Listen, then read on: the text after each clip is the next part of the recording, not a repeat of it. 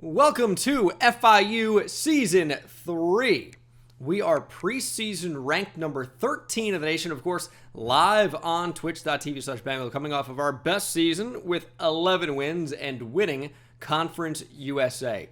I feel like the team rebuild is ahead of schedule, so in order to reflect that, we've changed conferences. We are now playing in the ACC. It should be a real challenge. You can see our visit weeks as well. We have 5, 6, and 8 really are like the power visit weeks. So I don't actually love that. No 9, no 10. And my favorite really, the 6 and 7 range is really where they become especially valuable. Only one of those, but it's better than none, I suppose. Going into year number 3, we picked up Jordan Phillips from Maryland. We're actually able to bring in transfer players here, unlike Navy Dynasty. And there are some talented freshmen here, but we'll be turning again to sophomore quarterback Rodney Salam. I think eventually Jaron Fiedler could be that guy. We need to bring in a quarterback this cycle, absolutely. And running back is pretty weak still. We're maybe a year or two away from having a competent rushing attack. And receiver, not especially great either in terms of overall, but we do have some great speed with Kyle McNeil, with Earl Algier, and also with the true freshman Andre Rousseau, who I think could play quite a lot. We're pronouncing it Rousseau. That's just how that's going to be. On the defensive side of the ball, we were obviously able to bring in some impactful players through visits.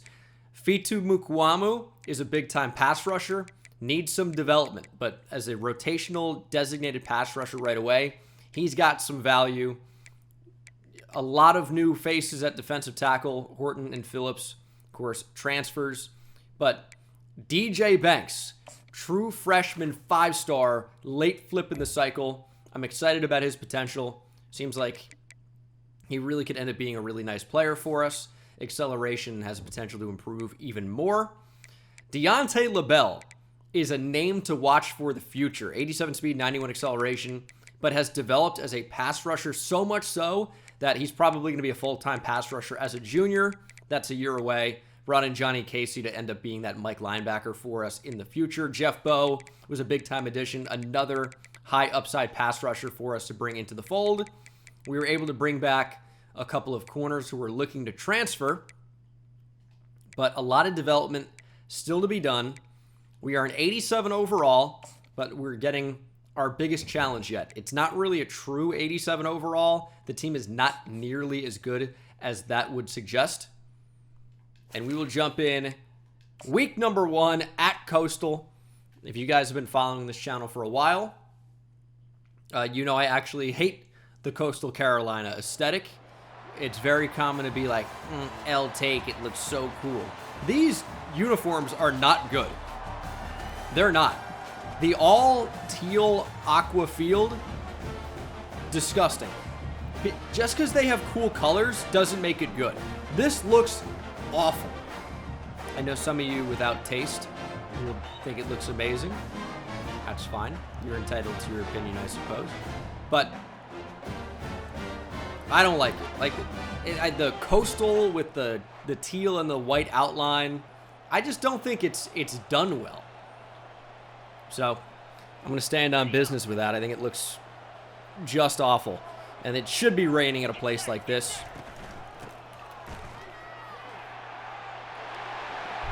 Just what you say because it fits the mood. Soliday into the end zone. We actually have a Soliday at running back on this team. We just whiffed twice to start. Welcome to Season 3. All right. They're really pressing Lewis on the line. We do have a lot more speed at receiver this season.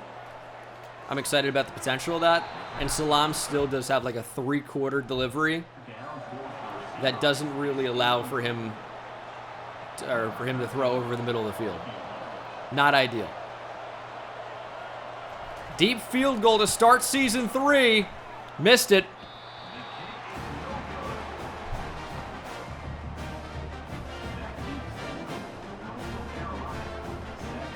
Welcome to Season 3. What a start. With 2 tackles and then missed a field goal, which I never do.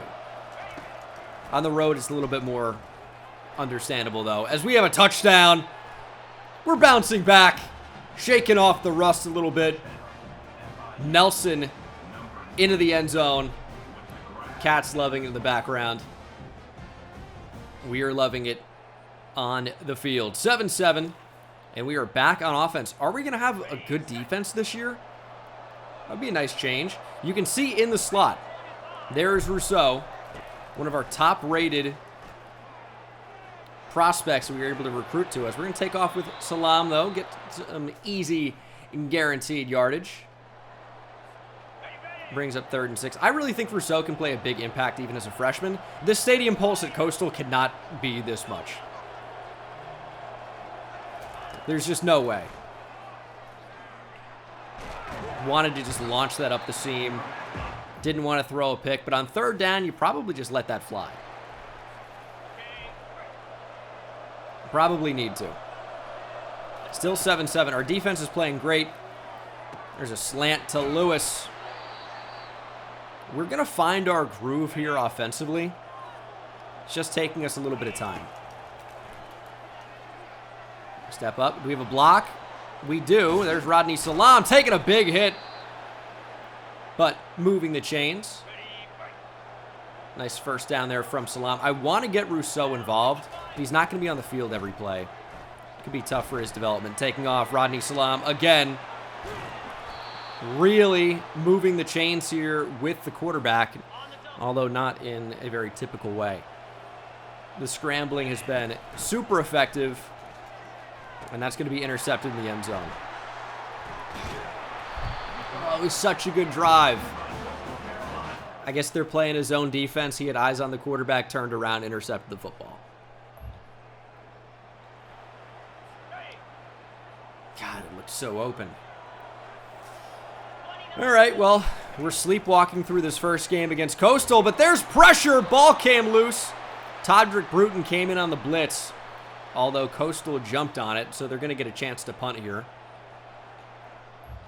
And maybe our offense will actually be able to score here at some point.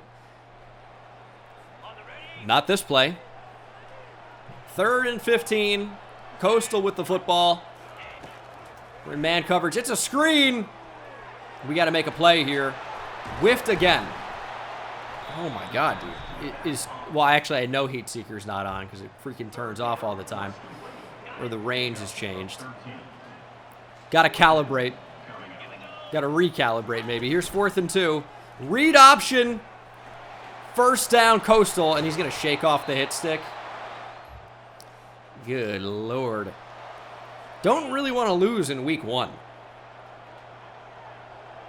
True freshman DJ Banks into the game, but he won't make it there. Nice tackle at the line of scrimmage. That was the transfer, Jordan Phillips, our highest rated player.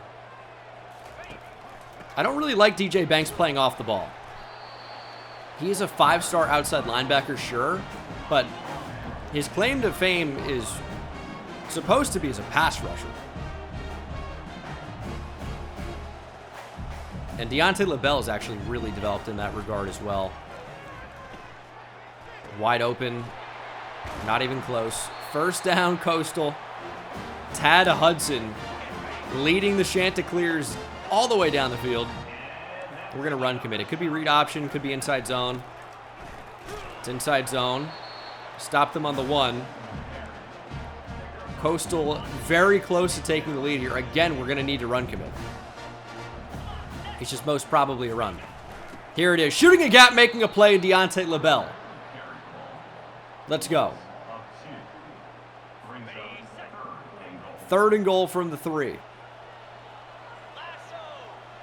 14 seconds to go here in this 3rd quarter. LaBelle again. Got there, couldn't make the stop, got help. And it looks like they will go for it on 4th and 2. Please just go to the 4th quarter.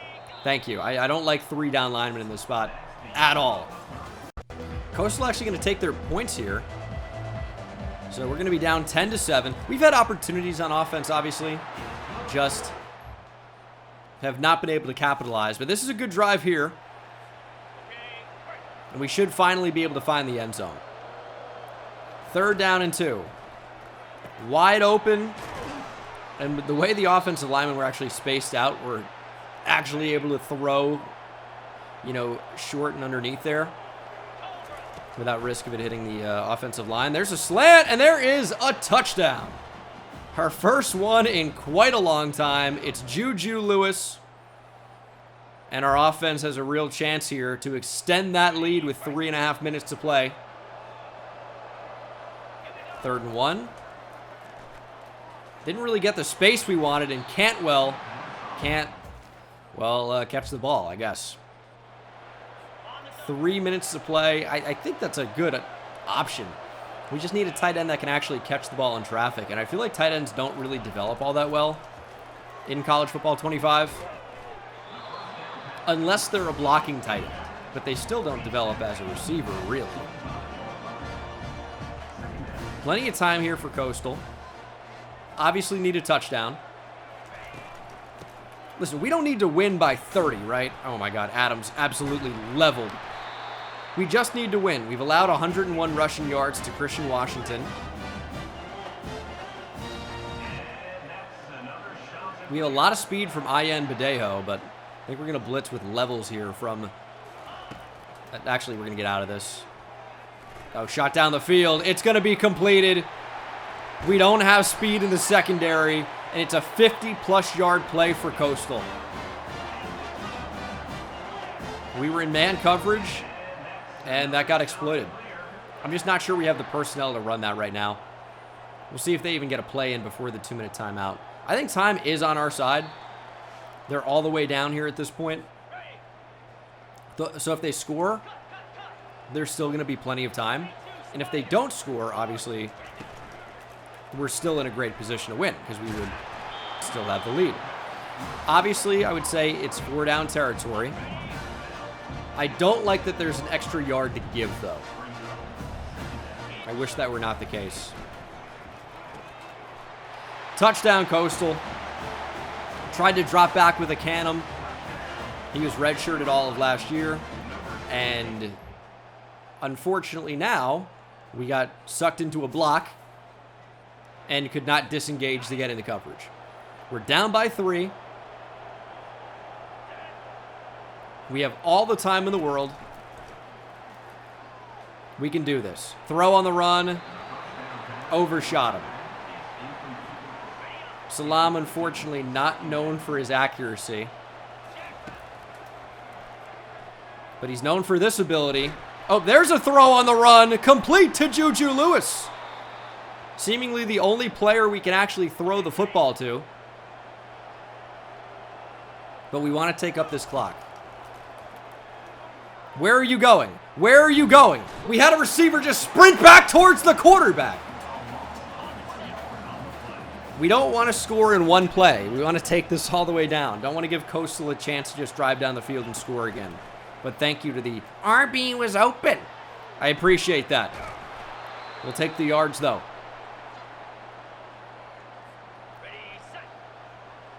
Just over a minute to play. Could consider running the ball here. Field goal actually ties the game, but I really would prefer a touchdown, obviously. There's Lyons. He's got decent speed there. We're going to take this for sure inside 50 seconds by the time we snap the ball. I think we're going to run again. Lyons actually, is fairly good. He's got decent speed, even though the numbers are still a little bit lacking, or the attributes. But he's only a sophomore, so he's got eligibility at least for a couple more seasons. As the more power-oriented Rashed checks into the game. 30 seconds to play. Again, time still completely on our side. Rashed brings it down inside the 5. And I think we're going to be just set up to run the football again. Coastal steps up, makes a stop, though. We're going to call a timeout. Now, the computer wants us to play conservatively and play for 3. We're not going to do that. 3rd and 5. Stepping up Salam. Didn't really find anywhere to go. Call timeout with 2 seconds to go. Unfortunately, we're going to take our points here. Missed a kick earlier in the game. There was a lot of wind. We're going to get iced now. And on the road, you really have to angle it like far. But that kick's going to be good. And we are headed to overtime against Coastal Carolina. And it seems like overtime rules have not applied. They're on the 36 for some reason. But it might not matter. Touchdown, Coastal Carolina. Great work from the defense. Unbelievable. Well, we'll start from the 25. Definitely need a touchdown here. Would we consider going for 2? I don't know, to be honest. I think we should be better than Coastal, obviously, but this is a close game for a reason. Down by a touchdown. Good blocks up the middle. Lions down to the 6.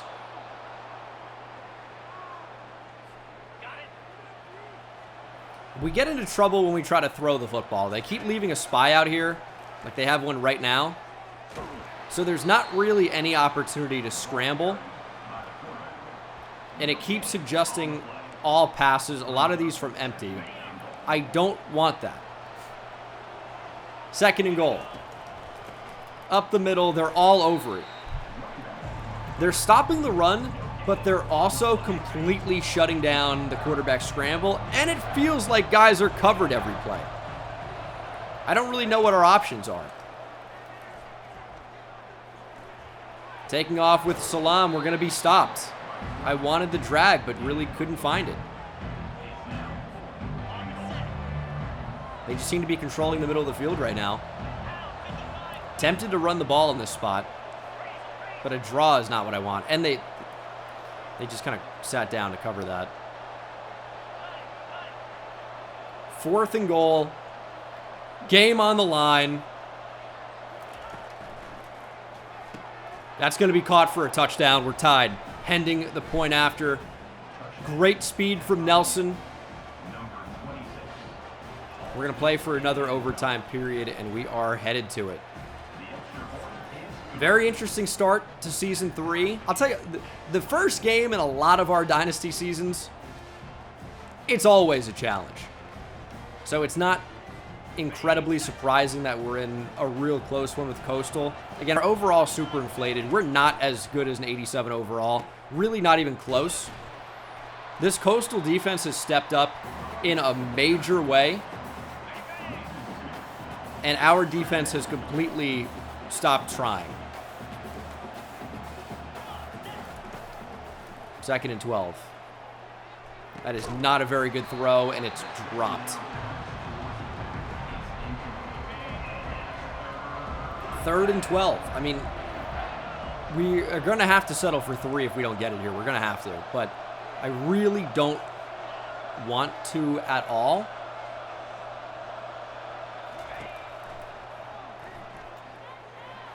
Sacked.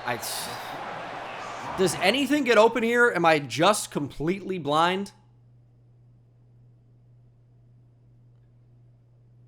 I don't really know where we can go with the ball here. This Coastal defense is just unbelievable right now. There's some wind, but this should be a very makeable kick. And they're going to ice us again. Need the wind to carry this through. Here's the kick. There's the wind. We're going to be up by 3. Touchdown for Coastal. We'll give them the win. We can't play any man coverage. We need a linebacker to make a play. Big hit by Todrick Bruton. He's got 8 tackles today. You will notice that Deontay LaBelle is not on the field. Am I seeing that correctly? That's our best linebacker, just out. Is he listed as a rush end? No, we got to change it around so a Canham is a rush T tackle. The changes did not save. So I really don't think we've had our best team out here so far. We're going to bring in LaBelle as a sub linebacker. Eventually, I think he's going to be a rush end, and a Canham will be a rush D tackle. But for now, I want LaBelle playing off the ball. I was going to consider a timeout there. It might even have been worth it. But Bruton's going to end up making the tackle, getting a bit of help. It's 3rd and 4. Bruton off the edge is not what we want. It's a big 3rd down. They're going to run the ball. They're going to get the first. The running back has absolutely unbelievable power. He is super annoying. Here's 1st and 10. Trying to be all over that. The fact that we read that the whole way and they get 5 yards is extremely frustrating. 2nd and 5. We're in a man look here. It's going to be 3rd and 4. Bruton has double-digit tackles now.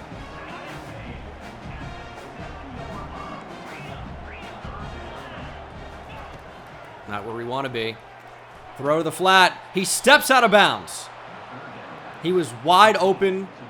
We caught a break. 4th and 4. We're going to go with a safe look for the tie. It's 27-all. We are headed to another overtime. Oh, man, we are off to quite a start here in season number 3. At this point, it's 2-point conversion attempts only. And that is incomplete. Big contact in the end zone. And Courtney couldn't hold on. Oh my goodness. 27-27. Finding the end zone on one play gives us the win.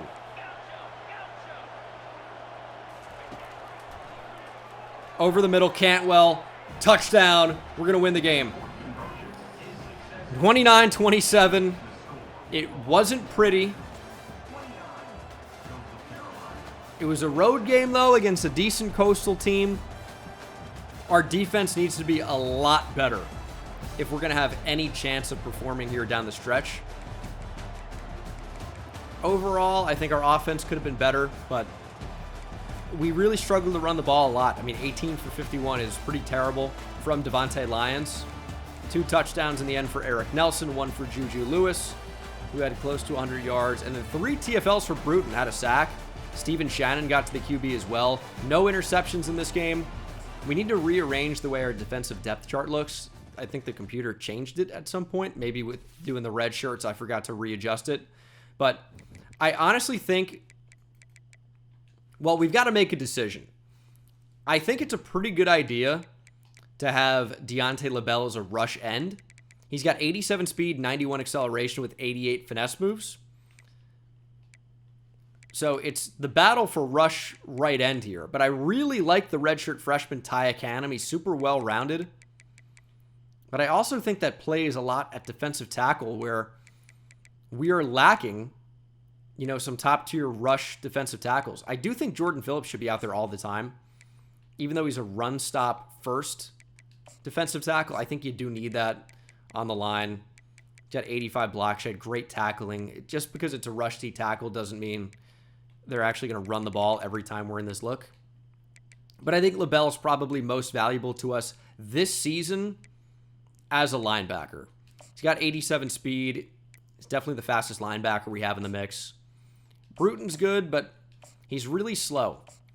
I think LaBelle's got to be our main sub linebacker, and that makes our team look a lot better. In terms of recruiting, I talked about some of the positions of need. Of course, we do have some 5 stars on the board. at running back, we could really, really get better here. Shane Schwenke is a big-time power back with 93 speed. Ernest Rivas is a really good elusive back with 95 speed. Tevin Stoner can potentially do a bunch of different things for us. And then Lefotu, I like his potential as a receiver with 96 speed, 80 catching, 81 short route running. Play him in the slot. So that's kind of what I'm thinking right now. We honestly should give up on one of the running backs probably, but it's tough to say who. Maybe Tevin Stoner, but I like him as a player. But I guess we can get those 50 points back. He's got 94 agility. He's definitely very good. But if we were going to give up on anybody, maybe it would be him. And we could potentially throw those points elsewhere. I think that's a decent idea for us. We'll rearrange some things, but there are definitely some good players in this class.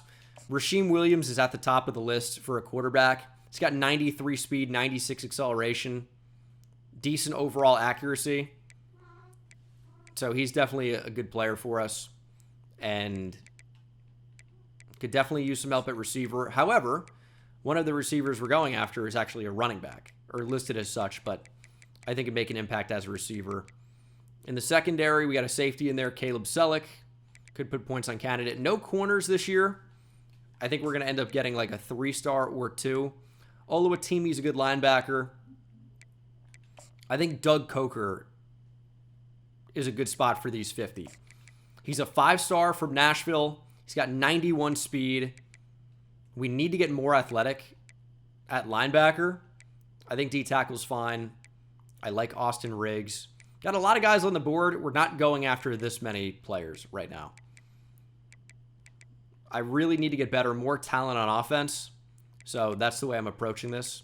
Going after 2 true running backs, a hybrid receiver, another receiver, a quarterback, and then I think the O-line's actually kind of fine right now.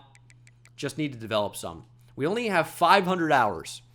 Winning the ACC this year would be really, really big for our development as a program here in year number 3. And a lot of guys now are locking us out. But that's good. That can be good because it narrows our focus, as Bruton is your ACC Defensive Player of the Week, and he had a fantastic game. We're going to finally spend some of our coach points here. We're going to buy Tactician, and then we're going to use that to eventually buy Architect, because I always like Architect to increase a random skill cap when leveling up, or the chance to, but I think it does happen. You need to spend 50 in Tactician in order to get that, so we're not quite there yet either. But I think we should go ahead and... Or we need to spend 25 in Tactician. Okay, so what do we want to upgrade here? I would say boost to throw on the run and change of direction for the quarterback, as well as throw under pressure and break sack. We need to spend 25. So we have 5 more to spend. And I don't really want to spend much more than that. I honestly think linebacker, finesse move, and block shed is super strong. We could spend more than that. Pass block and impact block would be good as well. We'll try that. Boost up the O-line slightly, which should put us in a pretty good spot against Buffalo. The Bulls are just an 81 overall, but remember, our overall is super inflated. I don't even think we have a player that is an 87 overall. Maybe one in the transfer, Jordan Phillips. So the overall really is a lie. We're probably right on par with Buffalo. And if we played how we did against Coastal Carolina, we're in for a rough one this game. So we've got to try and bounce back, limit mistakes. We didn't really make too many mistakes in week 1, to be honest. An interception in the red zone, you obviously don't want that. But some of it was just like Coastal Carolina was playing well. Our defense collapsed. We lack athletes and good players on our defense. But we are ranked top 15 in the nation for the first time. Number 13. And let's prove it. Buffalo is 0-1. Let's run it up on them.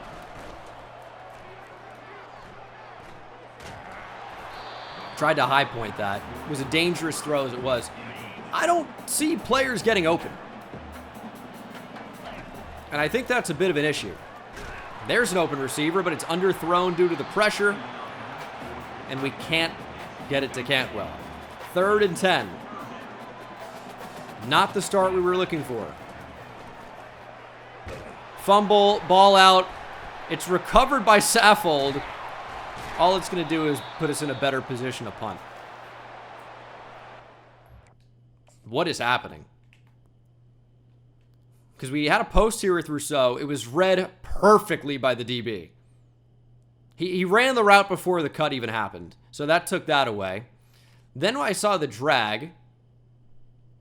But by the time we wanted to get to it, probably one extra hitch.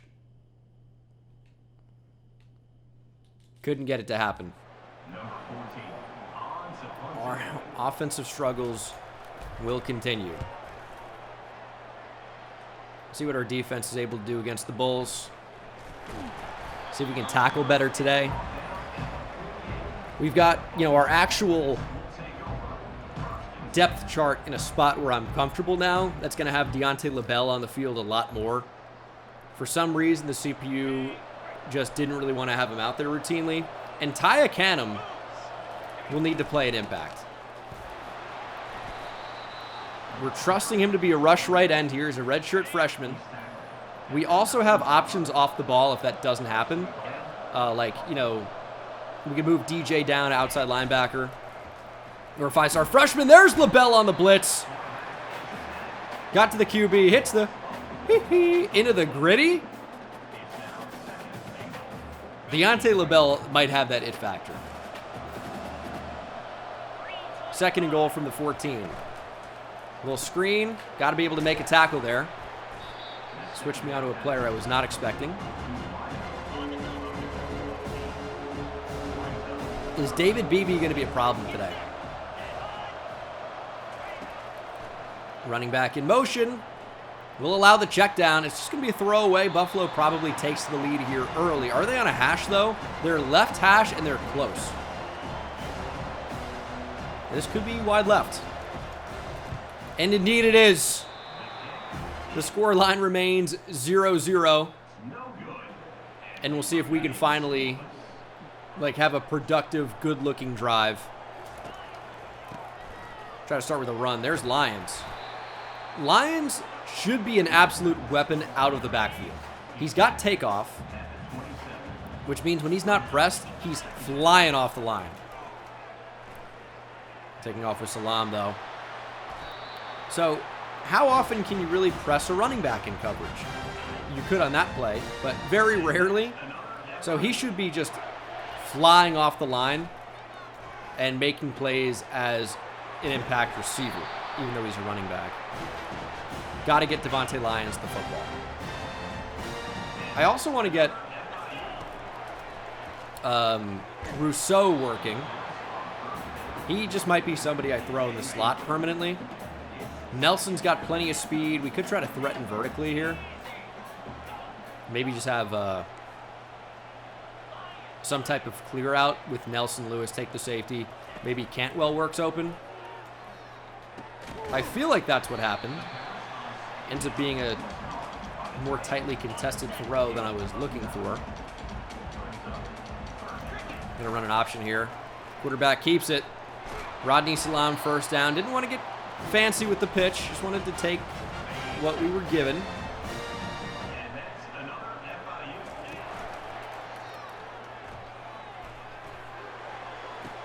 It's going to be intercepted. Tried to throw it over him. It's a mistake we can't make. Got to high point that. Or not throw it. I thought we'd be able to throw it over him. It was a mistake. And we have too many drives that end in mistakes. Here's 3rd and 8. Let's play action. I don't want to be on the block there. There's a throw. And Ian Badeo is not even close to in position to make a play. We're going to blitz. Got DJ Banks out here. He probably should be blitzing. Can't be blitzing everybody, though. We got to make a tackle. Man, our tackling is so bad. It's like we're around the ball, and everybody's waiting for somebody else to make the play. Unacceptable. Jeff Bowe onto the field. Another true freshman. Goes to the flat, though. Big hit, Ian Badeo. It's going to be 3rd and 1. Big run-stuffing defensive tackle, Jordan Phillips in the game. We're going to try to shoot a gap and make a play with Casey. And he's the one who ends up finishing the tackle. We were all over it. And Buffalo surely now will take the lead with a kick right down the middle. It's going to be 3-0 UB. Plenty of time left in this game. And we're back on defense. We are always on defense. That's not true. 3rd and 15. Creeping up with levels. They're going to throw. We should be all over it. Ball came out. Taya Canham got there. We're trying to run and recover. Percy Courtney has it, and he might have 6. We're on the board and in style. Strip sack turned into a touchdown. It was the redshirt freshman, Taya Canham, that got there first, got the football out. So he just kind of throws away the left tackle. Quarterback holding on to it for too long, and then kicks it towards our end zone. We'll take that. And then we actually get a recovery on the run, but Buffalo answers with a touchdown. 1:31 to play in this first half. McNeil has electric speed. I mean, if they don't respect him for a second, it's a touchdown, but they did. It's a spin in space, in place, I should say, for Rodney Salam. Can't really fool anybody. Like, McNeil just has so much speed. Eventually, he's just going to run by somebody. Today might not be that day, though. It opens up everything else. They're so worried about getting beat deep that they're letting Rodney Salam just run wild on them. Oh, jeez. Throwing it up for Nelson. Thankfully, incomplete. Thought we had a step with him. I don't know if that ball was just terribly underthrown. We're ripping this one up the seam if it's... no, we can't. Taking off again with Salam. This is the offense. Ball's on the ground when we tried to slide. Thankfully, McNeil jumps on it. That's why I don't slide. Sliding forces fumbles. It's crazy. Unless you very clearly have a slide, don't do it. Good Lord. Taking off Salam again. We're going to call a timeout. Man, it's just it's a lot of scrambling. I get it. I'd like to be able to throw the ball. I'm just not really seeing the space. Our receivers have a long way to go development-wise. But we're actually starting to get it done a little bit here. Only 20 seconds to go here, or roughly. On the run, Salam. Tackled in bounds. We're going to be forced to call our second timeout. Not what I wanted. I'd like a Cantwell touchdown here on the slant. Is the linebacker going to be able to make a play here? Kind of shaded to it. Running up the middle. The first down is going to let us go hurry up here. Probably should have called that timeout. Clock management terrible. It's going to be intercepted, trying to rifle it in. What are we doing? Needed to just call a timeout. I thought the clock would be stopped for longer. I just needed to call a timeout there and not force anything. Stupid. Absolutely stupid. We're into the second half. Man, I love a red zone turnover. It's my favorite.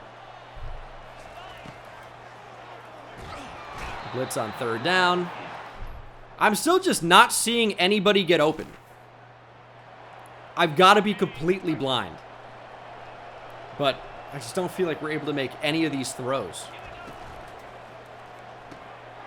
And if they run RPO, we're just going to be done.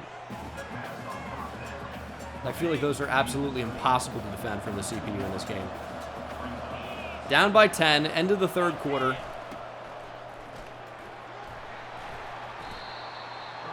We've allowed 110 rushing yards to Lamar Sperling.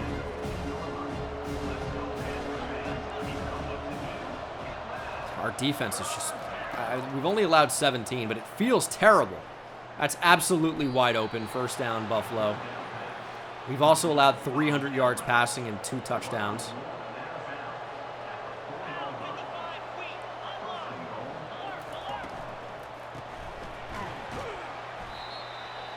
If we can hold them to 3, maybe. It's impressive how our defense doesn't do anything. We don't stop the pass or the run.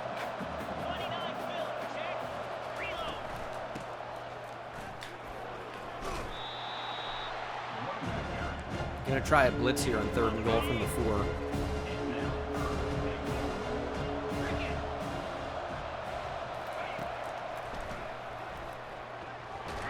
There, we got to the quarterback. Claude Larkin's in there on the sack. It's gonna be 20-7. That's still fine. We have a whole 4th quarter to play. We just need a touchdown on this next drive. Just needs to happen. This is honestly like the drive of the game right here. 4th quarter. We need points. They're covering everything. Their coverage is unbelievable.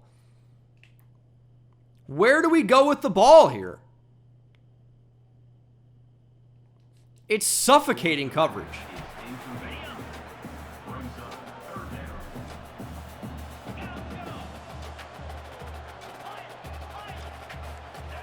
They know the route before the receiver even makes the break.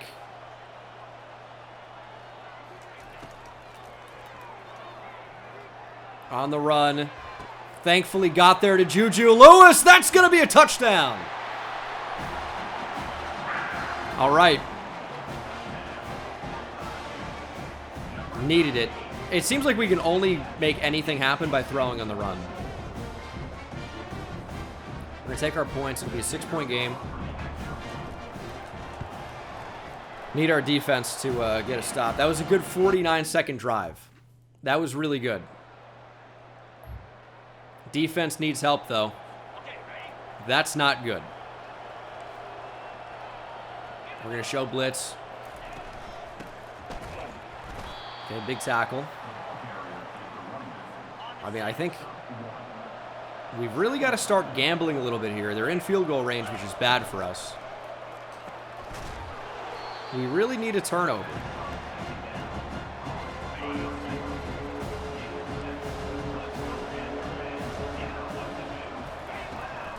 We're going to throw it. I don't know really how we're supposed to defend that. Buffalo touchdown. And they erase our productive drive. 4 minutes, 57 seconds. 3 timeouts. Again, we need a quick score. Down by 2 touchdowns. We have so much speed at receiver. We don't have the right receivers in. Juju Lewis has to be out there. He's good, but McNeil. Where is Algier? Where is Algier? Am I completely missing him? Did we redshirt him? He would still be in here somewhere. I don't see him.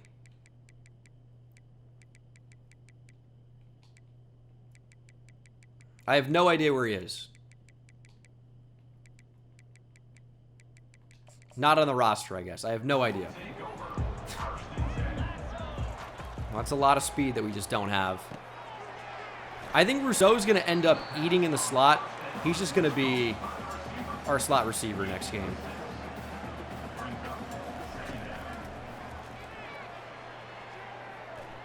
God, man, no one is getting open. It's our only option right now. Take off to midfield. I know it's tough to ask for separation on vertical routes. I get that.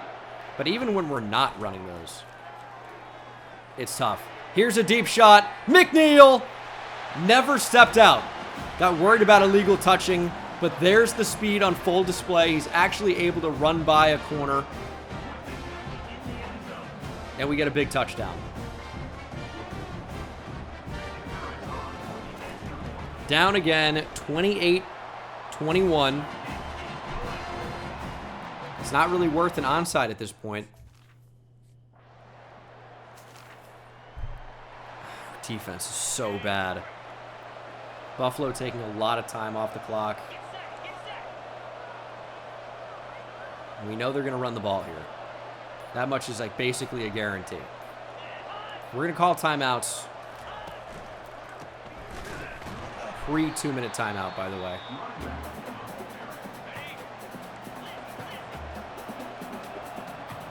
I just don't like DJ Banks playing off the ball.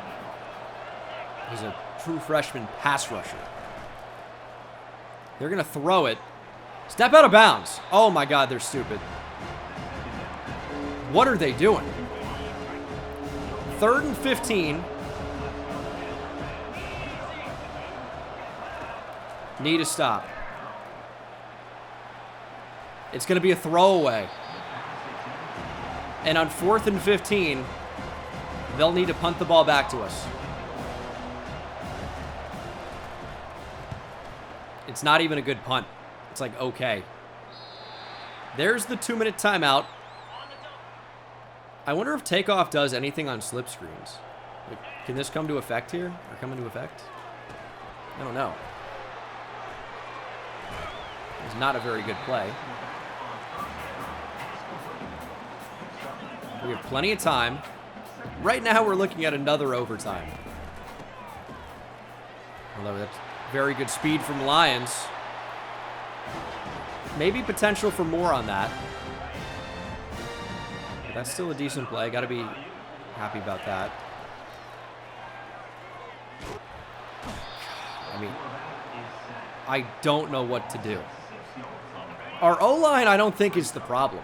These receivers cannot get open. Or if they are, I'm certainly not seeing it. 3rd down and 6. Huge play in the game. We're just going to have to take some yards there. 4th and 3. Game somewhat on the line. It's going to be tough to win if we don't get it here. Here's our 4th down. Throw across the field to McNeil. We got it! McNeil knocked out at the 37.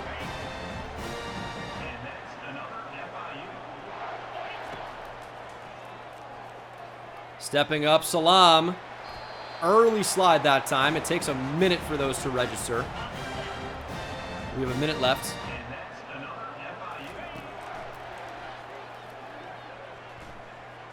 Please run away from him, Salam.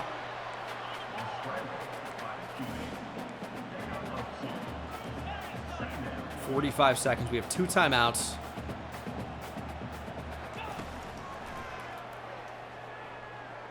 Here's the tight end. Dropped the ball. Cantwell can't catch. 3rd and 8.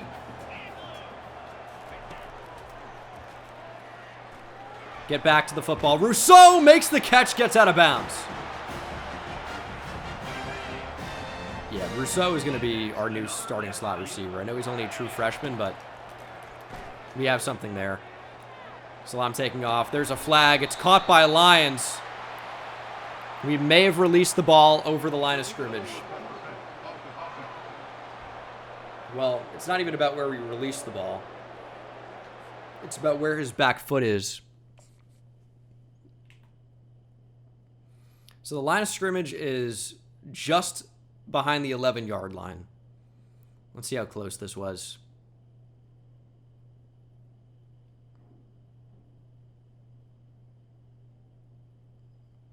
I don't know.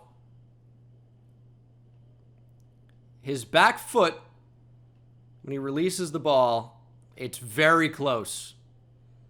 That's ticky-tack. It'll be 2nd and 15.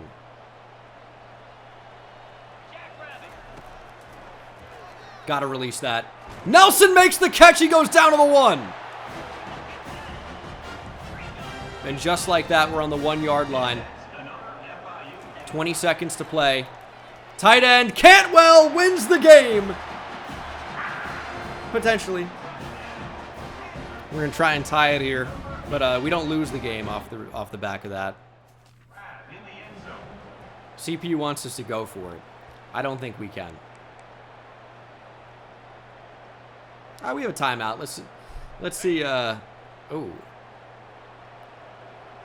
they're kind of stacked in the box here. We're gonna go for it. Rousseau in motion. Gets the touch pass. Gets the block, and Rousseau wins the game. Never wrong. Just early.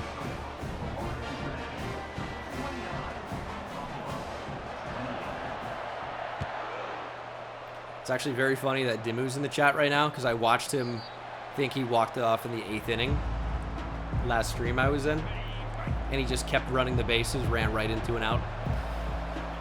Up by 1. And we're not where we want to be. All right, worked out. Don't get beat deep. So one rule of engagement right now, don't get beat deep. That works. We've allowed 405 passing yards to David Beebe.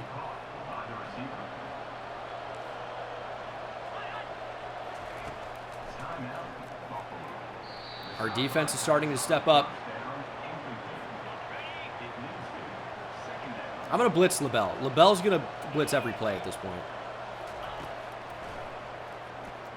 We're just going to play deep. Here's a shot deep. Get in position. Knock it down. Triple zeros on the clock. It's game over. 29-28 after 22 in the 4th. A 2-point conversion makes us 2-0. Whole lot of 2s. Don't look at the interceptions. Ran for close to 100 yards with Rodney Salam, though. Why are our receivers getting no separation? And when they are, I'm probably just missing them.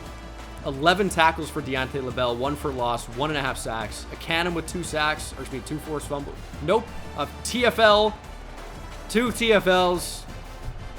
He did have a forced fumble. He had 1 sack. Percy Courtney, 1.5 as well. No picks in this one. Percy Courtney, of course, with the return touchdown. What a game, so much that it melted my brain. We are a top 10 team in the country playing a rivalry game. Why is this important other than just staying undefeated? Well, we need to win 4 rivalry games in order to unlock Architect. FIU, not a whole lot of rivals. We only get so many chances. FAU is also undefeated right now. And we're probably approaching the top 5 for at least a few. Austin Riggs going head-to-head with Florida. He likes pro potential and playing time. Our grades are okay, but the fact that we can hard sell him right away, I think is going to help us secure his commitment. Probably going to want to max out there. Going head-to-head against Florida is going to be tough. So we need to free up some points. And there's not really a whole lot of space to do it. I think Caleb Selleck, maybe we can free up some points. That gives us 40. And a lot of those are going to be spent on Austin Riggs. We're going to go 75 here. That leaves us 5. Can't get a visit going right now. We'll put the extra 5 back onto Caleb Selleck. And we'll get ready to take on the FAU Owls. Battle here for Florida.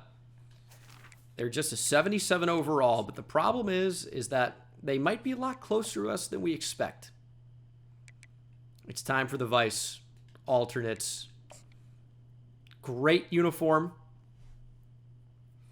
And I do need to figure out what's going on with Earl Algier.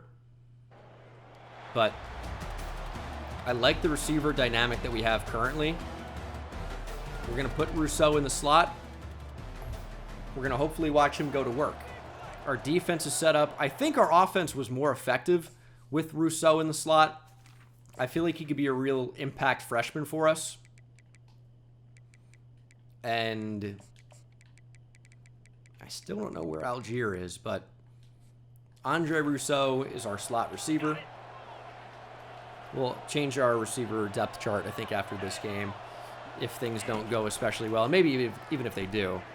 Quarterback on the move. Oh, how do we not get there? That's absolutely insane.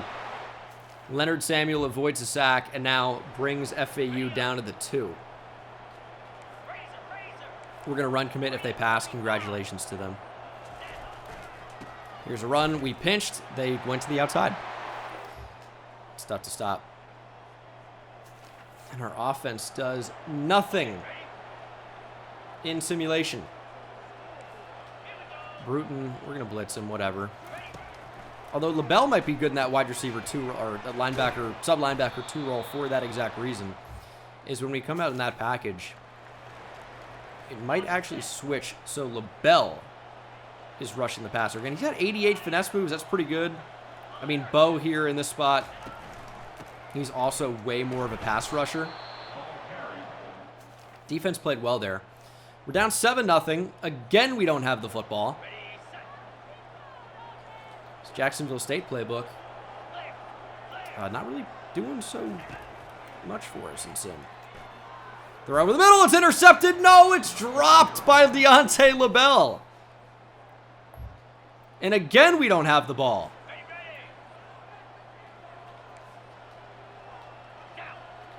We're going to run commit, though.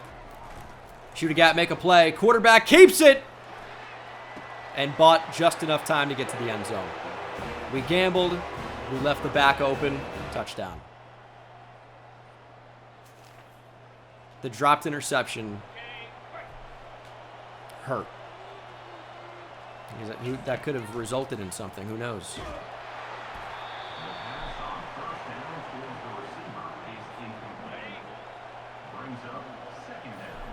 Definitely struggling here. Maybe just taking what's there could be a good strategy. Maybe we're trying to just do a little bit too much offensively right now. Going into the half down 7 is really not the worst. Not being able to run the ball also sucks. Our O-line's still developing. We just don't really have the receivers, to be honest. There's Salam. People always say to juke instead of spinning. I think it depends who you have. I think the spin move by default is just better on more players. I need the line to just give us a little bit more time. Just a little bit more time. This FAU team, not actually super athletic. I think we can beat them down the field.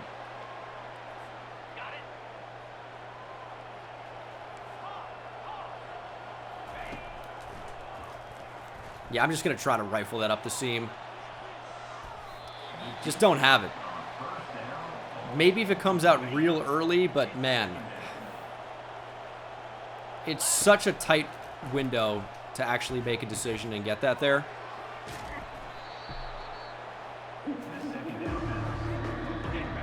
Third and 1. Ball out quickly. Nelson makes the catch. Don't not get the first down.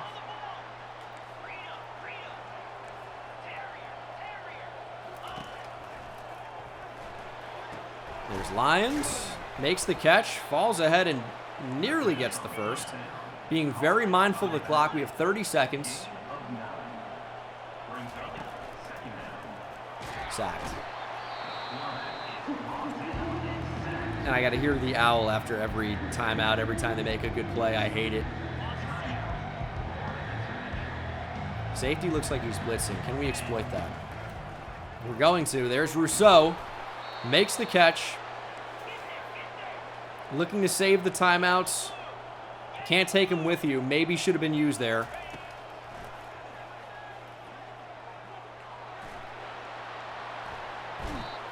Need to use one here.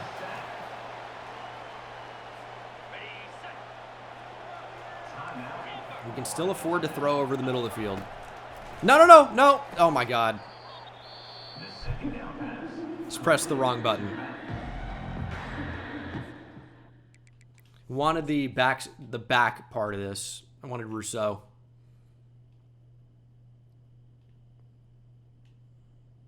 Instant check down to going down. 3rd and 20. 8 seconds to play.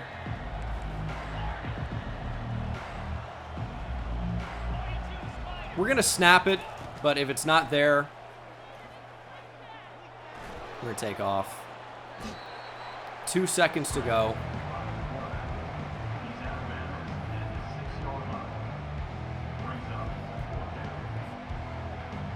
I think we just got to take our points here.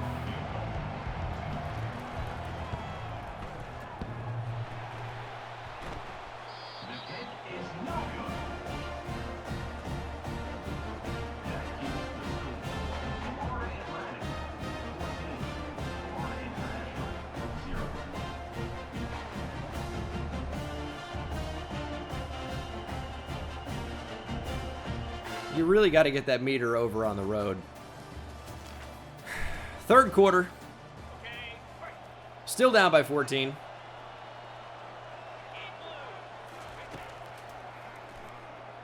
Man, stop! Give us some time. How many are they blitzing? 4. What happened here? We by default block 5 or left guard obliterated. Got crossed up like damn Allen Iverson. Or Steve Kite, of course, was Allen Iverson in that scenario. And our left guard got crossed up like he was covering Allen Iverson. We're going for it. From midfield here, 4th and 8.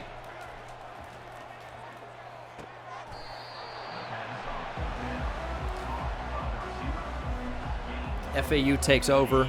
I again hit the wrong button. I wanted Rousseau again. We actually were able to complete that and then went down instantly.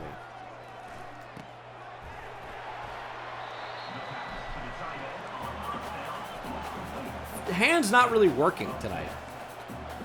That's always a tough thing when your body is not doing what you need to do. It's not sponsored by Roman Sparks, believe it or not. 3rd and 3. Good Lord.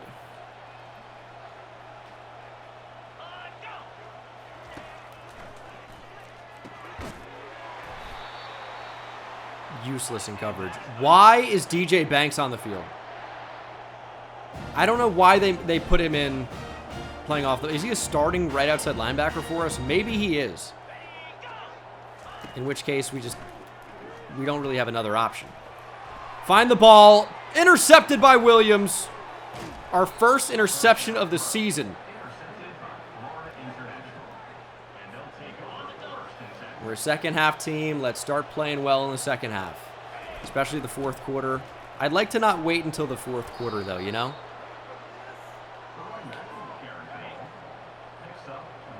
Ideally, we'd start making plays now. I was trying to get Y up the field. Playmaker had other ideas. Salam takes off. It just is our best play. Our best play is let the quarterback run. Little fake toss. Tried to throw it away. I guess that's not doing anything. We lose 13.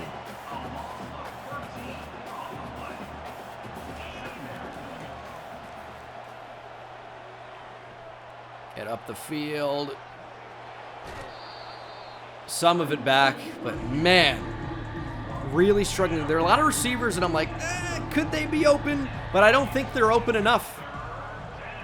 This is not a comeback route.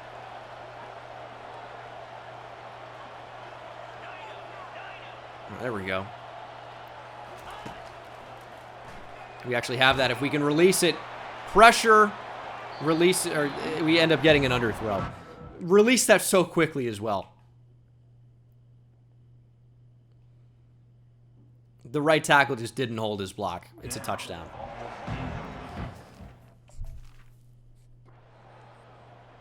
We're down 21-0.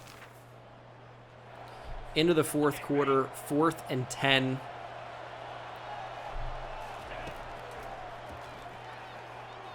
There's Rousseau with a step.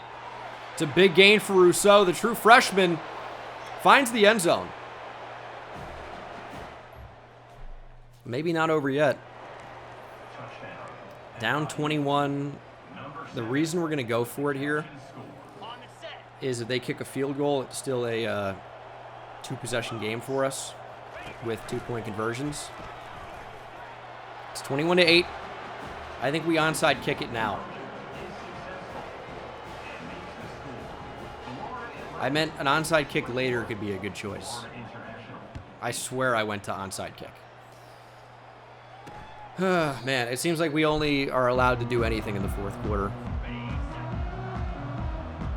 I don't even think FAU's good, dude. We've just been playing badly. There's a sack. That's the start of something. Todrick Bruton is a menace for some reason. He's, like, not really good at all, but keeps finding a way to make plays. That's a tackle where we give him, like, an extra 7 yards.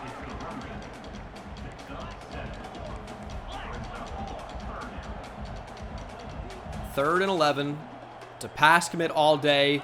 We need pressure. There's a sack. Ty Canham got there. We will get the ball back.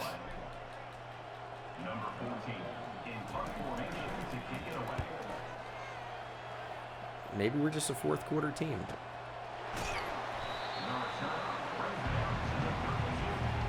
Six minutes to play. That was a really quick possession for them as well. Got a step there with Nelson. Salam over 150 yards passing now. Just snap the ball. Sacked.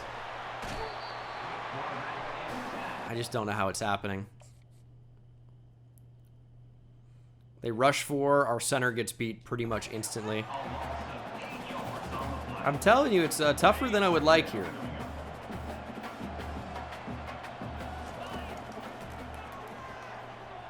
FAU's like the best. I don't know how that's possible. 3rd and 18. Cantwell can't make the catch. I wonder if we should run all go here.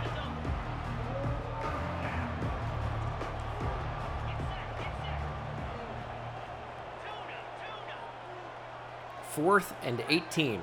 There's no point to block the running back. They don't do anything. Rousseau with a step. Makes the catch. He has 6 catches for 134 yards. That's maybe a guy we should throw it to more.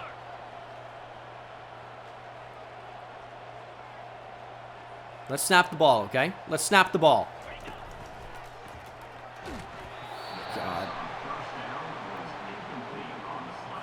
They're not even blitzing. That's the thing. They're not even blitzing. They're sending 4 every play and getting pressure.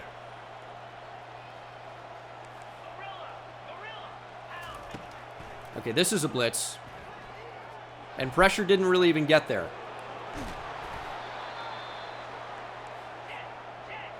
Good scramble. I don't know how they blitzed and nothing got in. But when they send 4, it's like instant wins. Batted down at the line because of our quarterback's 3-quarter release.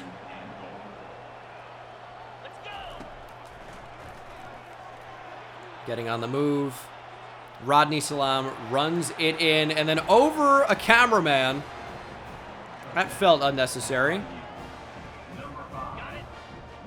Again, we will go for 2 for the same reason I mentioned earlier.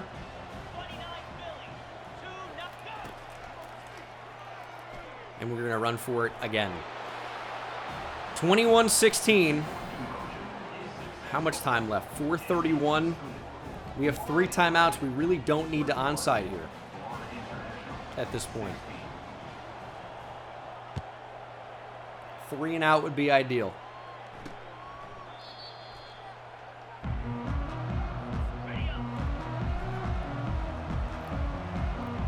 And DJ Banks is super hurt. I imagine they're going to run the ball here, but wow.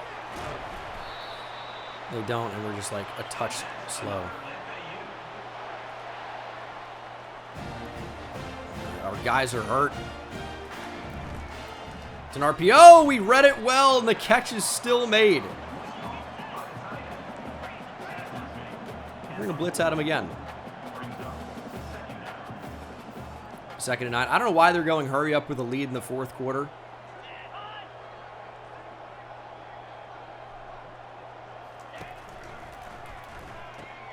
You got to make a play. We're not going to. It's a huge play for FAU. We dive at his feet and can't get him. Touchdown, Owls. It's a 60-yard rush.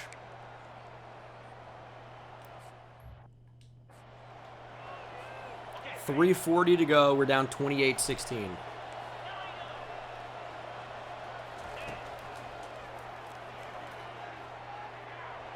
We didn't have it. The safety was just over that the entire time.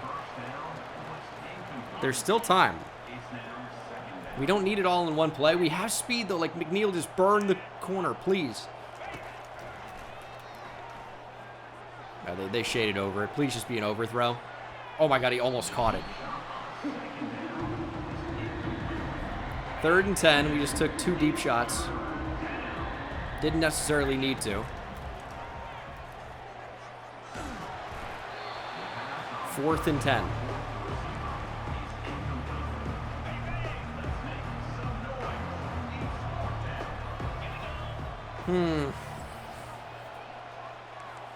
Rousseau maybe on a dig. It could be good.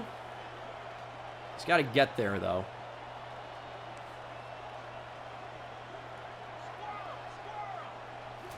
Fourth and 10.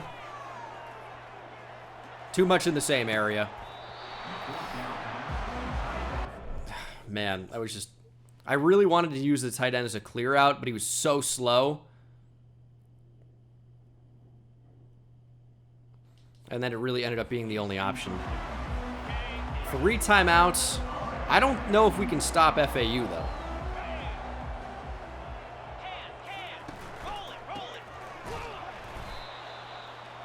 Which I don't know if that's ever been said in the history of college football.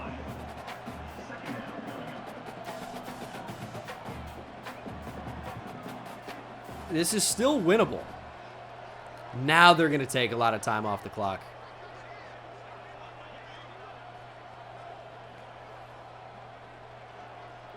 A lot of time off the clock. Like, I'd like to run commit, but it's not necessarily an inside run. And when we've run commit middle, and it's been anything but, we find ourselves in a pretty bad situation.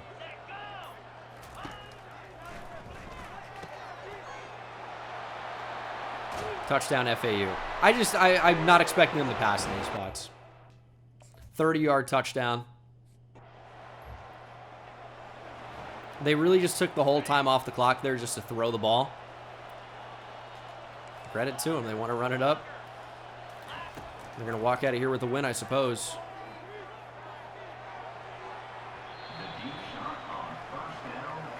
Now it's like pretty impossible for us to get back in it.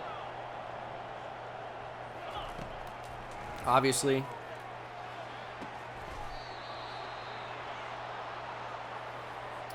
I don't think we have the talent on offense, to be honest. I don't think our receivers are good enough. I don't think our quarterback's good enough. I don't think our offensive line is good enough.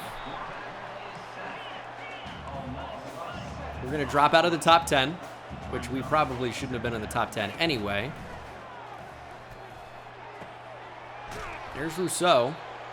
He's got 160. We're not going to be able to get a snap off here. If we score... Oh, man, it's very tough to get back in it. I'm trying to rationalize it.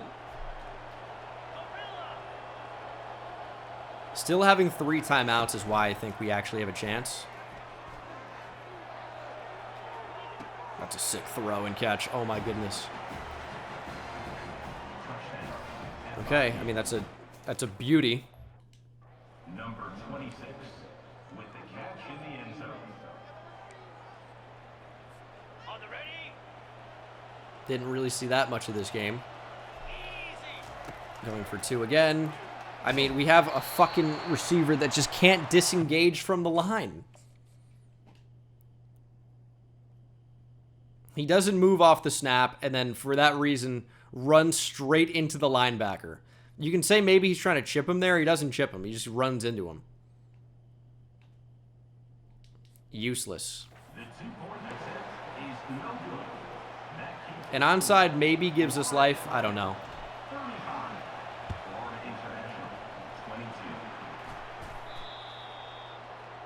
I mean, we're going to play to win it. They keep throwing the ball, though, is what's so strange. I'm run committing every play.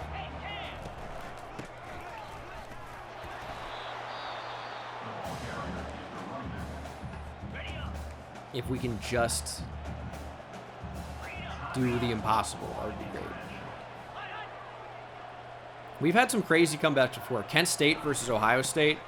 Like, Season 2 of that Dynasty was kind of insane. I think Season 2, maybe Season 3.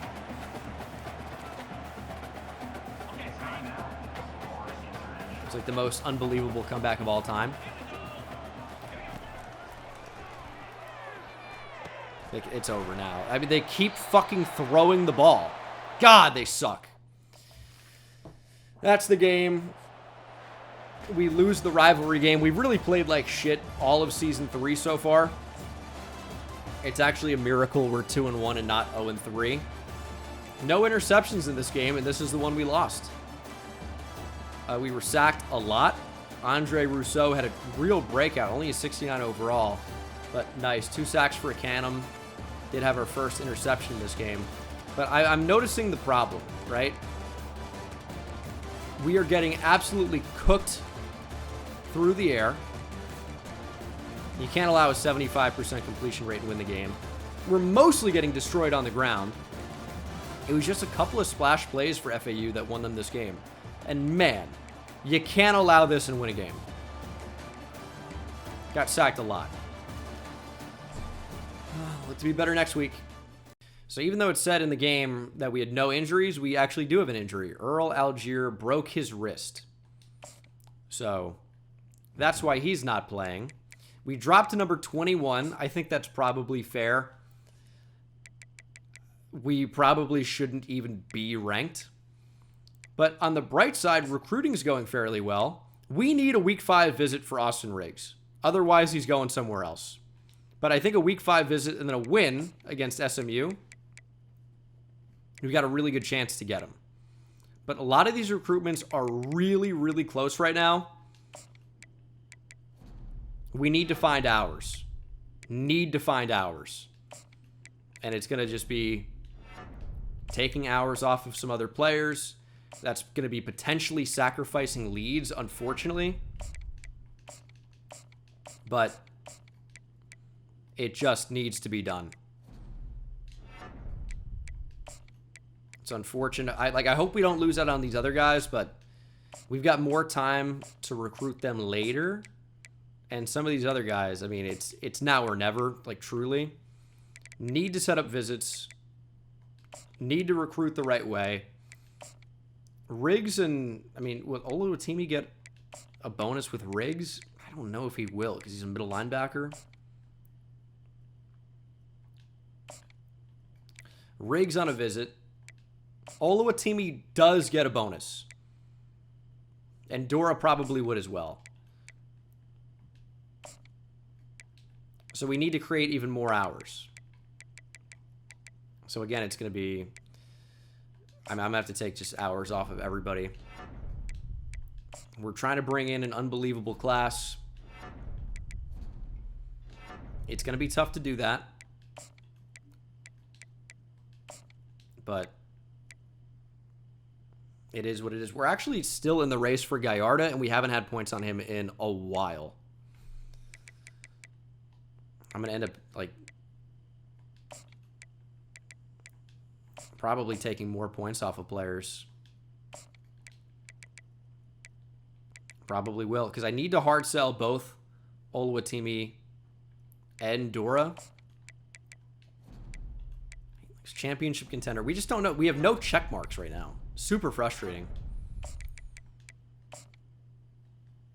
How many options do we have with championship contender? So that's 1 football influencer. That's 2 Sunday bound. That's 3 conference spotlight. We're going to soft sell twice. And hope that the visit does a lot of the work.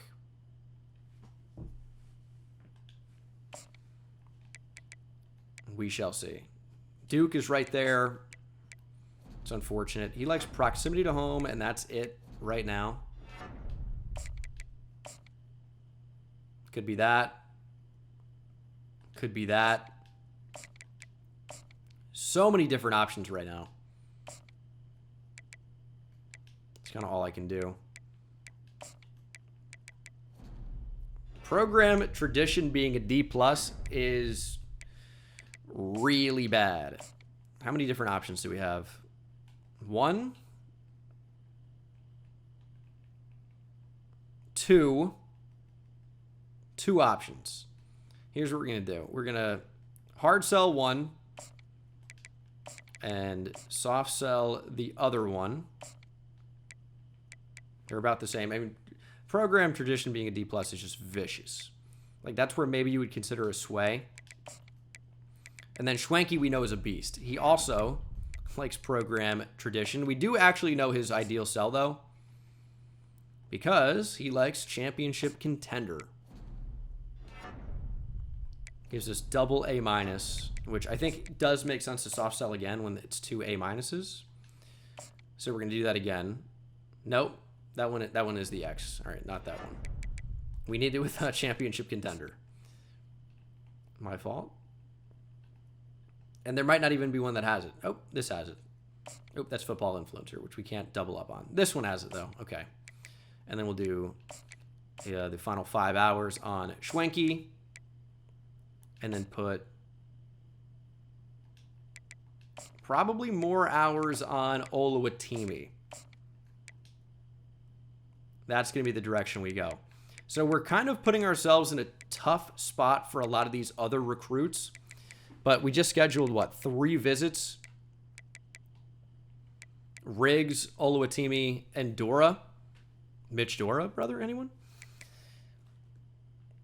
This is going to be all super beneficial to these guys. We're going to get, what, 120 hours back that we can throw on players. And we're going to have a ton of hard sells next week. So we'll see if we get locked out anywhere. It's definitely a possibility. Not on the guys that we're leading, obviously. You're not going to drop that much. But we could get past and move into second place on a number of those players. But it doesn't happen. We're still in that number 1 spot. We're the number 16 team of the nation. And this SMU game is going to be very, very important. Schwenke needs to be on campus probably against Washington State. That just needs to happen. So we're going to sell that. And is there anyone else? Like, I don't think Caps gets any type of a bonus for visiting with a running back. I feel like there should be something. All right, we picked the wrong sell. It's grassroots for Lefotu. And we have A-, so we're going to see if we can get something else. Pro potential, proximity to home. I think there is one that includes both of those. Yeah. And then the 5. We can't really get... I mean, we could get him on a visit. It's kind of the only time it can happen. So actually, it's going to be a competitive visit, unfortunately. So they're both going to go -1. But the visit itself might actually just end up, you know, putting us in the driver's seat for them anyway. So it kind of needs to happen. And then we're going to have to hard sell Coker if we want him. Playing style's a D.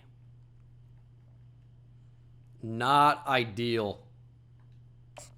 Our grades here are actually pretty bad for Doug Coker.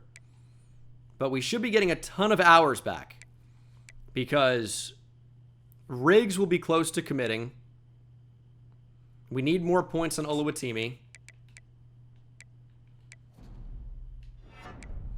It's going to be tough to get everybody we want, but we're putting ourselves in a good position to do so with these visits.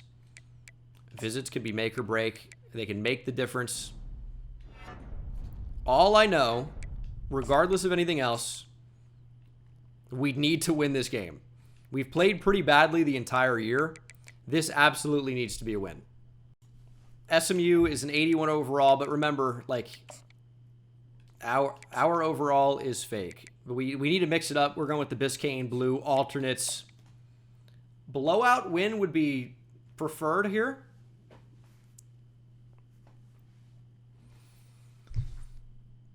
We need to stop playing like shit. Really.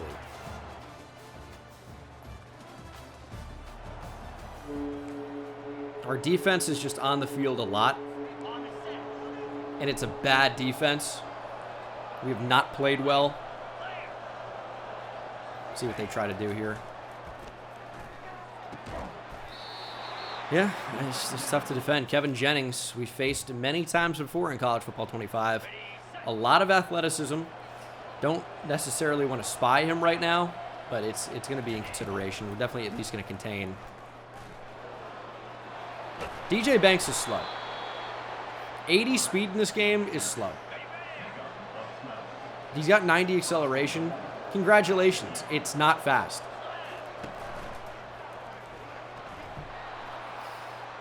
That's a defensive end, dude. Yeah, we're going to get cooked.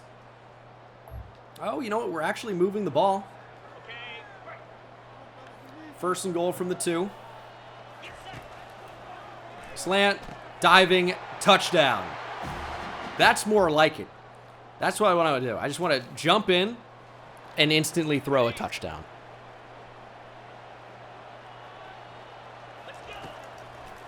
It should be happening a lot more. There's Rashed. He's got power, and he powers into the end zone. Touchdown.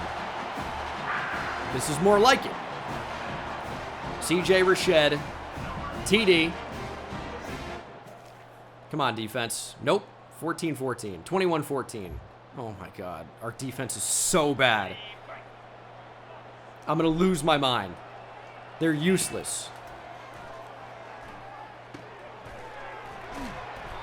We're going to go for it here. Salam has been intercepted in simulation. We are going to go for it. 4th and 4.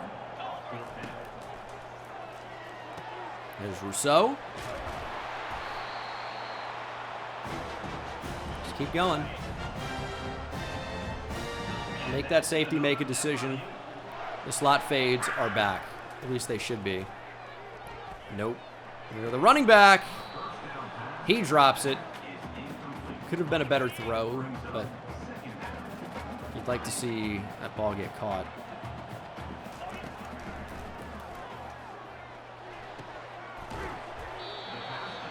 It's going to be 3rd and 4. I'm getting ready to take off with Salam. It's definitely a worthwhile option. But I think we have that with a good throw. It maybe wasn't perfect, but it got there. It floated for a while, but big first down on the corner route. Knocked down at the line. It was a touchdown.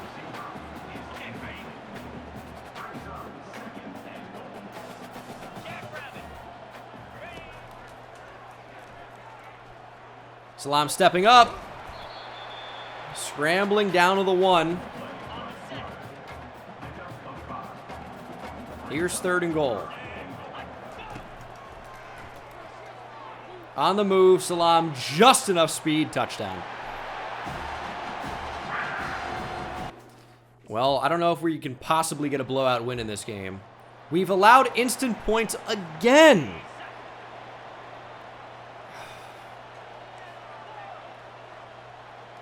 I don't know what we can do about this defense. It's all-time, otherworldly terrible.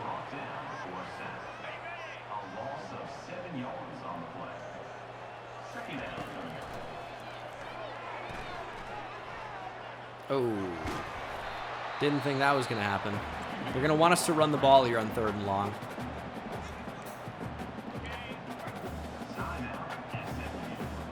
Third and 12. These all go is such a bad play. I feel like the offensive line blocks worse when you call it.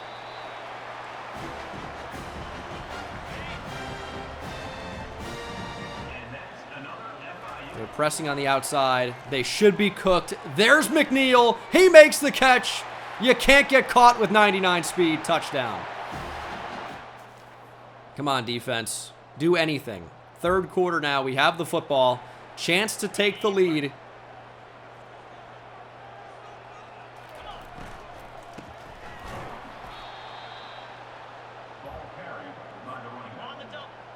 Doesn't seem like it's going to happen. Not good. Let's be positive. To the end zone. Touchdown. Whole shot. I don't know what the safety's doing. I think it was clearly cover 2. And our defense actually gave us the ball back. I barely believe it.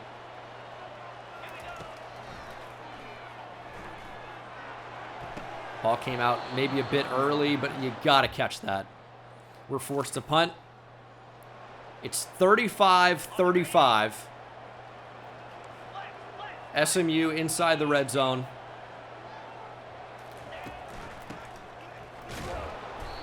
DJ Banks certainly hits hard, but that's, you know, he's not in a role that suits him. He just can't be a sub linebacker. I know he's not supposed to be, but I don't know why he keeps coming in these spots. Get him off the field. He's not a sub linebacker. He's just starting at right outside linebacker, and he's so slow. But we don't have an alternative.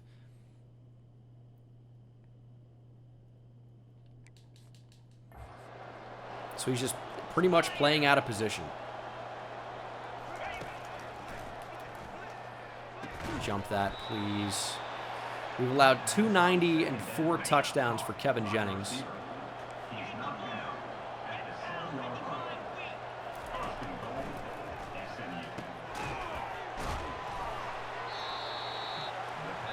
I don't know how that makes any sense.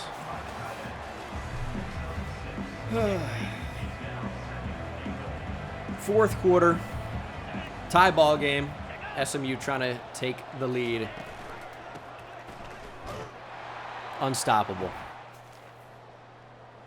And we got stopped, but we got the ball back.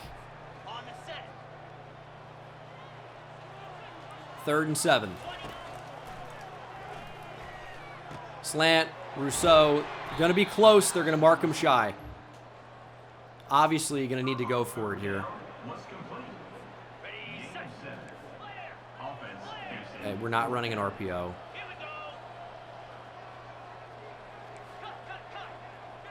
I don't know what this is. I don't like what we're in right now. We're gonna get to a totally different formation. I hate how this looks. False start. We were doing a lot, but I didn't like what we were in. So we're gonna back up and do 4th and 5. Here's Rousseau. We'll take it. We scored a touchdown to make it 42-42. 2:40 to play. Can we get a stop? Kevin Jennings looking to take off. He gets 1. A long one. That looked like at least 1.5.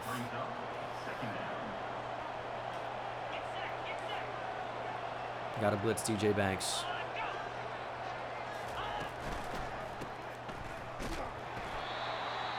They get 2. It's going to be 3rd and 7. Wide splits. DJ Banks is in a bad spot. Jennings went to the wrong man, but completed it anyway. Even though DJ Banks has 90 acceleration, he's the slowest player I've ever used in space, I think, in my life. It's mind-boggling. He's only a true freshman, but you don't feel any athleticism at all. Big hit, Deontay LaBelle.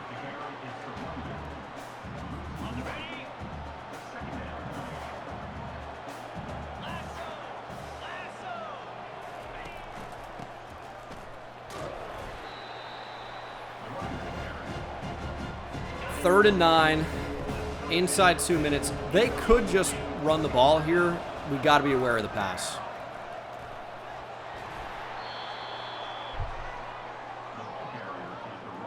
They run the ball on 3rd and 9 and get it like very easily. 1:30 to play.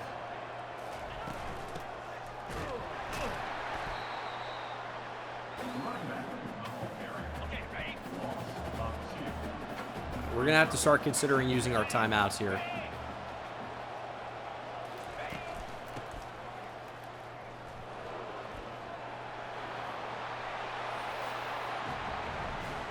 There's actually no way we could have stopped that.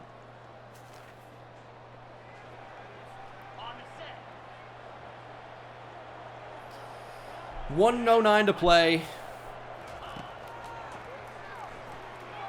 Feels like we're close to a step with McNeil. We have one. He makes the catch. Instant answer.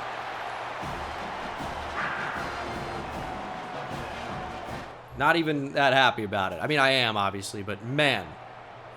Will our defense be able to do anything? We are so bad. 49-49. Please throw it at me. It's a smart check down. Timeout SMU.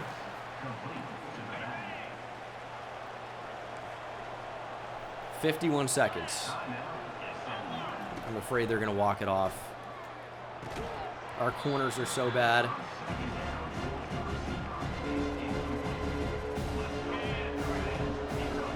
Third and 2.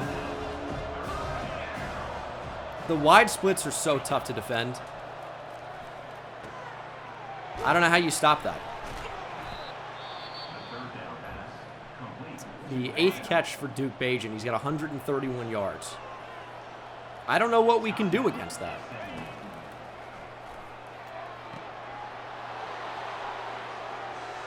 Touchdown SMU.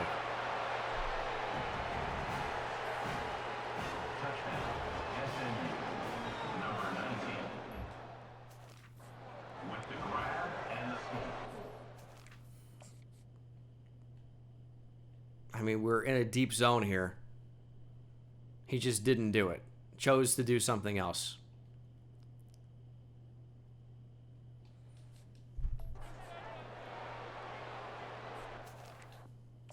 $61-yard touchdown by a receiver named Bill.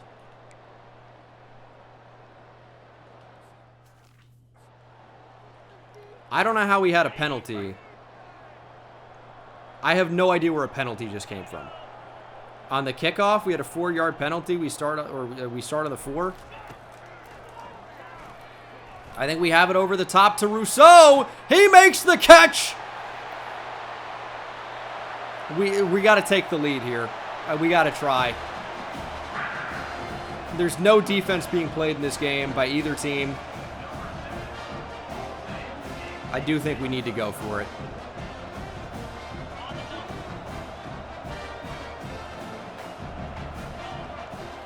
I don't like the defense. I don't like the look, but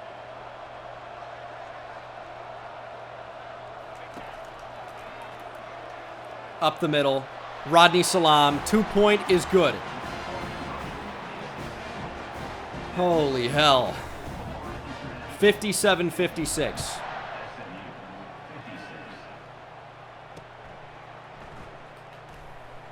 Can we play defense for 17 seconds?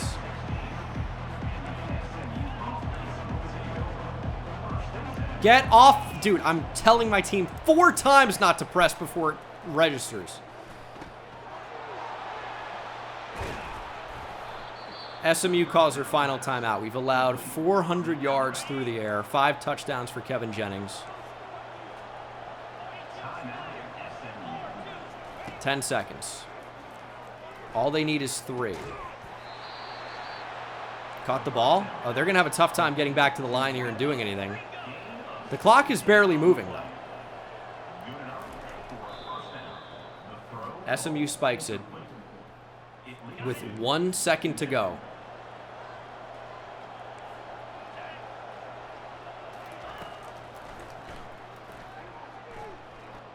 Kevin Jennings on the move. He gets sacked. Game over. We win 57-56.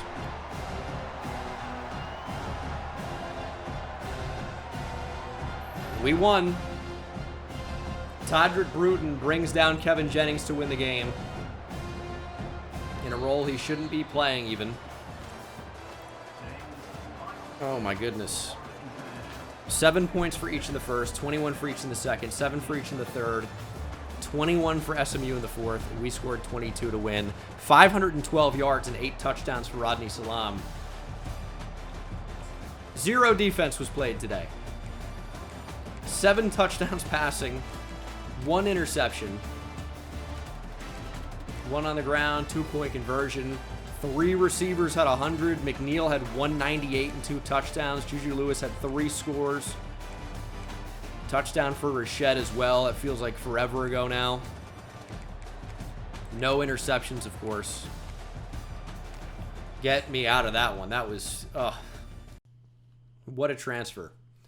Leading in the Heisman race, Lenora Sellers at Notre Dame. Darian Mensah still at Tulane. It's going to be a close win against SMU, and they're apparently a lower tier opponent now. Super dumb. But we do land a commit as a result. 4-star speed rusher Austin Riggs from Longwood, Florida. We are locked out on Denzel Oben. And we're still in a hotly contested race for a number of other players. We're getting no interceptions. Rodney Salam is your ACC Offensive Player of the Week. And I imagine national as well, but no. Interesting. We're not going to be able to not put points on Rasheem Williams forever. Shane Schwenke looks like he's headed to Georgia. There is one thing we might be able to say about it, though, is that we've got him on a visit this week, and they're apparently the same tier opponents, so we'll get another boost for that. I think it's worth staying in. A blowout win, maybe it's FIU. Maybe it is. Maybe it's not, but maybe it is. NC State being a lower tier opponent is absolute horse manure. Let's see the soft sell here. Grade's not good enough.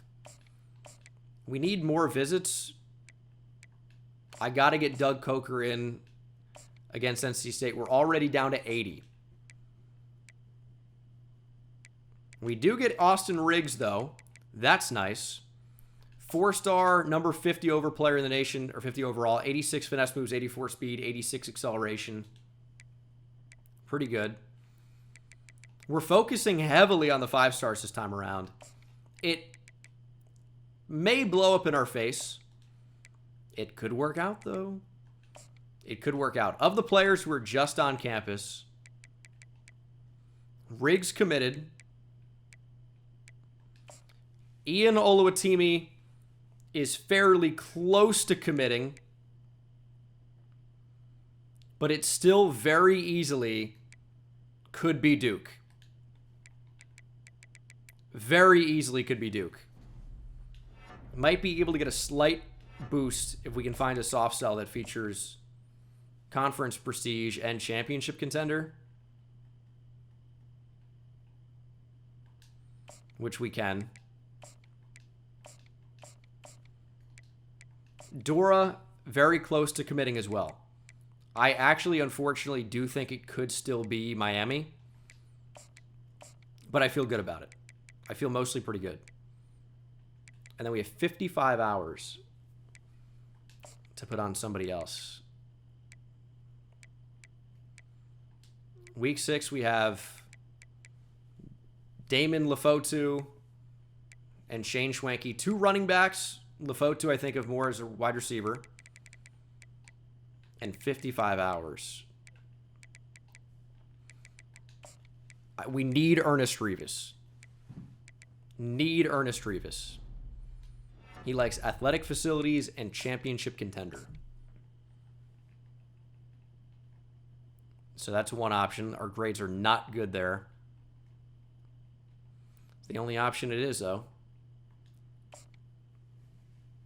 A, C plus D. Is that even good? Tulane could definitely pass us here. Where are we on the quarterback? We still have a decent lead. I mean, it's not ideal, but I've got to just not have points on him right now. Ohio State's going to pass us for Clifton Caps. Although, we can start hard selling him now. Which is going to put us in a decent spot. We need points to put on the safety. And we're going to have those next week. Because one way or another, we are getting points back this week. I can assure you of that. Actually, let me spend my 40 points to get Clifton Caps on a week 8. That might be a better way to use them, to be honest.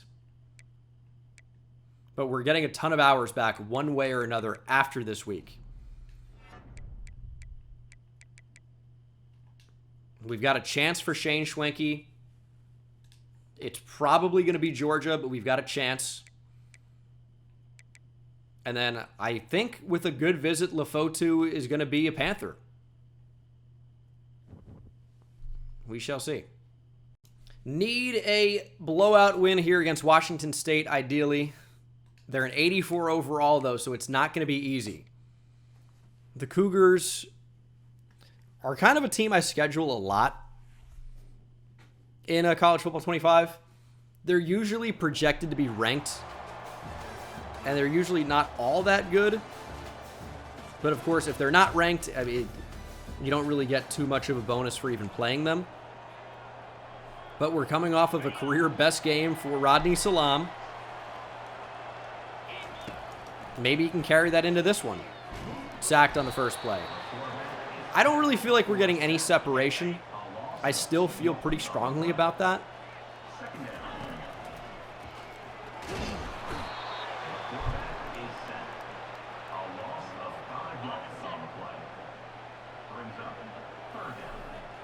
Our offensive line, like, their overalls are not even that terrible.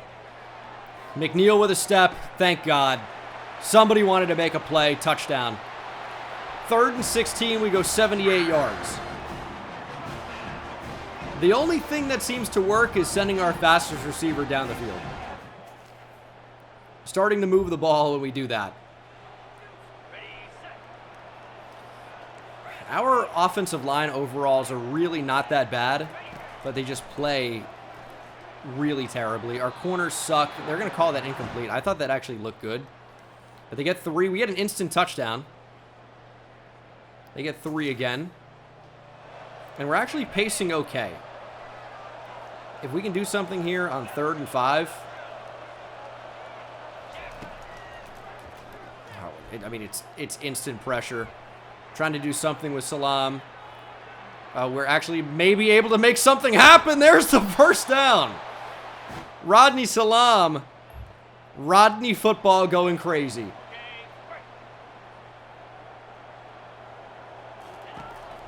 My goodness. Tillman drops the ball.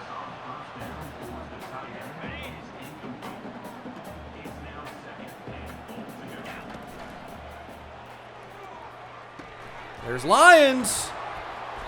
Down to the 2.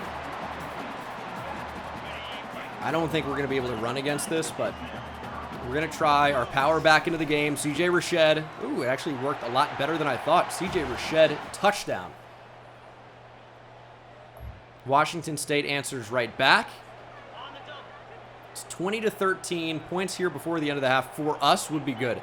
Don't want to get too greedy and throw a pick six or anything like that. Got to be mindful. We're actually going to throw that on the run for Rousseau. It's a beautiful ball. Rousseau with enough speed. Beats O'Connor. Touchdown. All right. Nice throw on the run. I mean, Rodney Salam does have platinum off platform. It's a bomb. Up 27-13, 27-20, and they have the football in the red zone. How? Looking so good there for a minute. John Mateer still at Washington State. We've allowed 121 rushing yards to Wayshawn Parker, their running back. Here's 2nd and 9.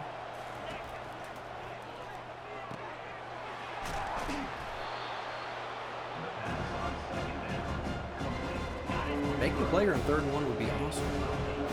We're going to run commit. Could be a pass, obviously. It's going to be. Played decent defense, but they just had way too much time. The whole reason we would blitz and run commit is so that we would get there quickly. It did not happen. And it's 27-27. Blowout wins, not an option for this team. Good block by Rousseau. Salam with a nice run. There's a flag. It can't be a hold here. It's got to be unnecessary roughness. They finally called it. They have finally called it. And that one wasn't even, like, egregious or anything. I almost think that was a bad call.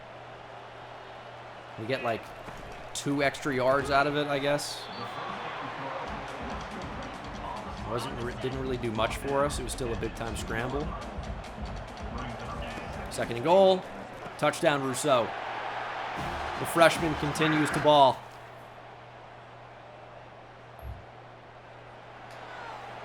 Man. 34-27. Once again, back all the way to our own end zone. Dude, he ends up making the hit, but Levels didn't even move when the ball was snapped. I want to take another look at this. Literally doesn't even move.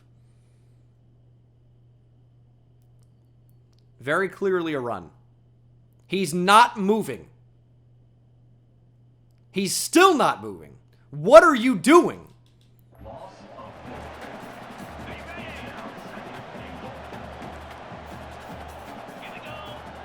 2nd and goal from the 6. It's going to be intercepted. User pick. Easy reads. The cat in the hat. Deontay LaBelle plays underneath. Takes it away. Big interception. You're not going to go 3 and out in sim. I'll take that. Thanks.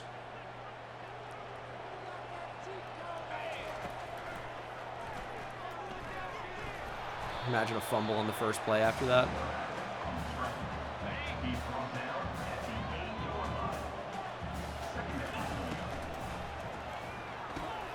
Just under 6 to play. We're really starting to air it out with Salam. The thing is, though, when we go so, like, vertical all the time, those yards are going to start to pile up. And we've got a guy going deep every play at this point. And it's a good way to get yardage. He didn't just jump. Okay. Cool. 1st and 15. That's going to be a throw into the line. That happens a lot with Rodney Salam. It's actually the most annoying part about him.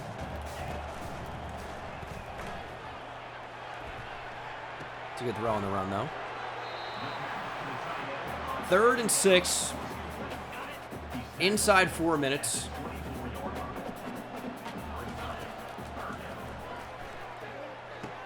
Rousseau makes a tough catch. Would really like to end this drive in a touchdown.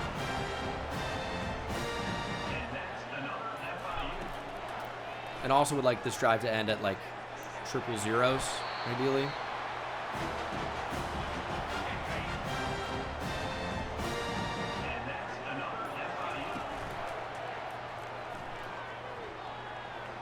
It's got to be a throwaway.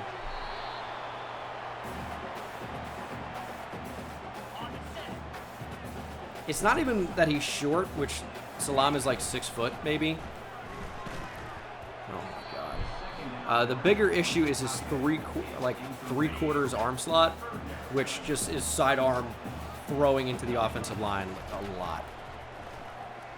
Tackle got obliterated. Gonna have to get rid of it. Just go through him. Lions fighting for it and getting it. It's a big-time play by Lions. I mean, that really is. He will be rewarded with a carry.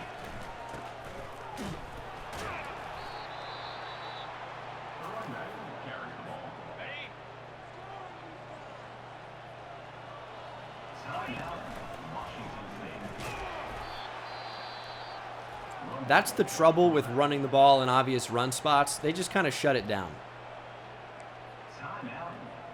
3rd and 16.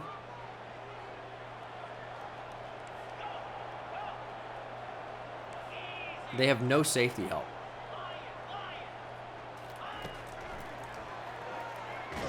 We're releasing it deep down the field. Oh, it's a dart! What a throw from Rodney Salam as Rousseau catches it in traffic down to the 1-yard line. Oh my god, he took a shot and delivered a dime. Andre Rousseau down to the 1. Salam into the end zone.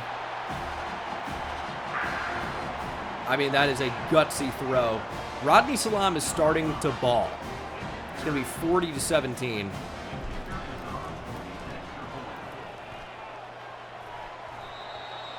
They have 27. It's going to be 40-27.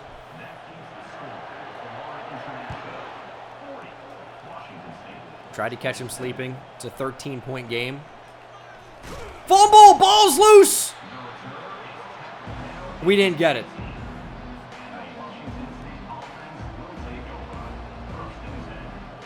That would have been nice.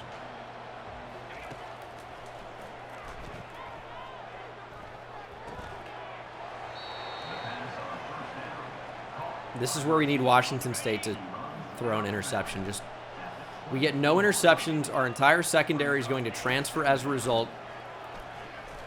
Oh my god. I don't know what we can do to play better defense. The only time we make a play is when I'm doing something as the user.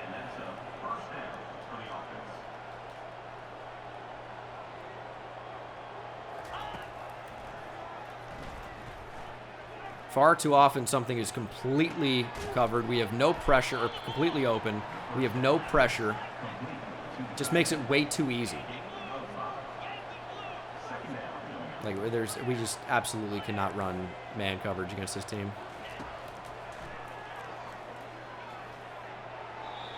Yeah, that's incomplete. But I mean, he's hitting the open receiver every time.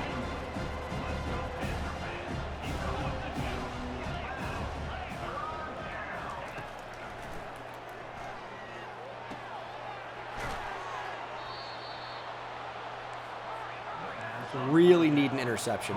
Just launch into the end zone and have us intercepted, please.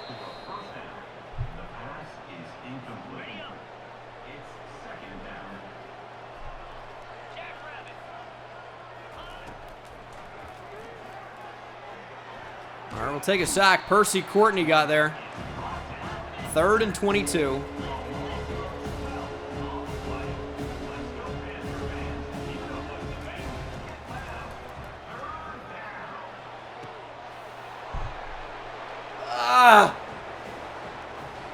I wish we could show blitz from our slot corners without doing it on the outside. Gambled and lost.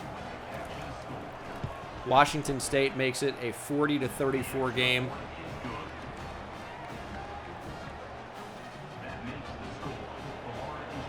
We could still end up getting points here and erasing that. Like, it should be like a clear win either way. Hey, we just get 3, right? I think so. And Salam, big speed. Gets 5. It sucks when you run around, you can't see what button anybody is.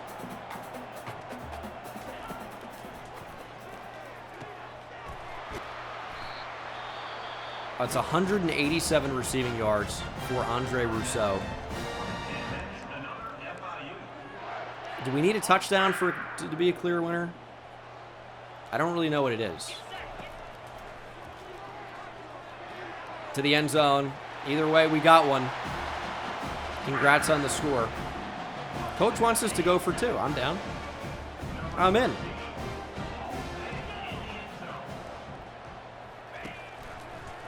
And we'll get that. 48-34. It's got to be your final. See if Washington State can give us the football back somehow. I mean, let's mid-blitz them.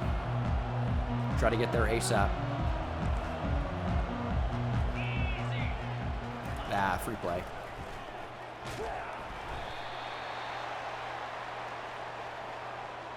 This is where an interception could happen, though. They get one more play. We're going to go man coverage. We're going to drop everybody back. And hopefully we get a pick. Stay in bounds here. Incomplete. No chance at a pick. He threw it out of bounds like a moron. 48-34 is your final. 5 touchdowns, 457 passing yards from Rodney Salam. Really starting to find it a bit here as a sophomore. Andre Rousseau is dominating, as is Kyle McNeil, who has just such electric speed. 2 touchdowns for Juju Lewis.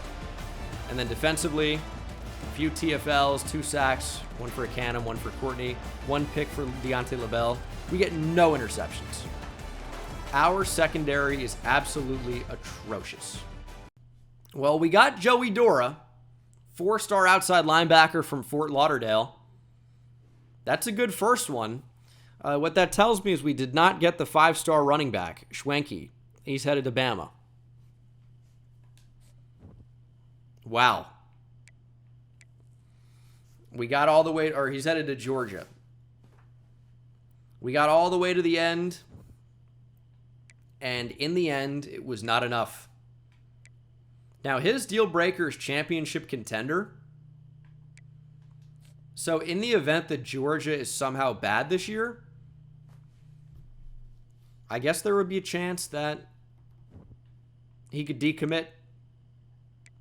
Let's see if Georgia's even bad at all. We are currently undefeated in the conference. Show me the SEC. Georgia is 2-3. That's a great start for us. This actually is a very realistic ranking of the SEC about like what could happen next year record-wise.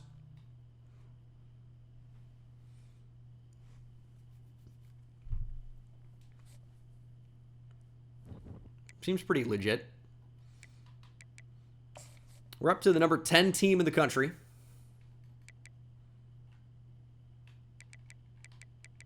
Where's Georgia here? Their championship contender is still A- at 2-3. That's going to drop.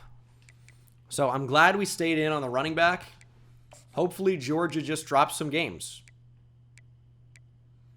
We have 220 hours back.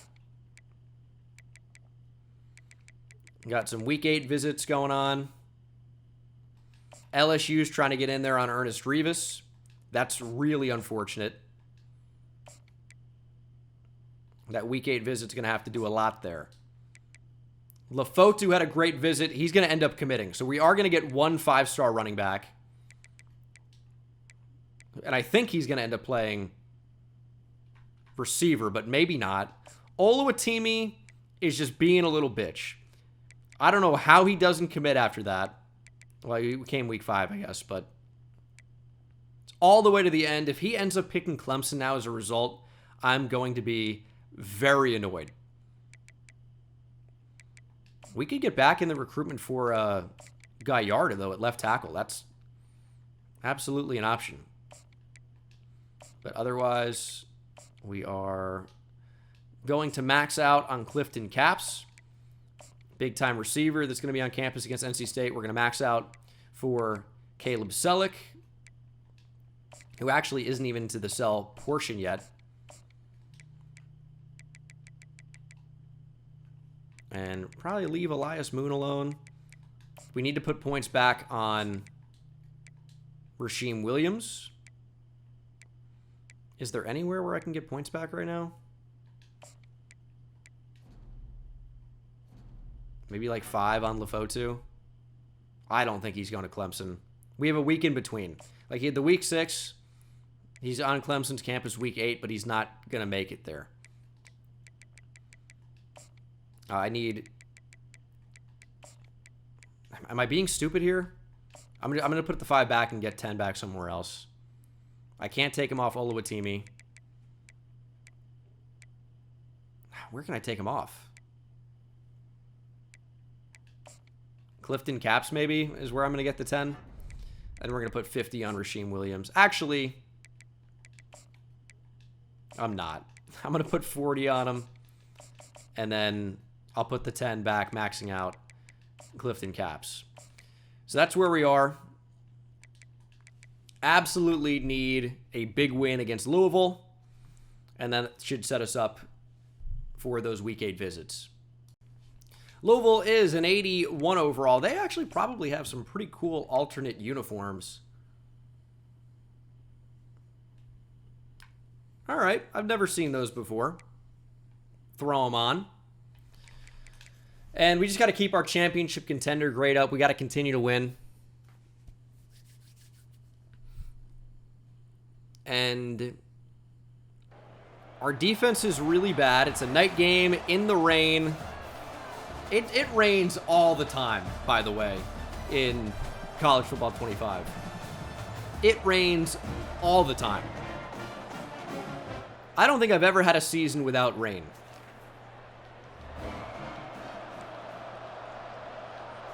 Down 7-0 already. This is an ACC game. Remember, we moved to the ACC. This stadium's packed and going crazy. Everyone clearly on the same page there. 4th and 5, we're going to go for it. It's from the 36-yard line. It's kind of a long kick otherwise. Lions can't hear the adjustment. That's the problem with playing on the road. Nobody hears anything. I don't know where one of their defenders was going. Rodney Salam runs for it easily. Gonna need to be able to score. Probably at least 28 points to win today. Let's get a block. Rodney Salam, touchdown. How's that for the Ville?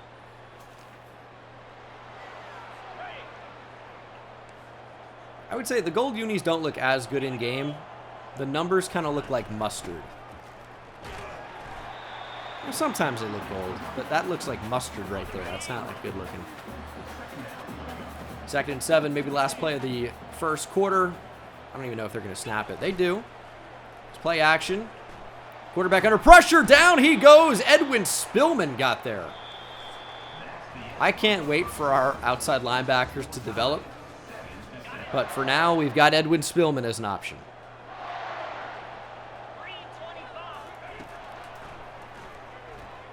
Dare you to throw at Todrick Bruton. There's another sack. That might even back them up out of field goal range. Solomon got there. It is right down the middle, though, and college kickers here in CFB 25 have unbelievable range. Jinxed him. Nice miss, idiot. We'll stay 7-7. And we're on the verge of scoring again. What do college kickers do? They miss. Can't run the ball, though.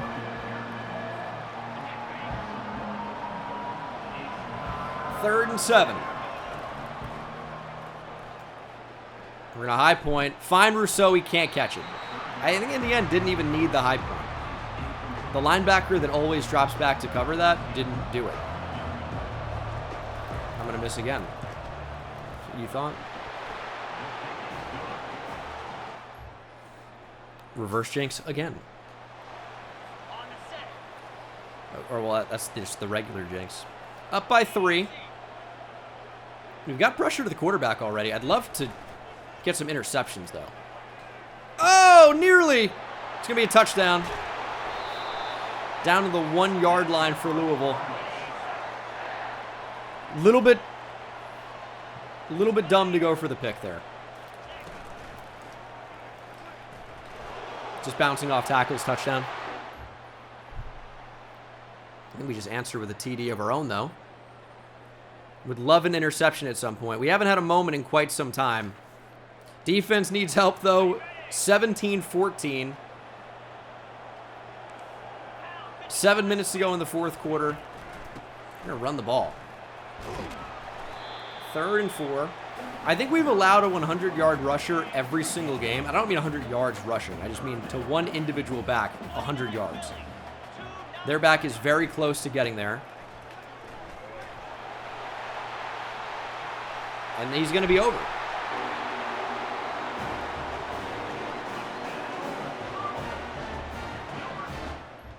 Brown with the touchdown. And we just threw an interception in sim. Louisville has the ball back on the 5-yard line. Why would they not give me a moment here in the fourth quarter after we just went down? Nice TFL. We could actually, potentially, in theory, drop Keywan Brown back from 100. Need a couple TFLs here, and it's doable.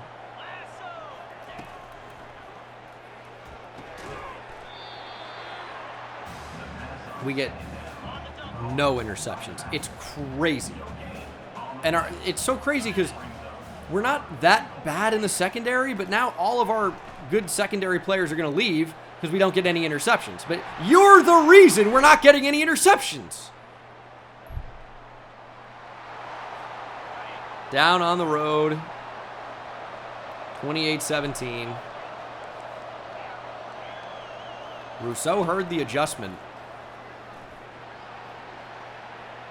It's just one of the worst throws I've ever seen. We had him.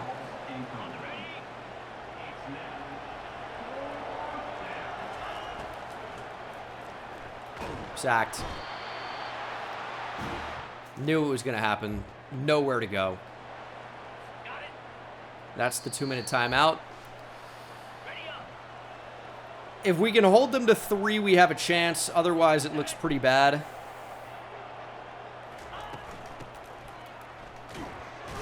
Yeah, just give him the first down.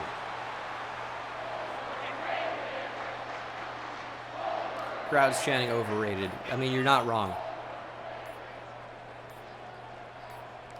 We have the worst defense, I think, in the history of top 10 ranked teams.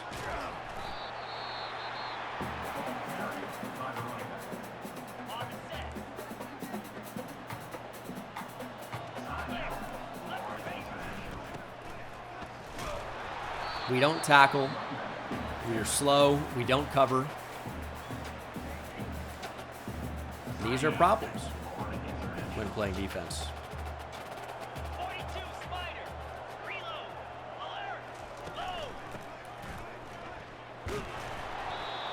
4th and inches. They're actually going to mark him shy.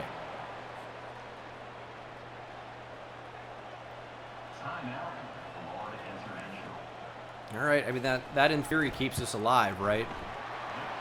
31-17. I still don't love our chances, I'm not going to lie to you, but we're staring a conference loss in the face.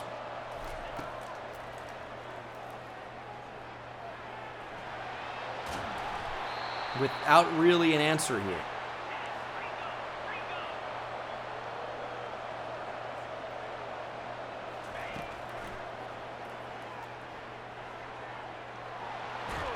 Currently, the answer is just run the football with the quarterback.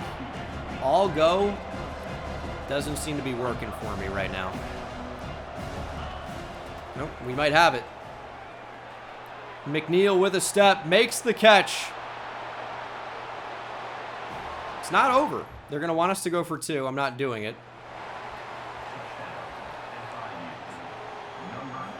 We're going to take our points. We need an onside kick. 32 seconds on the clock. It's not over if we can get the onside.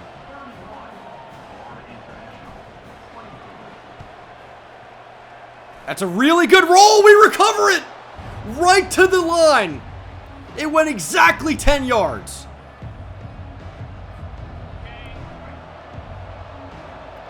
"32 seconds to go.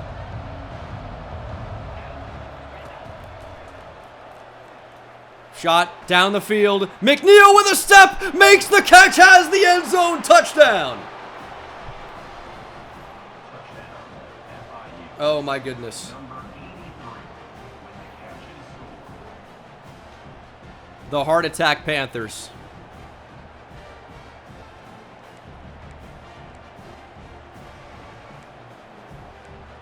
If we were to go for it, what would they line up in?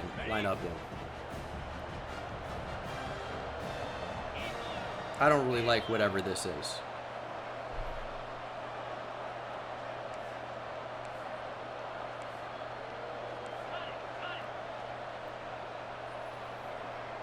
I feel like all of our best receivers are not on the field.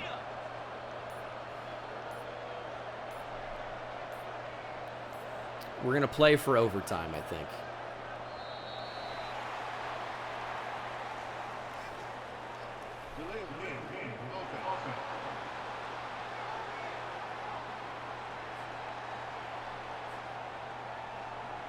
I think we're going to have to.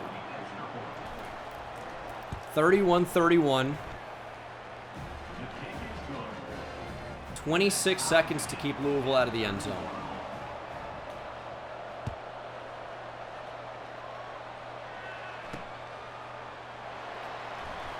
Oh, a fumble on the kickoff would have been sick. Don't get beat down the field. Play somewhat conservatively. And don't let the running back get free. 0-0s on the clock. We are headed to OT again in this series. Let us play defense first. Louisville wins the toss. They're going to play defense first. We need a touchdown. It can never be easy. I'll tell you that.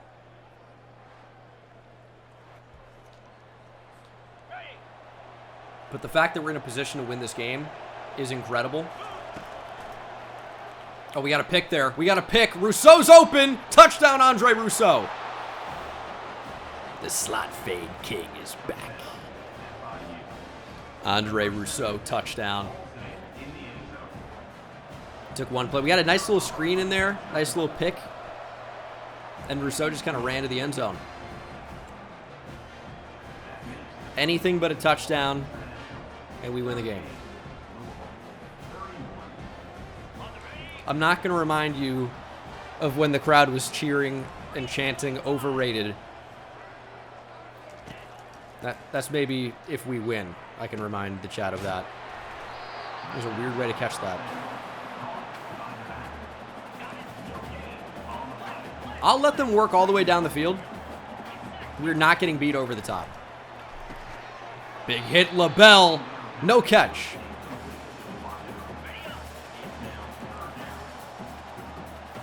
Third and 10 for the Cardinals.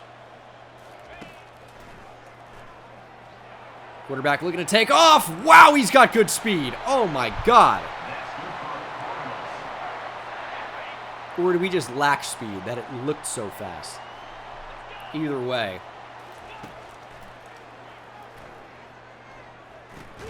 Another big hit by Deontay LaBelle. Another incompletion.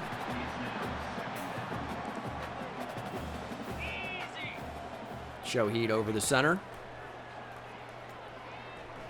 Shot to the end zone. Touchdown, Louisville.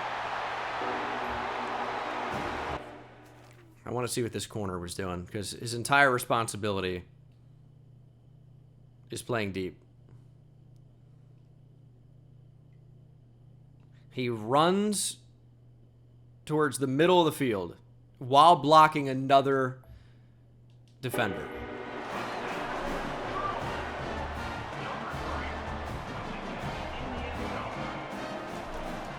38-38.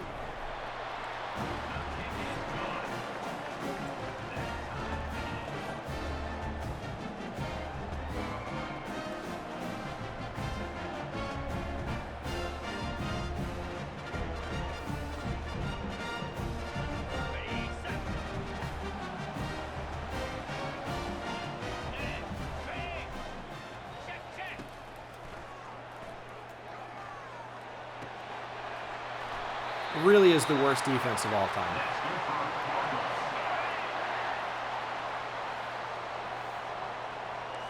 (38-38). Here's a pitch. Where are you going? He's got only so many places he can even go. Why are we covering the entire inside of the field? Set the fucking edge, please. Like, okay, you get blocked, that's excusable. Whatever. It's a safety. Designed to pick him up. Where is 26 going? Where are you possibly going? And then the slowest reacting player in the league, Levels, dude, has no idea what's going on any play. He's into a fucking back pedal. They're pitching the ball. Where are you going?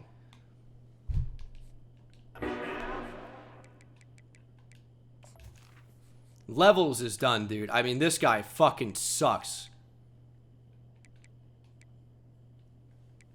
Oh my god. You're a senior and you're this fucking stupid?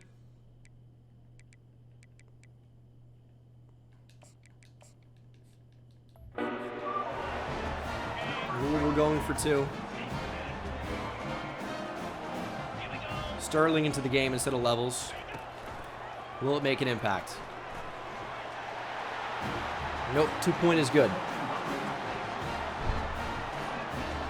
46-38, Louisville. We need a touchdown. We need a 2-point conversion. Get the ball out. Rousseau, first down.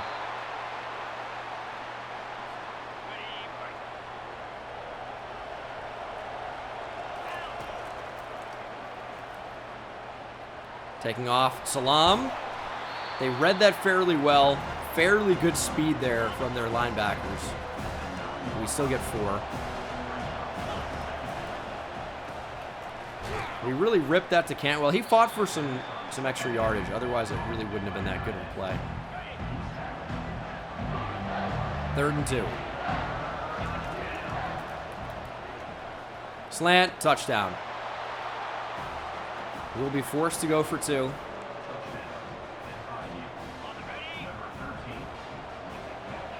This is going to be dangerous. This is going to be real dangerous. Need 2 to stay alive. It's going to be intercepted. Chance for a run back as well. I mean, the game's over. Trying to force it out. Nothing we can really do in that spot. I mean, I knew they lined up in a formation that was going to be very tough for us to actually do anything against. But we really had to read the mesh point. I thought the tight end was our best bet, but instead of running flat, he kind of runs up the field to avoid this defender coming across, and then never gets in front of 43. Just lets the linebacker get right in front of him and take his fucking lunch money. Terrible. Where else can we go with it?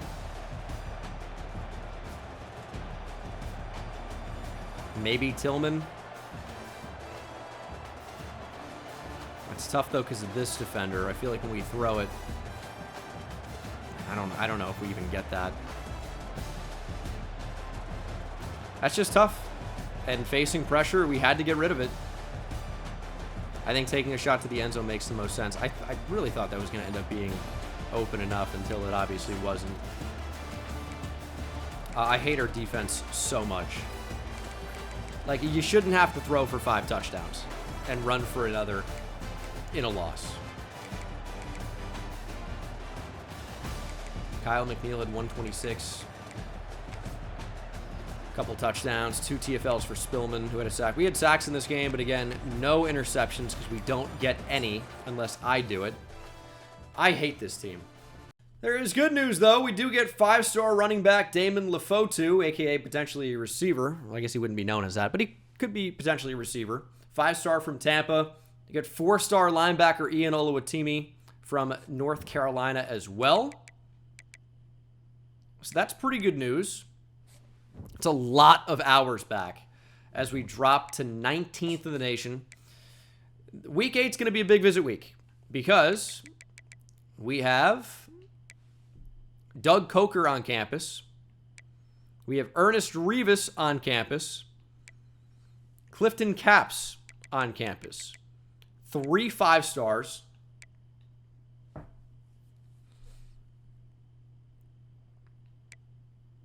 I don't like how we're pacing. Like, Tennessee has a huge lead on us right now. Our playing style is a D. Do pass coverage linebackers like interceptions? I guess that I could see that making sense. They do. We don't get any of those. We get no picks.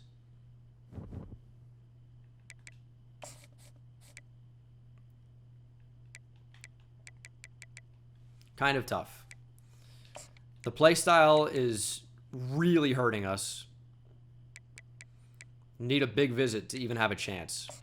For Ernest Rivas, looking pretty good overall. A loss really hurt us there. But, I mean, this is not impossible. We can now hard sell Caleb Selleck. Things could still go quite well for us. But we've got to stop losing. I don't know what to do about this bad defense. I honestly think we're just screwed this year. It's really the worst defense probably of all time, maybe in the history of the world at any level of competitive football. Maybe even not competitive football. Rasheem Williams likes proximity to home and campus lifestyle. We've got good grades there. I think it's probably going to be that. We're going to get him on campus week 11. Is there any chance it's something else? So we're already selling campus personality, which... Oh, it could be that as well. Okay. Could be hometown hero.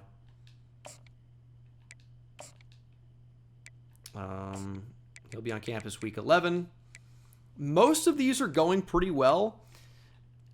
Some of them, it's a real 50-50.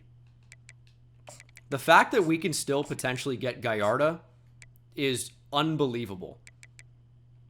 Just a random 5-star tackle still sticking around. We've got a chance at him. All right. Big week here. NC State coming to town. I don't know what we can do about this defense. The guys just need to play better. That's it. Do we get... Oh, they're an 85 overall. This is why I hate the... They're going to be considered a lower tier school. So stupid. Is Earl Algier back? He is. So that's a ton of speed. I feel much better about a receiving core with Earl Algier in the mix. I'm going to leave Rousseau in the slot, though. I just think that's been his game. Now, the counter to that is that Algier's better in literally every single way. Rousseau's got the slot it factor. We can make changes if necessary, but I'm going to try to beat NC State first. I don't really want to wear the Biscayne blues because I think UNC is going to see this, or NC is going to see this, and they're going to think of UNC. We don't want NC State fired up to play the Tar Heels.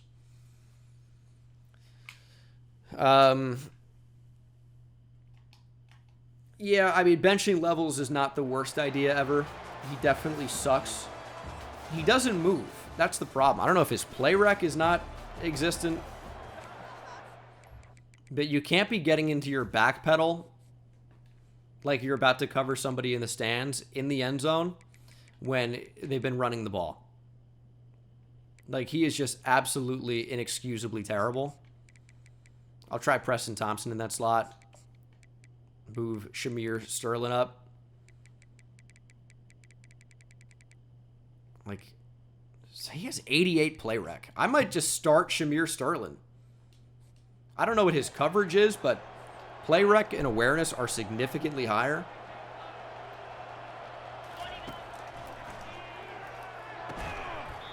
Rousseau makes the catch. We're going to be seeing Earl Algier for the first time.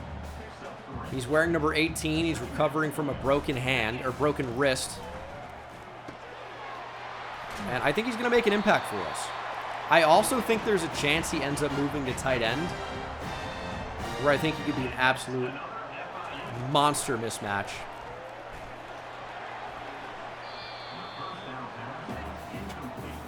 Sometimes Rodney Salam just reminds you he really doesn't know how to throw the ball. Yeah, so our defense is 3-3-5 tight, just so you know. And we're not playing very well. I usually would recommend it. It's not really working for this personnel. We're going to go for it in this spot as well. 4th and 6 from the 44. Rousseau's uncovered in the slot here. Just feed him the football. Big hit over the top there.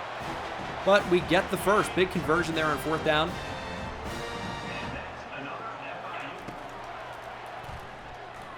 Step with Rousseau. Broken tackle. Could have been big. Instead, it's just a gain of 9. Still good. We're working on easing Algier back into the mix.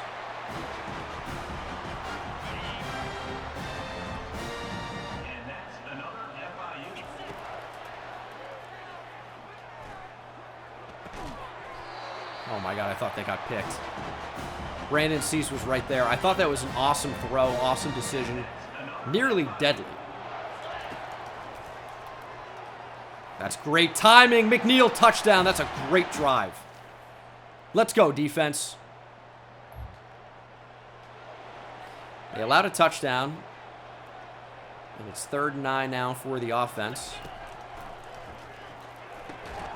Oh, Algier drops it.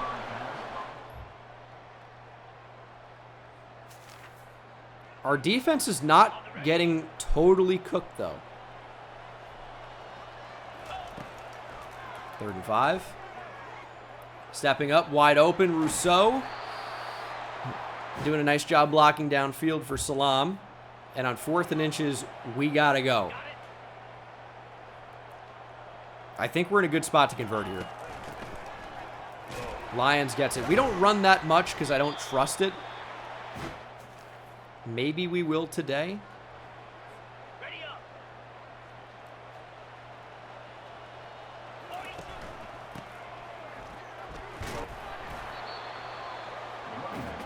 3 yards is okay, dude. It's just not. It's not that good. Fumble. NC State recovers. Yeah, they sent everybody. Our defense does a great job, though. They force a punt. Our defense actually is playing today.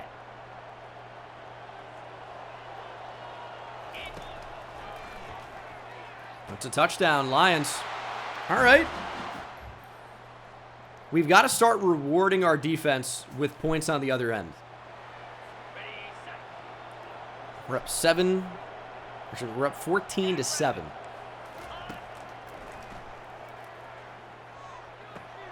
We left that. Touchdown, NC State. but an instant score for us and the ball back. We're actually doing stuff in simulation right now against a really good simulating team. Good timing. That was a touchdown earlier. We used it to get the first down this time. 21-14.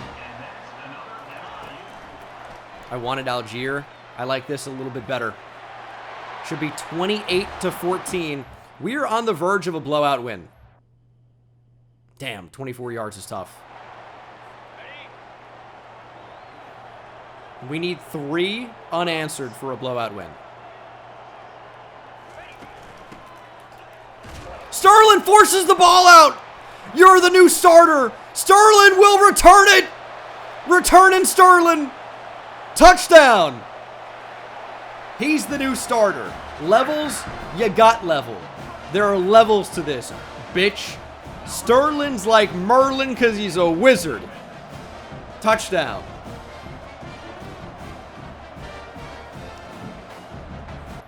That was an interesting call. Shamir Sterling, TD. Going for it on 4th down. How about a Sterling interception here? I don't actually think he's on the field. He needs a breather.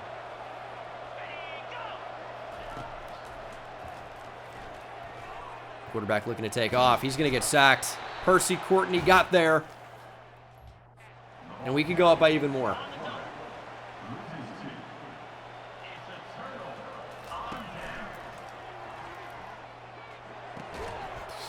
Man.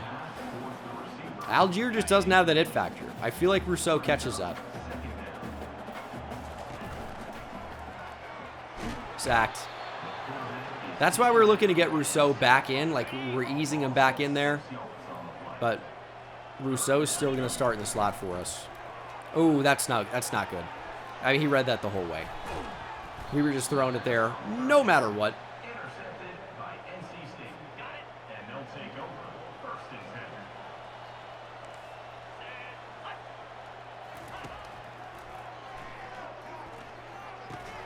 It's got to be an interception. Got to be an interception.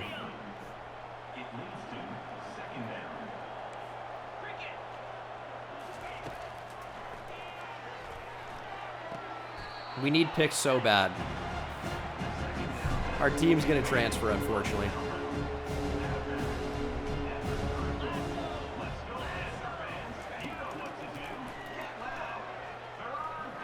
Quarterback taking off. Ends up getting 2.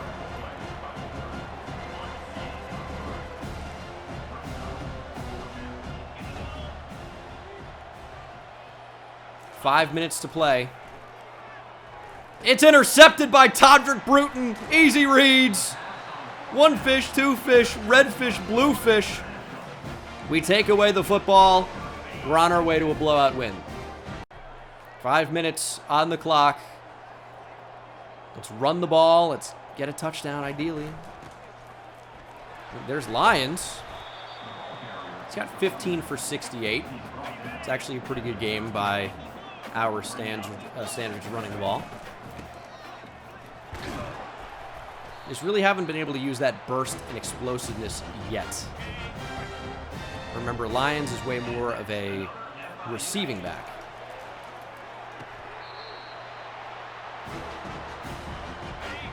Not a ton of yards passing for Salam today. Not that it's nothing, but, you know, it's definitely down compared to where we've been the last few games, which I think is good, because it means we're really controlling the clock better. We're running the ball a little bit more effectively.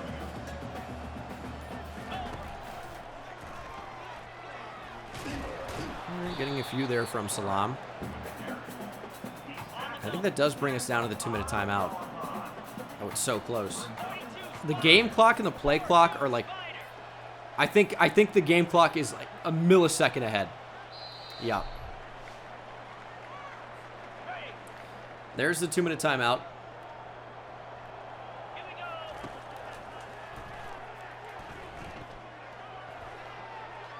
You got your body shielded. Jeez, you suck. We're going to take our points here. Would love another interception. Yeah, we need them so badly. We get pretty much none. But a blowout win in this spot gives us a really good chance to get 3 5-star commits. Oh, huge hit from Todrick Bruton.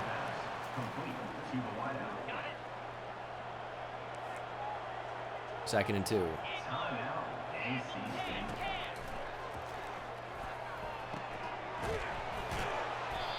And we get 1 yard. Keenan Jackson, 7 for 151. An interception here would be so nice.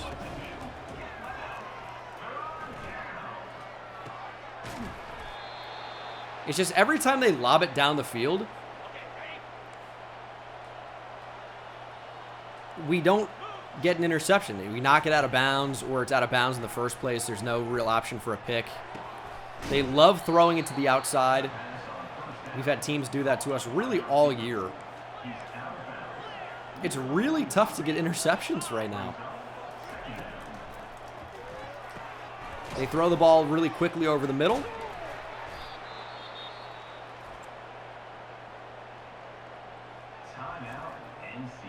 I don't really know what we can do to get picks. I feel like interceptions in this game is a man coverage thing. There's an interception in man coverage. And I feel like we don't have the personnel to run man that often.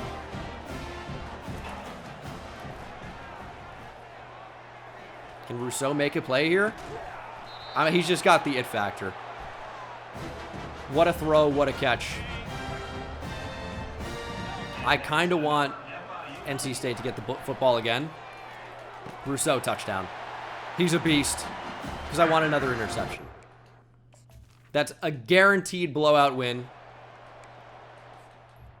25 seconds on the clock. Another interception would feed families here. Please. Yeah, they're just dinking and dunking.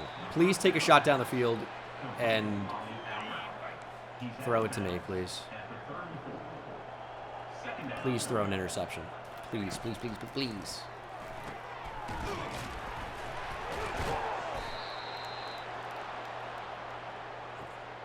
You don't think you need to take a shot down the field?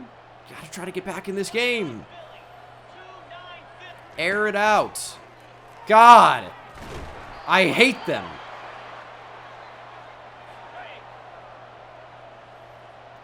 Last snap of the game.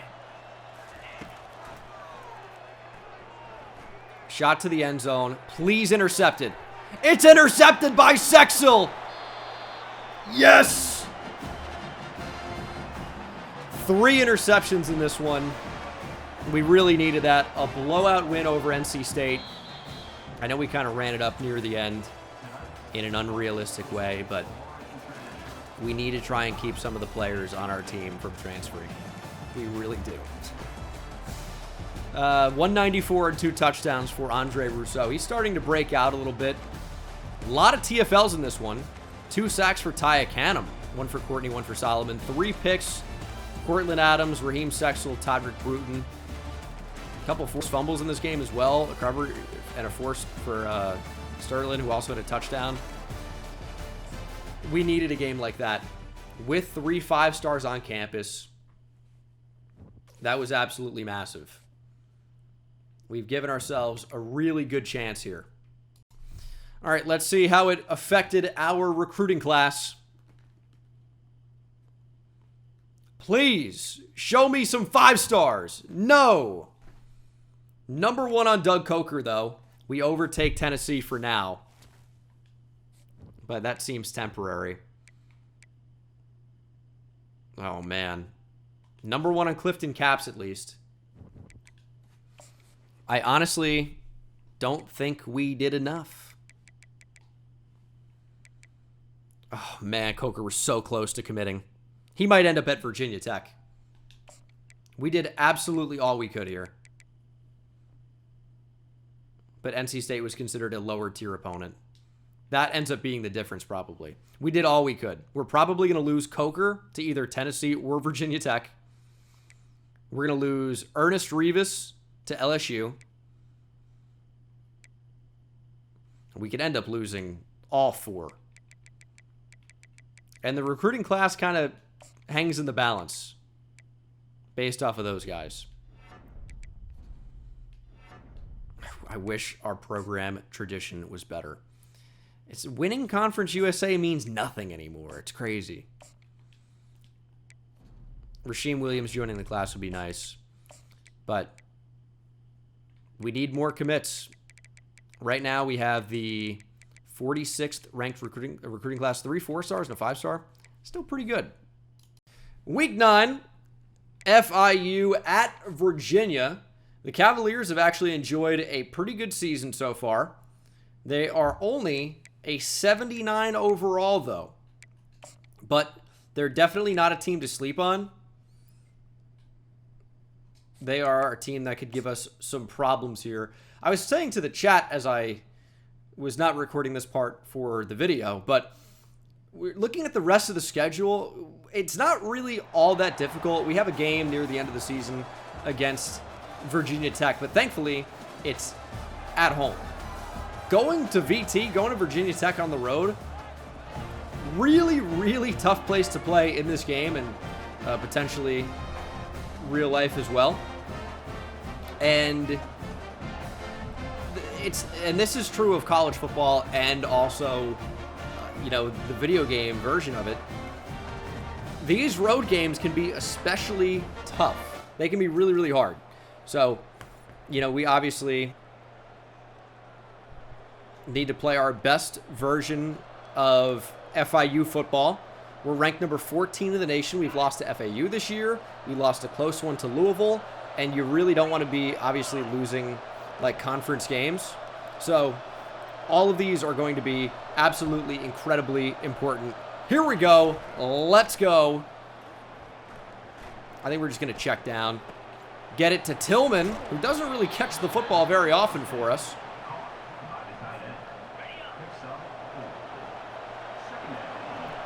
But if he wants to be a contributor, I'm not going to complain. As we're looking for space, and Rodney Salam ends up figuring out a way to get a few extra yards in there, breaking some tackles. And I have confidence that Lyons will find a way to move the chains as well. He's got generally pretty good speed and burst. Devontae Lyons rushes for close to 10. More than enough. And we actually have the numbers advantage on that left side. You can see they're probably going to be in some type of zone coverage. Algiers just uncovered. So we had numbers. 4 comes in, makes an incredible play. Otherwise, it could have been a house call. Seriously. It had that type of potential. We have found a lot of success streaking McNeil here lately. He's got, legitimate track speed. Thankfully, that ball falls incomplete. And that's been a lot of our offense. When we need a big play, we say, hey, we're going to throw the ball to our fastest receiver. And typically, good things happen when we do that. And we're just going to launch it up. That is swatted away with some authority. Good Lord. But not the start to the game we were looking for. Really was only looking at McNeil there. It's going to be a decent enough punt. And hopefully our defense will be able to make some plays for us, because this certainly was not the look we wanted. We wanted to be up 7-0 at this point. Instead, we have to watch Anthony Calandria and hope that our defense is enough. And they were. They already got a stop and a score. And now Virginia has the football back. Who's looking to get on the board? And they're in a good spot to do so. We left the running back absolutely wide open. It's a good route. I mean, it's just a good play design, honestly. Decided to run with the tight end.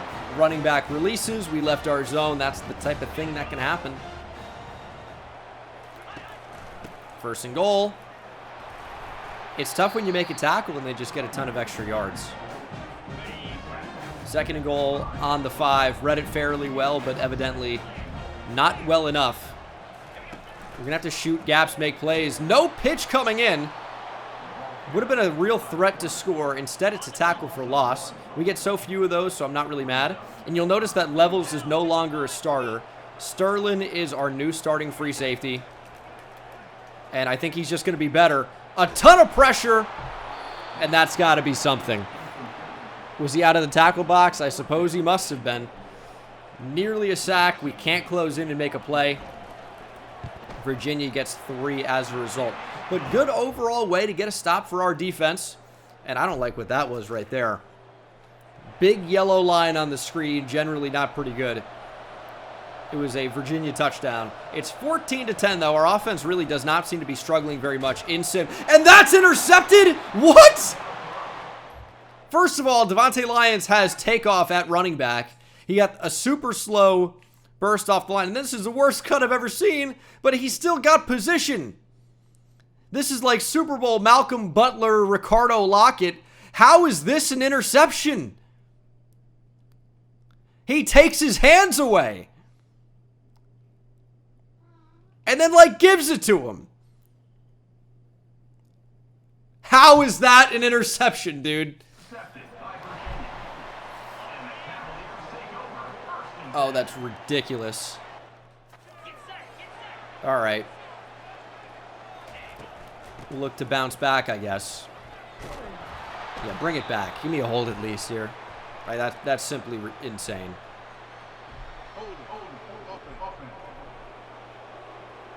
Simply insane.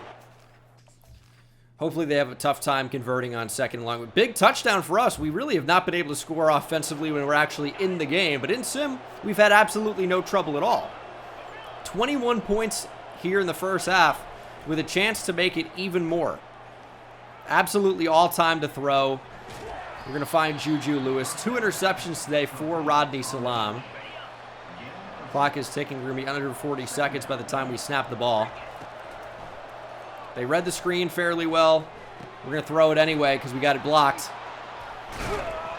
Big gain for Devontae Lyons. We're going to call a timeout. We have Andre Rousseau, who's been such a great player for us this season in the slot. Tried to rip that to the tight end. It's knocked down at the line, which, if you've seen any of this season, you know is not unusual from Rodney Salam. Passes are knocked down fairly regularly, and we're going to be sacked. Going to have to call a timeout. And suddenly what was looking like a very promising drive is now no more. It's 3rd and 17. We're going to do whatever we can to get into field goal range. And that's going to be getting Andre Rousseau up the field. And there goes Andre Rousseau. Touchdown. It's recess football here for the FIU Panthers. Salam navigating Rousseau up the field. And then finding him for the touchdown. 28-13 with a chance to make it even more here in the third quarter. Let's flip this around. Again, it looks like we have numbers on this side. If that boundary corner plays the bubble, though, we're going to be in trouble. Otherwise, I think we're going to be able to get this blocked pretty well. And that's exactly what we do. Andre Rousseau makes a man miss. He gets inside the 5. Thought we had a chance for a touchdown there, but not quite. Salam on the move. We're going to turn upfield here and fumble the ball out of bounds. Better than fumbling it inbounds, I guess, unless it goes out of the back of the end zone. We're still okay. There's a fumble inbounds. It's going to be recovered by Virginia, and there's going to be a pretty big return here. I'll tell you what, 56 has some pretty incredible speed for a defensive tackle. Touchdown who's? Yeah, Rodney Salam not exactly known for his ball security. Carrying is pretty awful. And suddenly this is a game. Now it's still a 2-possession game, but there's a lot of time left. Touchdown Virginia. I mean, no one's even reading the quarterback at all. Virginia with the football again. We've suddenly stopped simulating well. I wonder why. Because the opposing team needs to make a comeback. That's why. It's a gain of 8. Dante Hawthorne has touched the ball 8 times on the ground. Has close to 100 yards already. Our defense is still so bad. Read option. Sterling big hit. Also, a really late break on that. He's looking like levels back there, who, of course, replaced by Shabir Sterling. We can't have safeties that don't know when it's a run. Safeties are a huge part in playing run defense. We can't have them be idiots. That's the end of the third quarter. Virginia here, extremely likely to take the lead. We would need a turnover in order to stop that from happening. And that just really is probably not going to happen. We're going to commit to the run here. It is a run. Deontay LaBelle slows him down, had help to bring him down. 3rd and goal from the 4. This could be a pass. So not going to run commit. I'm going to blitz Todrick Bruton, get something going off the edge. Right down the middle, touchdown. And I'm assuming we're not going to score here. That just seems to be the trend here in the second half. It's been 3 and outs the entire second half. Here's 3rd and 8. Salam is absolutely ice cold. And we're going to take off with him. We're going to slide. We're going to get it. Salam 13 for 101 right now. And we need to try and take time off the clock. We're down by less than a touchdown. But a field goal obviously is not going to be near good enough, and that play is just terrible. We are going to go for it on 4th down. 4th and 4 with 4:44 to play in the 4th. It's a whole lot of 4s. Going to throw to the running back. No interception this time. Devontae Lyons moves the chains, and we should actually get moments here to try and put this game away. It's highly unlikely we're going to be able to bring this clock down inside 2 minutes. Might try to make it fairly close, though. It's not really anywhere to go. Looking for space, trying to buy time. Couldn't really find any. We need, like, I'd say 8 yards back. We're going to run the ball, though. But we need, like, 8 yards back here. And we're going to get it. We're going to get even more. Now, that 1st and goal is going to make it so that we really can't chew any more clock. We're going to try and score as quickly as possible, so if that, Virginia scores, we'll have a chance to answer. There's Devontae Lyons. He's going to walk in. It's almost like they let us score to give them, a lot more time. And how much time is there? 2:47. We are up by 1. Okay, well, we have the lead.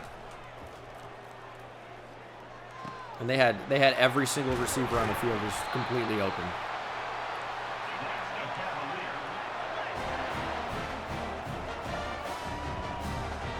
It's kind of tough. We need help on defense so badly. Throw down the middle. No one even close. This is the part of the game where we don't play any defense and allow Virginia to take the lead. Our offense is going to need to do a whole lot here. We will get the football back. We are going to be down in this game. We're going to blitz. Right after the quarterback, Deontay LaBelle. Left his zone to attack the pocket. Gets after the quarterback. That is a game-changing play. 2nd and 18. That's caught, I guess. And this is a fairly big 3rd down because Virginia they could take 3 here. They absolutely could take 3. And it's what they're going to play for. Oh, sick change of direction there by the back. Our team plays like they are walking in quicksand, so there was literally no chance we were going to be able to make a play there. It would have been a really big stop. They ran the ball on 3rd and 8. They love to do that. Our run defense is so bad. I say run defense instead of defense every time, but it just feels right. Quarterback keeper. Touchdown, Calandria. There's nothing we can do. I'm not trying. Our players are not good enough. Virginia takes the lead. It's 34-39. Touchdown wins the game. Simple as that. We have 1:26 to get it done. 3 timeouts. The bubble is open. Did Rousseau step out of bounds? I believe he did. 1:22 to play. This is a weird defensive alignment for them. You got to be careful to not throw a pick here. I mean, it's some type of zone defense. We're going to have to throw it away.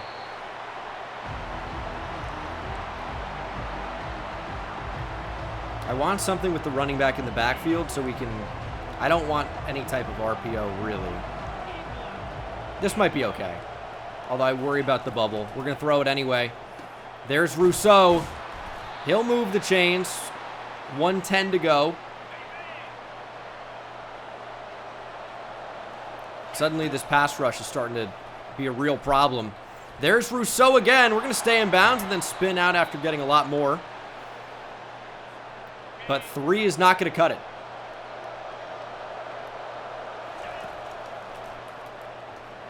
There's Rousseau again.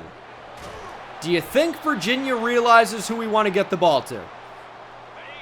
Andre Rousseau carrying the team in the drive. And it's intercepted. That is one of the worst throws I've probably ever seen. It's not a bad decision. It really is not a bad decision. It's just an awful throw.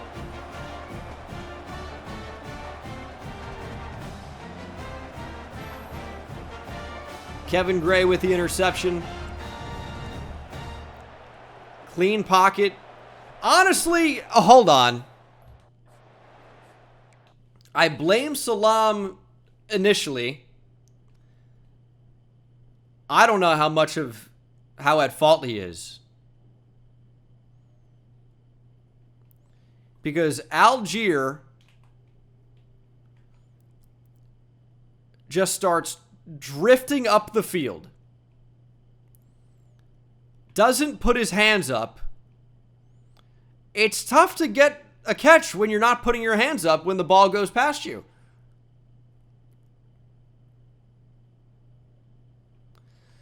On the real, though, that is one of the worst animations I have ever seen in my entire life. Absolutely cheated. We have 3 timeouts. Jordan Phillips in the game. He's a good run defender. We're going to have to shoot gaps, make plays, get lucky. All of our games have been close, it seems. They've had crazy finishes. This one might not be any different. He's got to make tackles. 3rd and 11. Could absolutely be a pass. Got to be aware of that. It's a run.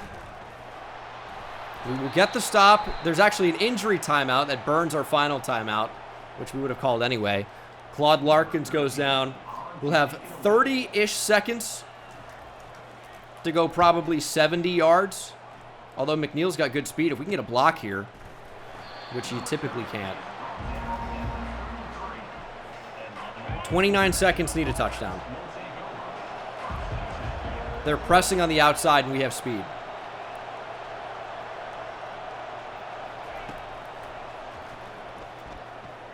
We're going to take off. Get up the field.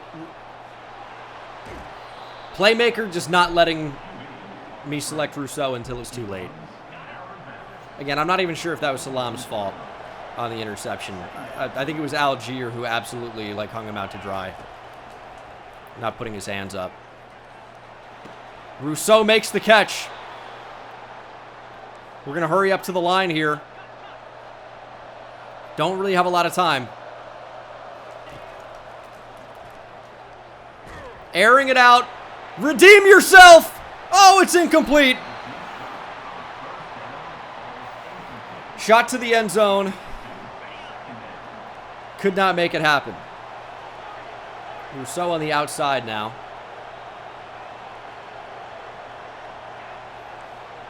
Lions does not get the memo that he should block here. Algier wins quickly on the outside. Here's the deep ball caught by Algier. Touchdown. Let's go. Redemption. Algier scores inside 20 seconds. Inside 5 seconds. Virginia surely will have no chance to answer. He was injured for most of this season, but he was a big-time recruit. 6'4", high 90s speed, and we'll try to make it a 3-point game. And we will. We cannot be beat by 3. Not that the time says field goal is a possibility anyway. It's going to take a Hail Mary. Virginia will have one play from the 25-yard line. There will be pressure. Here's the final snap. Shot down the field, trending out of bounds. Never had a chance. That's the ball game. We were dominated in the second half. Did enough to win in the fourth quarter. 42-39. This is a heart attack dynasty, if ever there has been. The Cardiac Cats here for the FIU Panthers. Salam, 3 touchdowns, 3 picks. 2 very unlucky interceptions, and the other one was in sim. A couple of touchdowns for Devontae Lyons. We ran the ball really effectively today.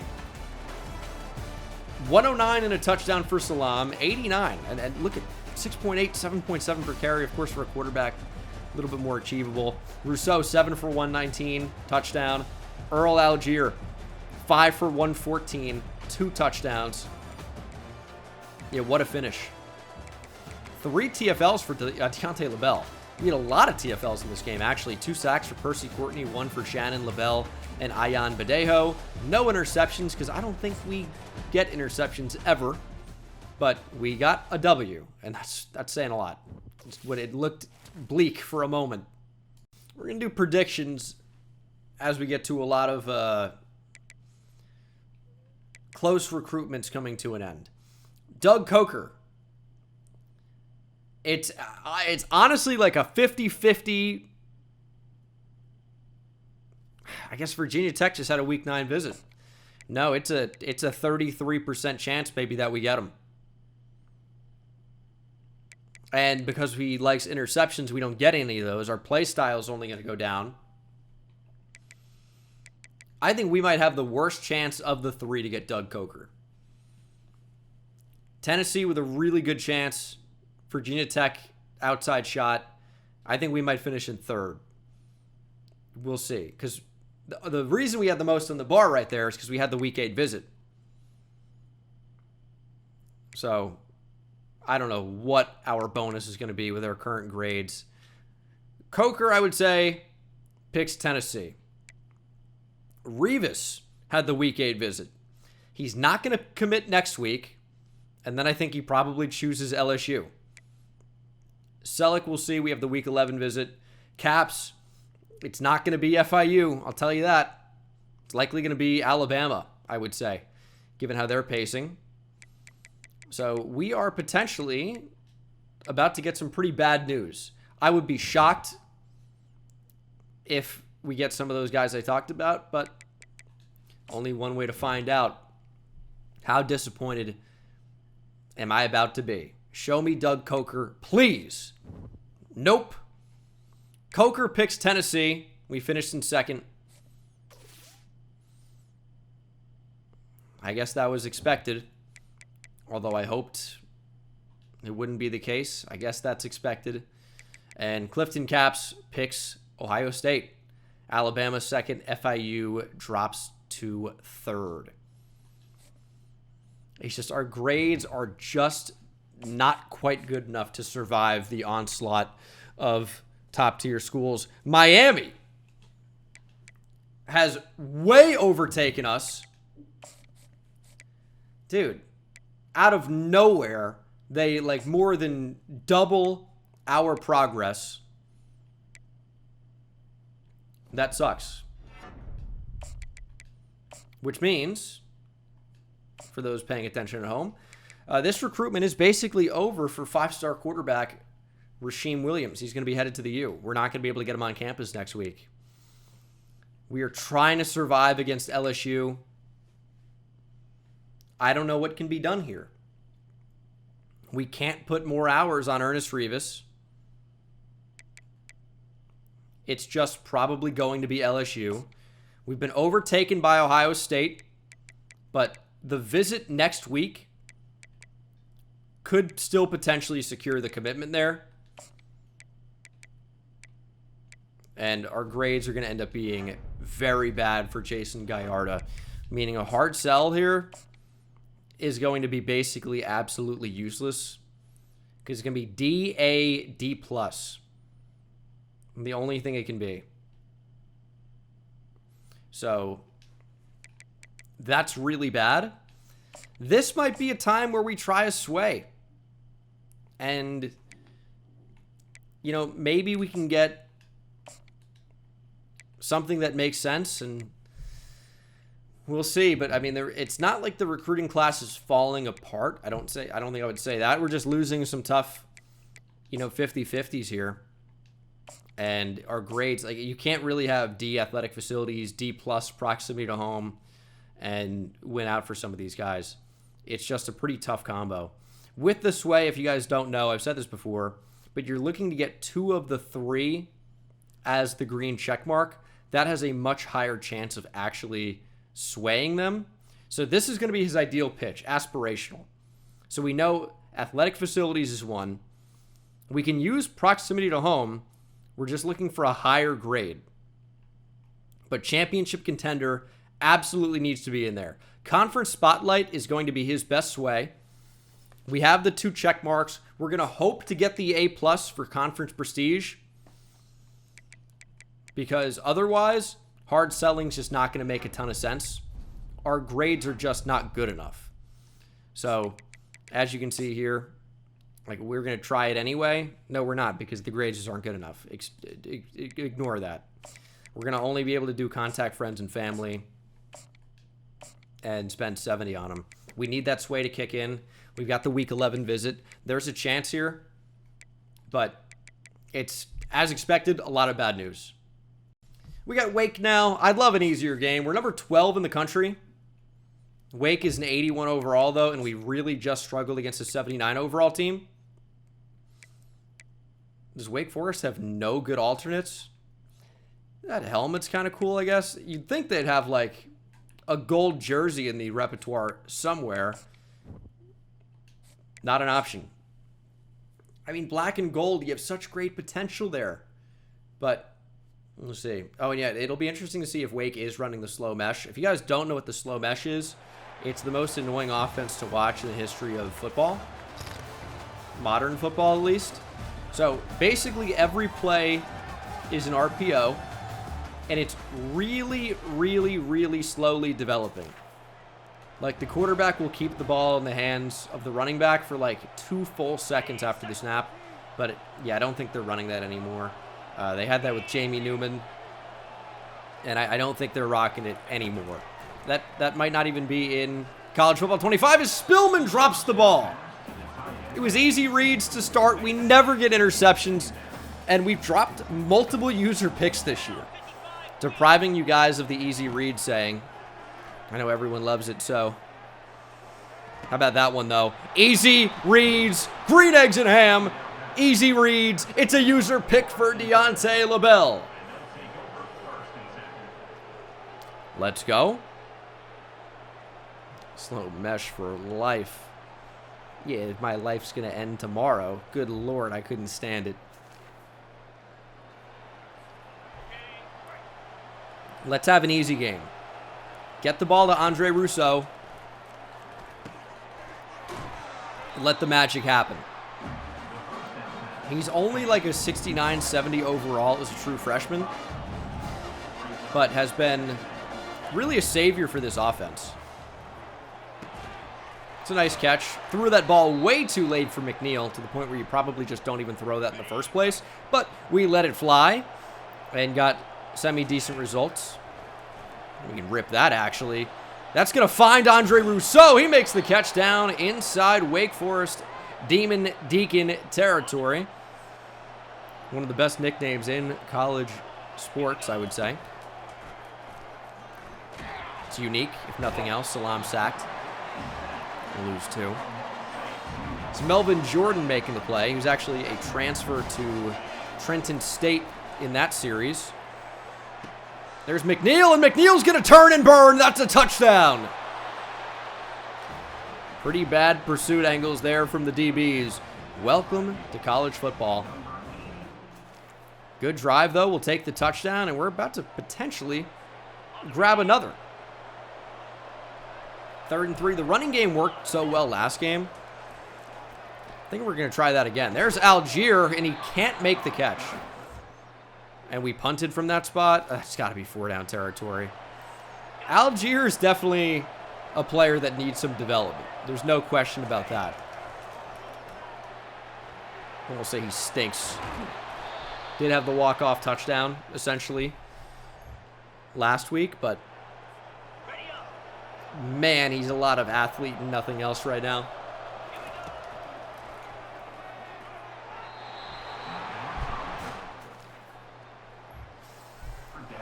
The quarterback play has been tough.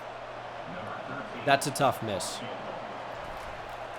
I feel like we made the right decision, didn't get a good result. It's 10-0 though. We'll take the 3. I was going to say our defense has been playing well. We did score right as they score though. And a lot is happening as we're into the 3rd quarter. It's 17-14. Demon Deacon football. Meatloaf _MT. Thank you so much for the Prime sub here on Twitch. Should not have gone for the pick there. Was not in position because the CB went around the other way, which I shouldn't. I mean, I guess I should expect at this point, but probably shouldn't have happened. Oh, that's intercepted by Spillman. He dropped one and now has one for real. Chance at 6 for Spillman. Alexander in pursuit. Spillman not a burner, but has a chance. He's tracked down at the 12. Oh, my goodness. Hey, I say we never get interceptions. Now we have 2. He dropped one in the 1st quarter. Now has one in the 3rd. If we don't score a touchdown off of this, I'll be devastated. Get up the field. You can be a lead blocker. That's annoying. We have a running back running the complete wrong way. 2nd and 8. Sacked. It's falling apart. Absolutely falling apart. Rousseau makes the catch, gets the 1st. Andre Rousseau is phenomenal.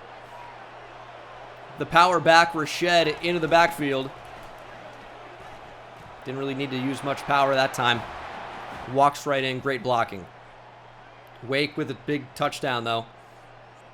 Not really getting a whole ton of moments here. We're up 24-21. We are barely managing to stay ahead of Wake. Can't really seem to extend our lead very much. It's been about 3 the entire game. We started off 10-0, but since then it's been really, really back and forth. 3rd and 10, though. I was thinking they could actually run the ball. That should be a sack, and it is. Is that Percy Courtney who got there? Yeah, they're shocked that we're playing a close game here at FIU. And we've been intercepted. It's a 60-yard return by Zamari Stevenson. Wake on the 6-yard line.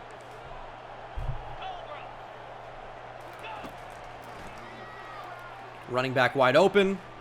Quarterback looking to take off. He'll eventually throw it away. We really don't seem to want to win any game. We need to drag this team across the finish line every single week. Oh, okay.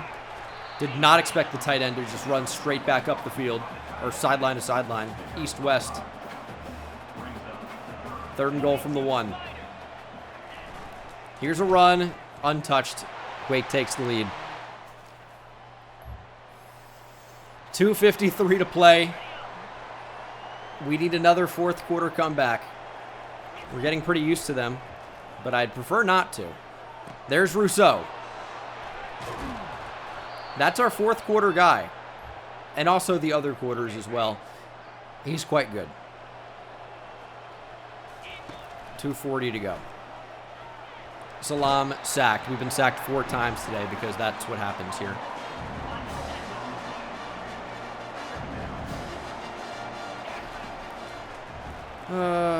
There's Rousseau. Takes a hit, but gets us at least some yardage back. 3rd and 7. Approaching the 2-minute timeout. We were going to have Rousseau, but pressure got there. And we will be forced to go for it on 4th and 7. 2:11 to play. Kind of a good amount of time left. We're actually just going to take off. Salam scrambles for it. And that brings us to the 2-minute timeout. I thought the clock was going to stop momentarily while the ball was spotted. But I guess it doesn't do that outside 2 minutes. I don't think that's true. Take off again with Salam. We will slide to avoid a hit. We are making this the final drive of the game. 2nd and 2. Tight end makes the catch. Man, nothing is easy here.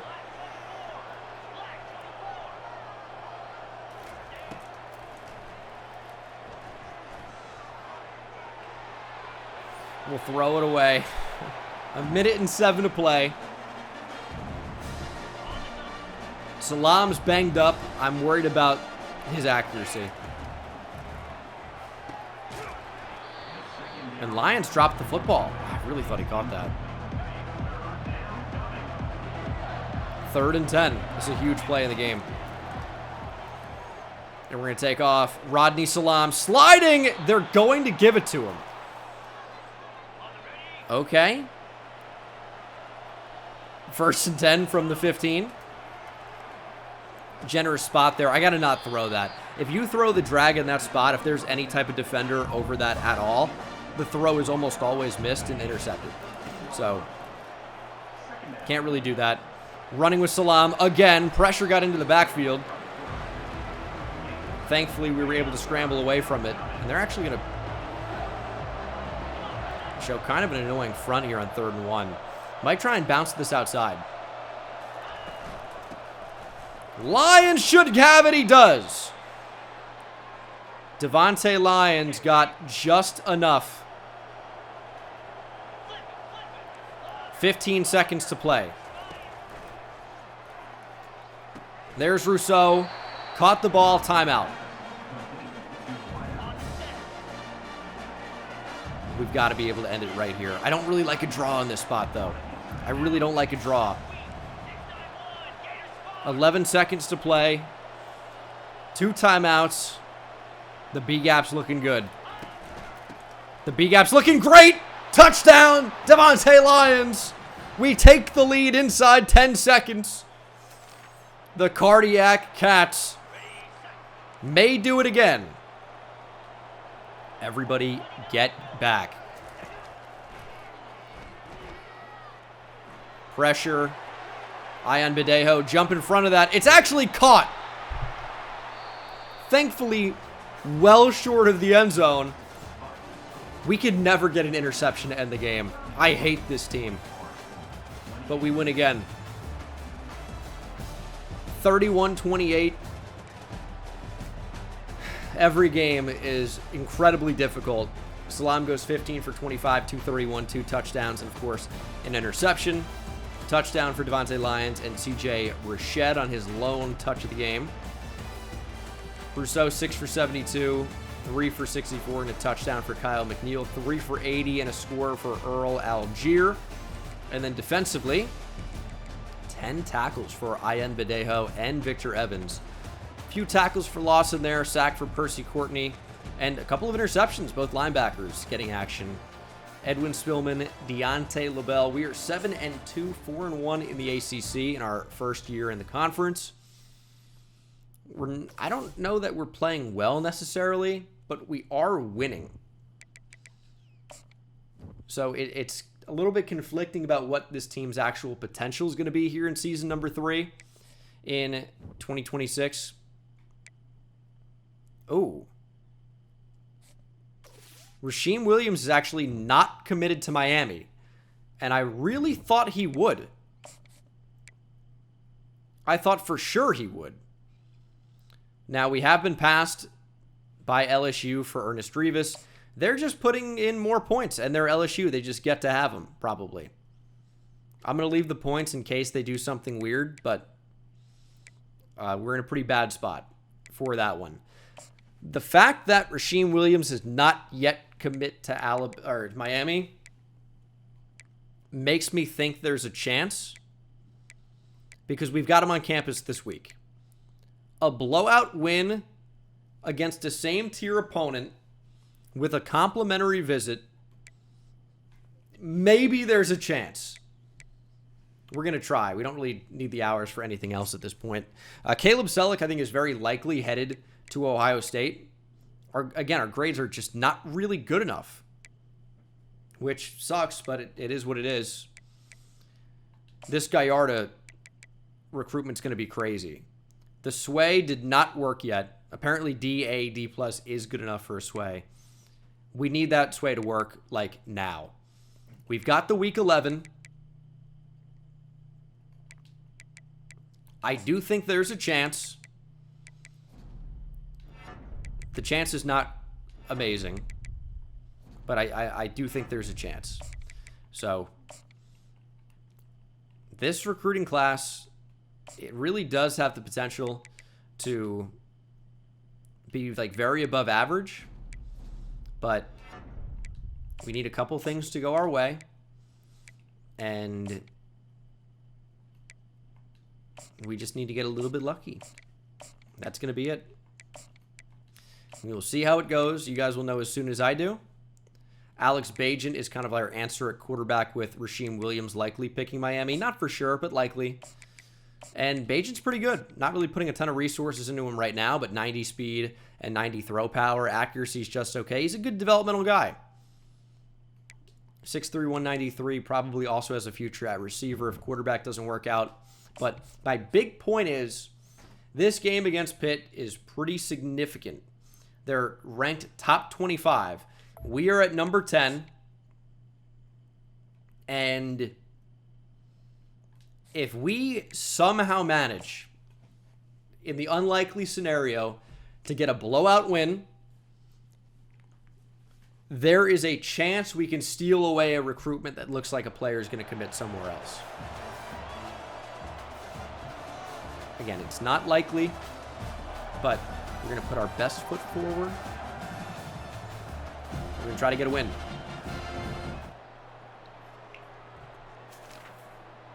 And it's been a weird first quarter. They had a long drive, no points. Looks like we had a long drive, no points. And now it's 3rd and 10. Interception here would be incredible. I'll take pressure, though. We will take pressure. We're going to be down by 3 and then an instant touchdown. Our defense needs help again, though. I like that our team is scoring in simulation. That's a nice change. A turnover here would be incredible. Keep them off the board. We just can't disengage from the block. We cannot ever stop the run. We average probably easily over 6 or 7 yards per carry on the year to running backs. And that's tough to overcome. No defense was played from our corners either. And we will be down in this game. 10-7. Start of the second quarter. Devontae Lyons, per usual, cannot make the catch. We're going to stay out here, though. Didn't really like any of our options. 4th and 5. Devontae Lyons makes the catch that time. Really seemed to be our best bet. That's wide open. Please, Rousseau. Get up the field. Good block downfield. Andre Rousseau fighting inside the 20. When you're in games like this, you really... That's going to be bad. You really just can't afford to not score touchdowns every time. We'll get 3, I guess. Unfortunate drop there by Rousseau. But it's a fresh game. It feels like missed opportunities are going to lead to missed recruits committing elsewhere or something. We got a couple important players on campus in this one. There's Rousseau. He'll make up for the drop, I suppose. It was not like a terrible drop, but, you know, I expect him to survive contact, and didn't do it that time. However, we're up 17-10. Chance to score again before the end of the half. I'm going to rip that to the tight end. Cantwell. I don't really like turning the ball over to the CPU in the moment here, but that's fine. 17-10.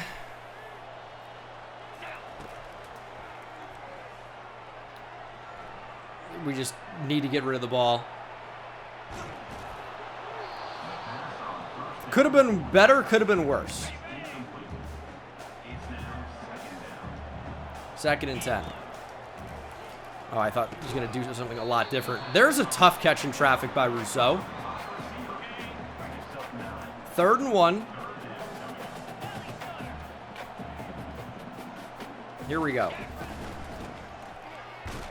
Lions, broken tackle, gallops, and gets down to the 4-yard line. Okay, let's take a little bit of time off the clock here.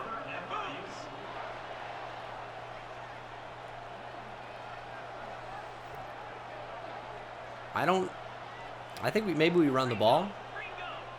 X-Ithic, thank you for the prime sub.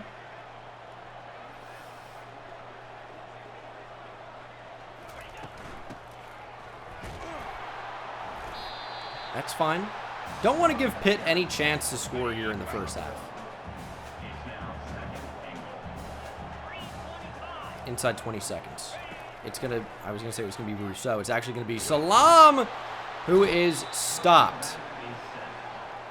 We're going to call a timeout with 9 seconds. Frank Vetrano on the Ducks. Sounds like a hockey player. I'm sure it's probably just some white guy. Apparently looks like me. We'll have to investigate. There's a throw to Tillman. That's going to be a touchdown. Better option maybe with Devontae Lyons. Shorter throw to Tillman. Touchdown. Into the second half now. Our defense needs help. We're only up by a touchdown now. We can't hold a lead. Sometimes we can get a lead. Can never hold one.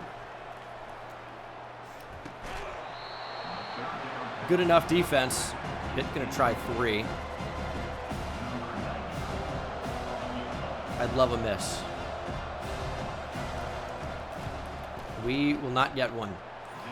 A blowout win is looking less likely because we punt every time. Maybe the last play of the 3rd quarter here. Up by 4.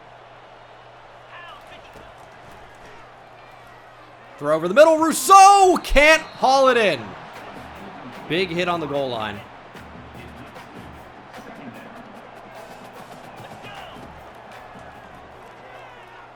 Give us a block. I will take that. Salam sprints into the end zone. Had a huge lane.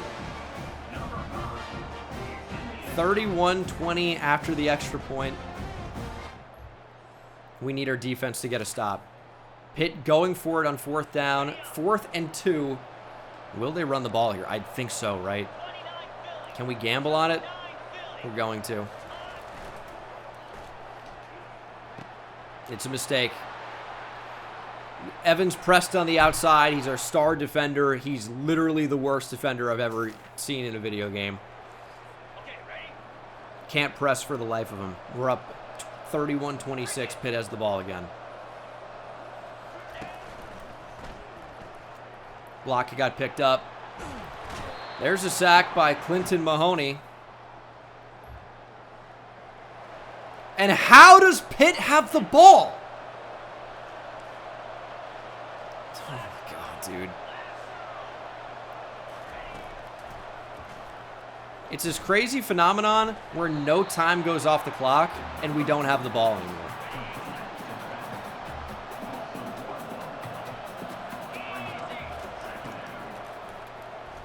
That's what happens at the end of the game. Take his head off. It can never be easy here. 3rd and 5.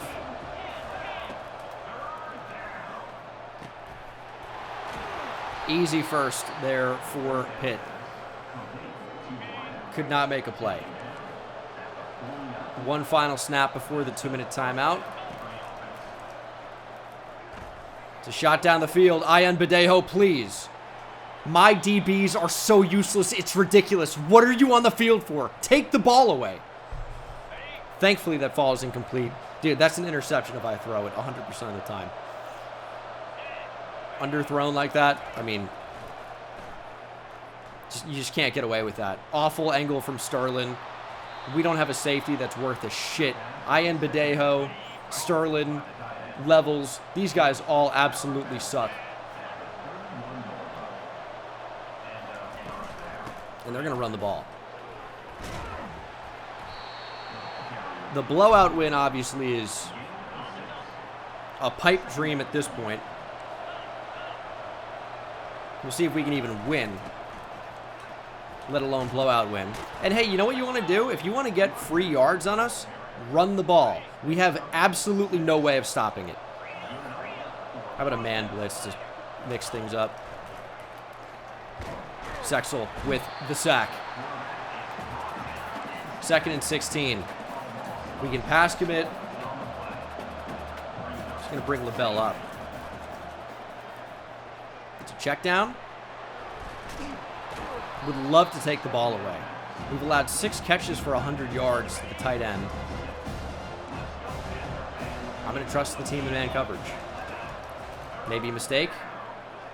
High risk, high reward. Good defense. And they're going to take 3. Please block it.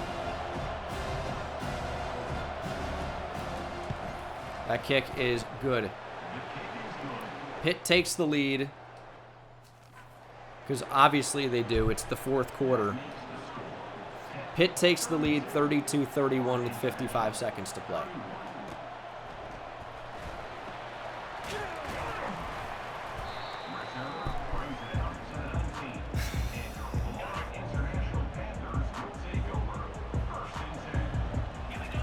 Need another 4th quarter comeback. That's Pitt's 7th sack of the game.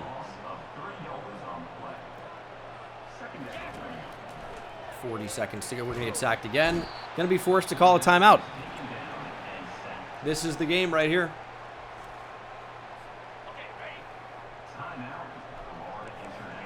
They're bluffing with the blitz. McNeil's speed hopefully threatens deep. We're going to play for 4th down here. Deep shot. Algier with a chance. Oh, it's a bomb! He makes the catch!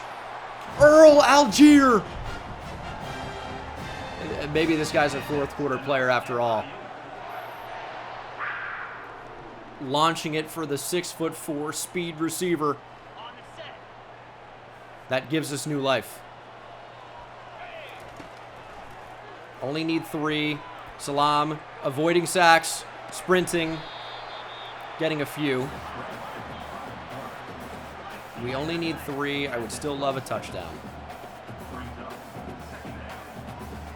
Don't want to risk anything, though. Why would I like a touchdown? I don't really want a close win. I want a clear win. And I think we're in range to get that.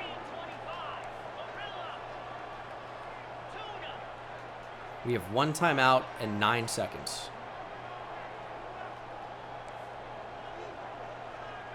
I don't really see a way we get into the end zone here. Rodney Salam running for it. That's a little bit crazy. We've got 3 seconds. And we're on the 1-yard line.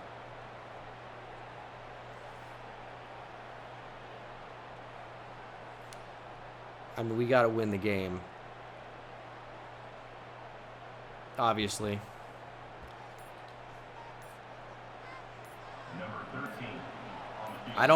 They're going to call a timeout. That actually saves us. I don't like where we are on the field. I really don't. It's right hash. It's a weird spot. It's in miss territory. I think we have no timeouts.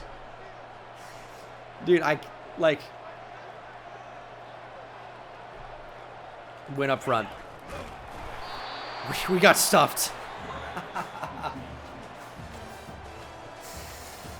I really feel like we would have missed there. If we took the delay game, they would have had the 10-second runoff. The game would have been over. We had no timeouts to stop the clock. That's an unfortunate loss. I really didn't feel good about the field goal there. It's a super weird angle, but yeah, you hope to not get stuffed on the QB sneak, and we got stuffed. So, you know, it's like, how do you lose that game? How do you possibly lose that game? We got greedy, obviously. That's, like, pretty clear. No runoff when time is stopped. I thought there would be. I don't know. It's whatever. It's a long season. That's an unfortunate loss to Pitt here, year one in the ACC, especially with the recruits in attendance. We lose Ernest Rivas to LSU. He was a week 8, so that loss had absolutely no bearing on his decision. And we lose Rasheem Williams, of course, to Miami. Maybe with a blowout win, we would have had a chance, but unlikely, probably. Miami just decided they wanted him, and that's really all it takes.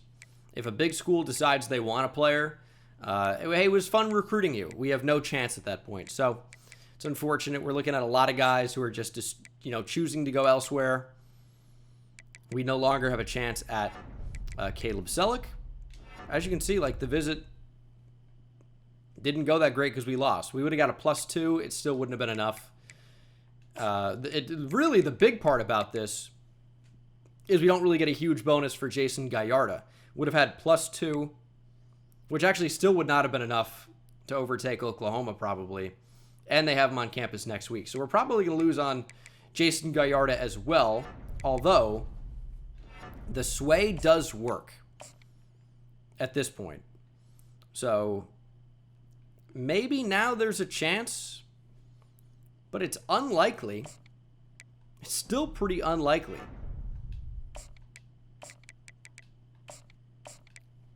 Blowout win would have been nice, but not going to happen. We're going to lose out on Wilkes as well. Yeah, I don't even know what we're going to end up bringing in here, but it's not going to be a lot. Virginia Tech now on the schedule. If you want an ACC standings update, we're currently about middle of the pack. Miami and Stanford are undefeated. And you have Clemson, Pitt, BC. So there's actually a legit chance we would not have been in there anyway, because 2 teams could go undefeated and make it. We don't play Stanford. 2 games left on the schedule. It's Virginia Tech and Cal. We've got a chance to get into the CFP here, but not really a great one with Stanford, with Miami, with Clemson already from the ACC. It's going to be tough to get in. If we win out, maybe. Although I would say first year in the ACC with a pretty god-awful team, one of the worst defenses in the history of college football, it seems. I think we've actually done pretty well. Yeah, I mean, obviously the end of that last game is unfortunate. I'm not really going to make excuses. I just didn't think I was going to make the field goal. It's when you're so close there on the hash, like, it's just a really tough, weird angle. Not impossible to make it, maybe our best bet, but I thought the higher percentage play actually was the QB sneak, even though I know QB sneak is actually not amazing in this game. Just, obviously not the result we were looking for. We love to get sacked. That's one thing that has been consistent. Running into a ton of them. Our O-line says, oh, you're actually not running into any of this play? Let me help you out. Let me let in a free rush. A free rusher. But overall, really good season 3. I'm not sure that it's going to end. Man, so many missed throws, too. I'm not sure it's going to end in a college football playoff berth, which is not exactly that weird for season 3, but it's been a good season. Got 2 regular season games left to go. If we can win out, we'll see, but we're going to be in, like, the freaking Tax Slayer Gator Bowl or something dumb. Where do we go with the ball there? I don't know.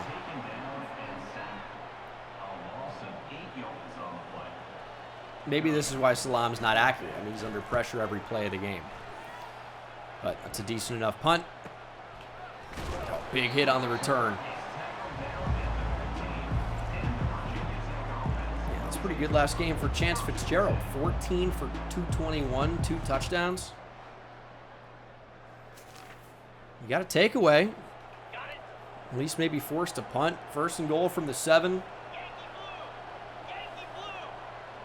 Maybe should have gone to Devontae Lyons on the goal line. That's actually been fairly effective this year. Chose to go QB sneak. Did not work out. Devontae Lyons touchdown in this game. And it seems like this game here on the road, or not on the road, at home, unlike last week, we're actually going to steamroll. Playing pretty good football. They've got a spy out there, though. Well, we're going to end up blowing the lead. Like, that's for sure going to happen. I'm excited to find out how this time. Like, what is our lead going to get up to that we're then going to blow in simulation because we go 3 and out every play of the second half, or every drive of the second half. We're up 14-0. No important visitors to this game, so that doesn't really matter. And already it's okay. VT scores a touchdown, and now your defense needs help. It's just so frequent that something like this happens.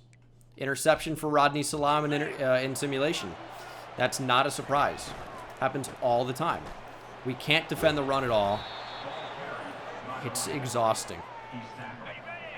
It's exhausting. Every time they want to score, they score.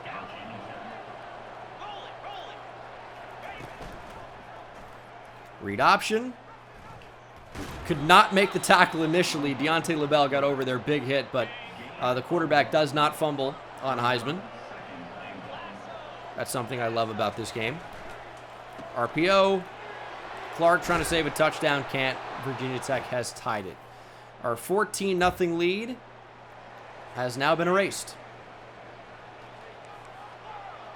Can I put Rousseau on a wheel here? I can. If this is man, they're in trouble. It's not. It's a good play from the linebacker. Virginia Tech with the ball could potentially take the lead.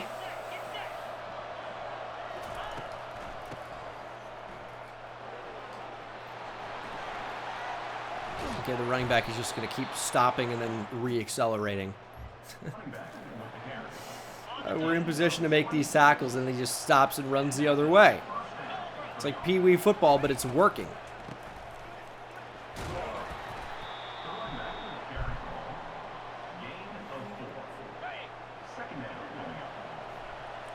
User pick Ayen Badejo. Actually, he can't catch the ball, so he's useless. They're going to run the ball anyway.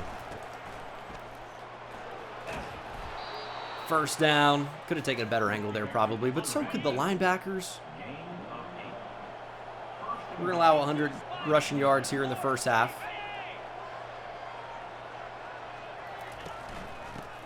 Ooh, change of direction. That's what he's good at, I guess. I don't know how you can defend that. We're going to run commit. Maybe that does something. Speed option. There's the pitch. There's the touchdown.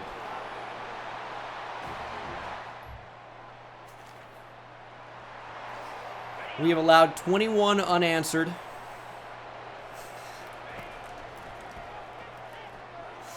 We're going to get sacked. It didn't look like any slant was open. Oh, my God. I see the running back. I don't particularly like it. Not that that was a significantly better decision, but...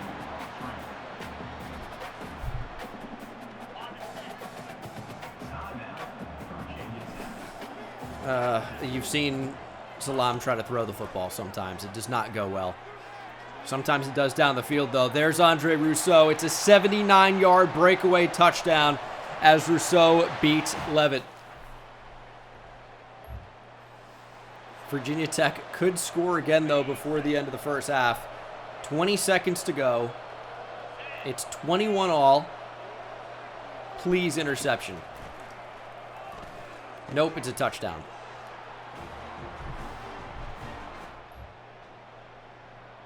Into the second half, we don't have the ball. We are down by a touchdown.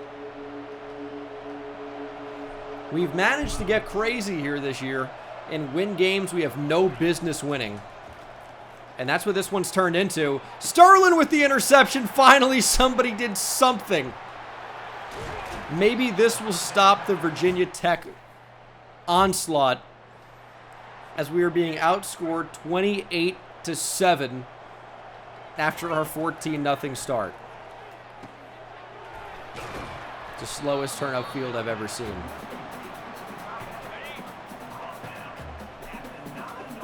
Second and 4. Rousseau. Caught. Touchdown. We are tied again. Will our defense do anything? It's third down, but I bet probably not. 3rd and 10. How weird do they get here?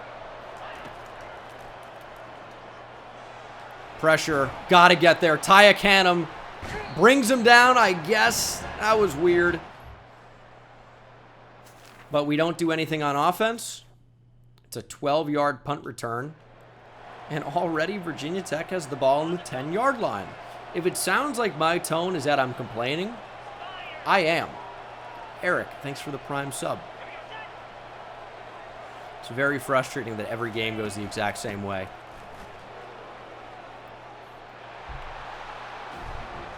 You wouldn't believe how slow this defense is. You would not believe it, unless you've seen this team play the entire year, in which case you definitely would. We're down 35-28. We had no chance to tie it up. Virginia Tech with the football.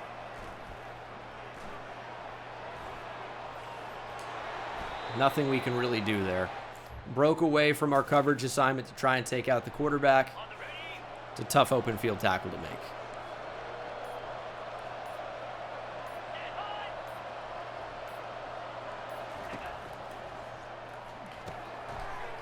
Gosh.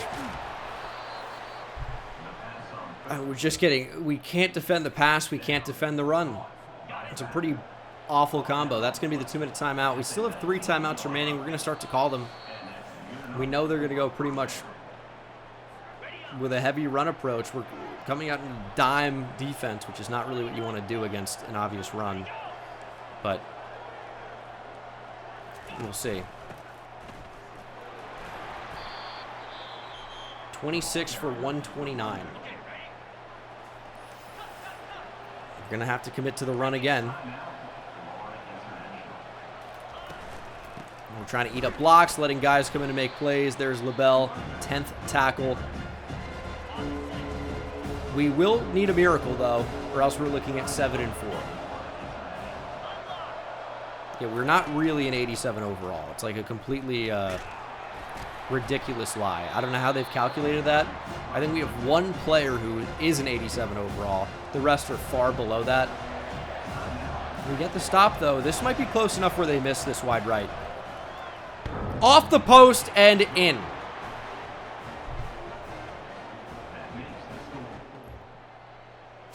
And they don't let us even get a drive. So enjoy 3rd down. We'll need an onside kick if we manage to score a touchdown. There's Rousseau.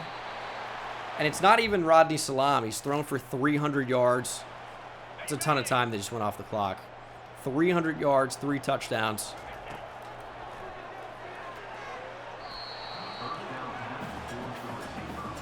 $27 seconds. Again, we'll need an onside kick.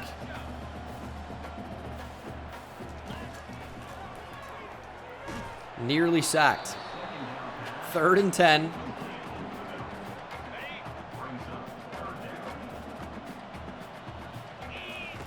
See if anyone wants to get open. Momentum carries him out of bounds. We're actually going to take 3 here, I think. It's a 28-yard field goal. It's further back, though, so it makes it a lot easier to kick this. Kick is good. We need an onside. It is our only chance. We've got some of these before. Here we go. It bounces right to the line. We recover. Thompson dives on it. We've got 16 seconds. No timeouts. We're going to run. Get a little bit closer. 11 seconds now. From the 41. Pressure is just too much. CPU giving us an opportunity with pressed outside corners. We're launching it down the field for Algier. They had the safety help. 1 second on the clock.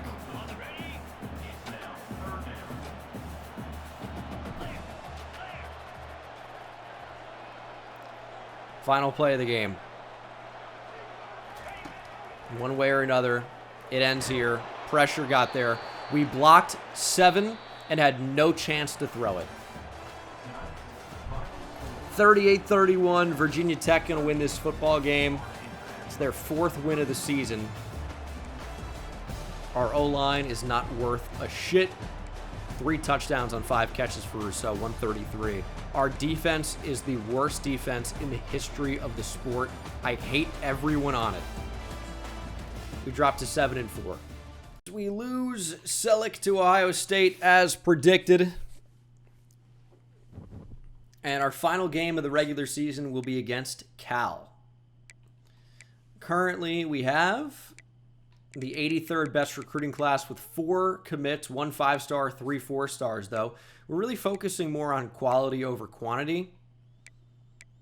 And we're still going to bring in some pretty good players. So I'm not really too upset about that. But obviously losing out on some of the really, really, really good players when you were so close is tough. But that's the way she goes sometimes. Florida making a run at Dakota Hooks. We learned almost nothing there from Ben Southward. Maybe it'll be that. Probably so. This is just, you know, a tough year, all things considered. But that's just how that goes sometimes. Is there anywhere we can take off points to put him on Floyd Capra? I don't think we have a chance at Southward. We're all in now on a possession tight end. How fun is that? Yeah, we drop to unranked. That's how that goes. And we'll see if we can beat 3-8 Cal to end the year. Again, our 87 overall is the most fake overall that exists. We are just absolutely not even close to that good.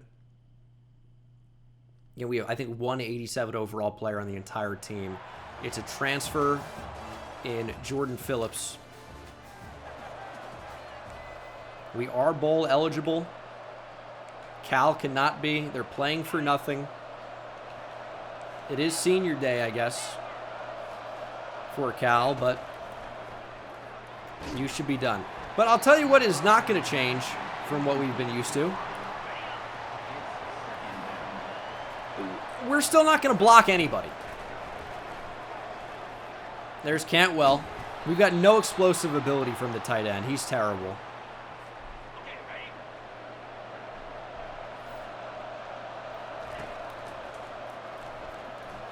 But they're not going to cover him. It's like he's wide open. We throw it to him, and he has zero ability to get any extra yardage.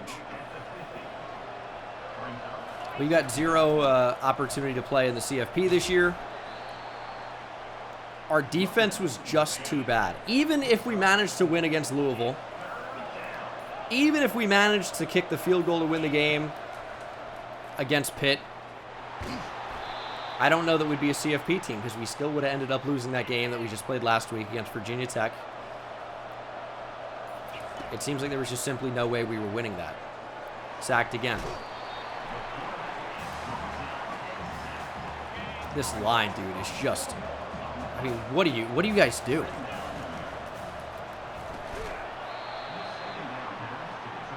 They honestly just kind of stand there. They don't block. They are in the way for a little while. 4th and 1. Yeah, I do think we go for it.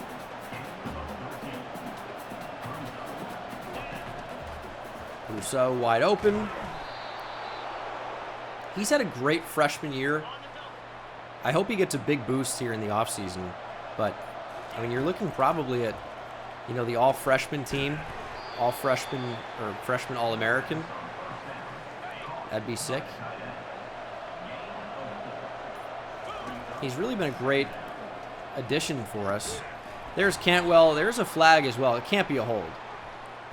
We're going to call something back here. I guess it's a hold. It is the true sophomore 5-star Johnny Schmidt. First 5-star in the history of our program. It's a really long drive. And we need to come away with points. There's Rousseau. Now, that was intercepted. We tried for Earl Algier, I think week 9. And I know that route, like, it does tail upfield, but that doesn't excuse, like, not putting your hands up, as Rousseau's going to find the end zone. Good drive to start. And we actually get the ball back. The defense did anything? I know, I hardly believe it myself. Laser to McNeil. He can't catch it. We got to get Rousseau back out on the field. It's kind of the only way we can score. Although that's been effective. Running the ball in the red zone has been effective for us. And our defense is making plays, but we've seen this story before. We go up 14-0, maybe even 21-0. And then the game slowly but surely, every single time, falls apart. Maybe this will be different. When I went for a lob pass, you think I wanted it that high? There's a flag. Take roughing the passer, I guess. 1st and goal from the 2.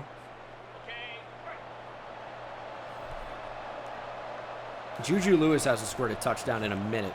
We're going to try to get him one. Diving, touchdown. There's Juju Lewis. We're up 21-0. And maybe even a chance to go up 28-0. I'm starting to believe that it's not going to fall apart. And that's the exact moment that's going to fall apart. Juju Lewis, multi-touchdown game for the senior. One of his final games. And there's the first touchdown that we've allowed. That might have been another. It's 28-17 now. And they're going for it on 4th down in the 4th quarter.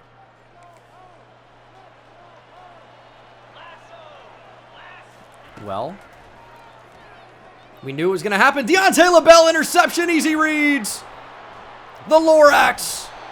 Easy reads. Deontay LaBelle with the takeaway. We have allowed a lot unanswered, obviously. But we can make a stand now and change our fate. 17 unanswered. We're going to get 3. How cool is that?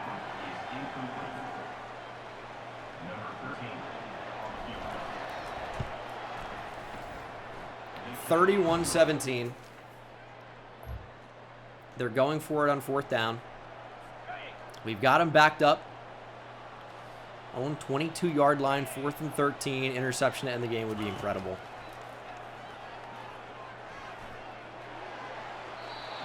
Better throw, maybe could have got picked. I'm okay with that, though. That's the 2-minute timeout. A 1st down pretty much ends this thing, right? Cal has timeouts. I wonder if they even bother using them. We'll see. They do. I guess they're still, like, in it, right? Like, you'd use your timeouts in this spot. It's a 2-possession game. You're not out of it yet. So that was kind of stupid. Of course they're going to bother using their timeouts. We'll take our points here.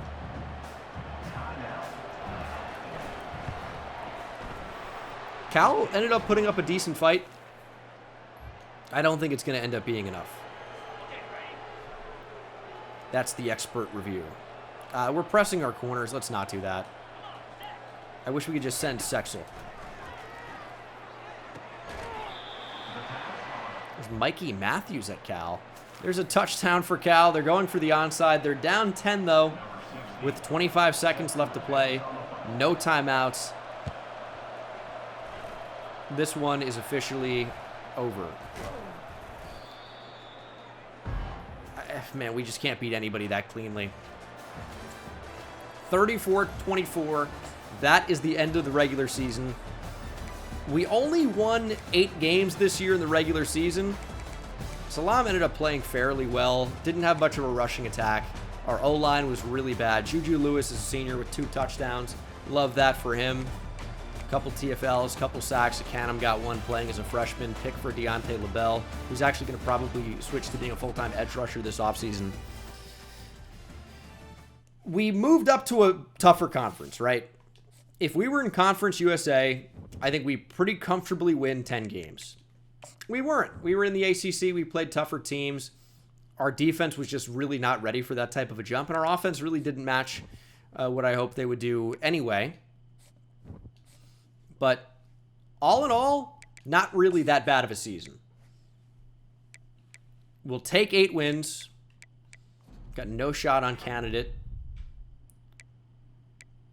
We can still get some good 4 stars. We really can. South Carolina making a real run at Clyde Robbins. Making a real run. Gallardo is going to be heading to Oklahoma. It's kind of the way that goes. Are there any uncommitted 4 stars that we have a chance to get?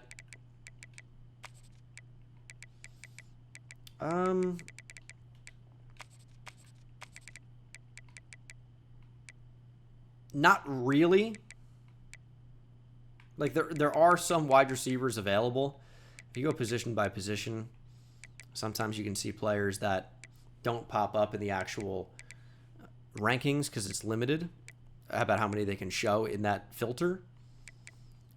Because we could look to add a blocking tight end and really go into the tight end market here. They're 4 stars. They would help our class ranking. I don't know if it would really make us that much better of a team. But, I mean, we're going to add what we can. The recruiting class is going to end up being okay. There's no way your name, Melifonwu, is not capitalized. Obi and Ife Melifonwu, they forgot to capitalize the M. That's crazy. Yeah, we've done what we can here. So it's going to be 3 stars at this point, but we'll put 70 points into a tight end. Carlos Burke, including, of course, the scholarship offer.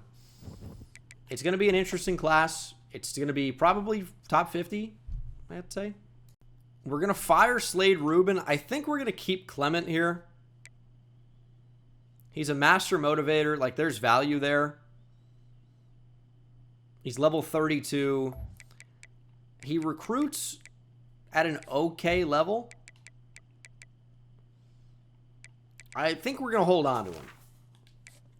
There might be better options out there, but we're going to look for a new defensive coordinator.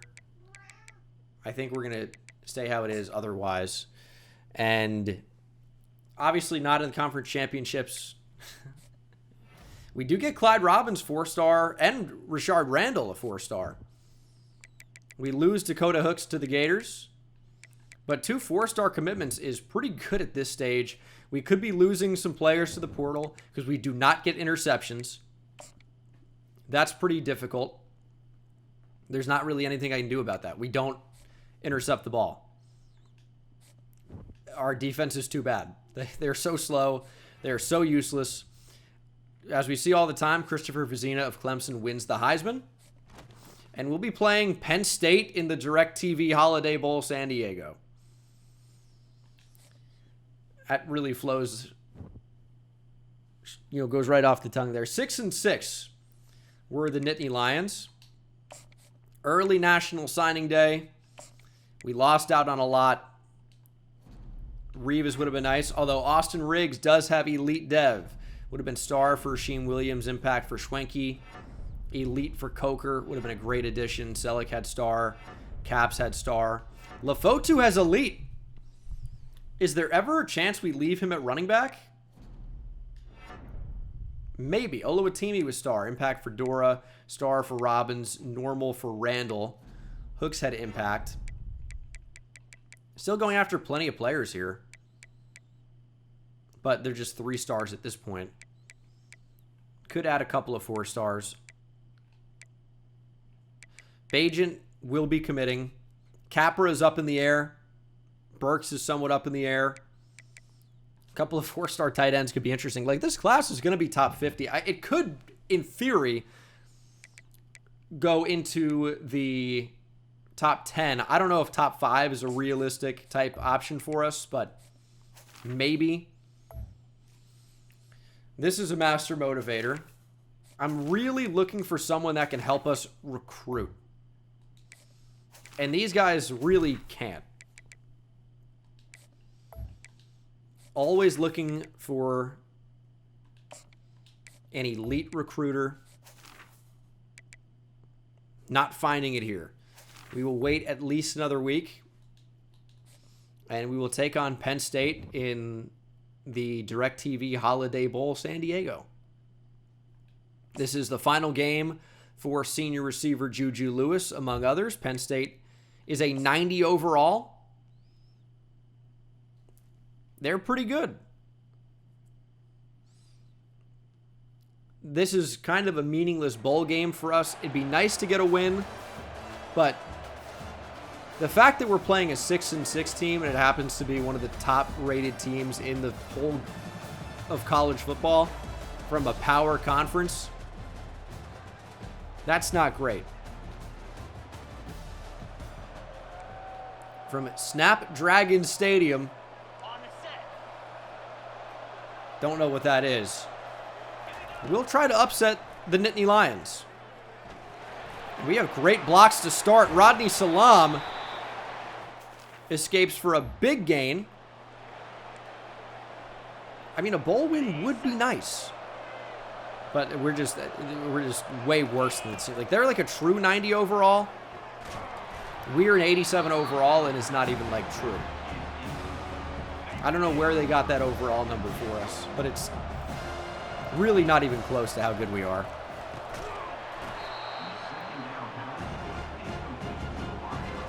Third and goal from the 7. We're actually going to go 4-down territory. I think you're going to run the ball. We should have done it on 1st or 2nd down. Because we walk right in Devontae Lyons. Maybe should have been doing that more this season. We didn't really run the ball so well, like outside of the red zone, but in the red zone, we've actually been very good. Devontae Lyons with another touchdown. And he's got a chance to be really good down the line for us. And we have the ball back again. We're up 14-0. You're seeing the potential of this team, I guess.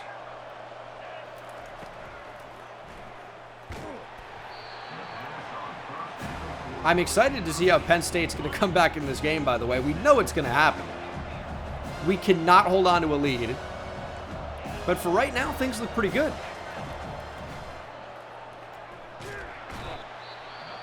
Dylan Stewart transferred to Penn State.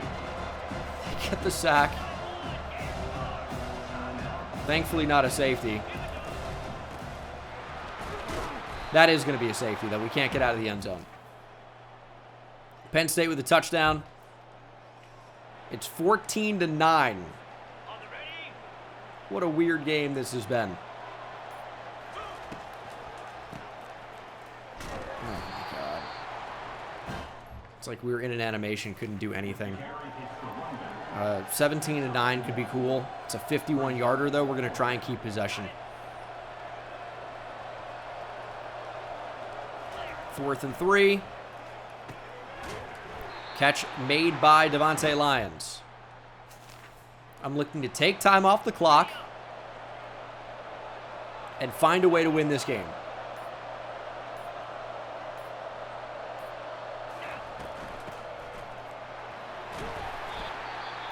Jaleel Davis injured. Stops the clock.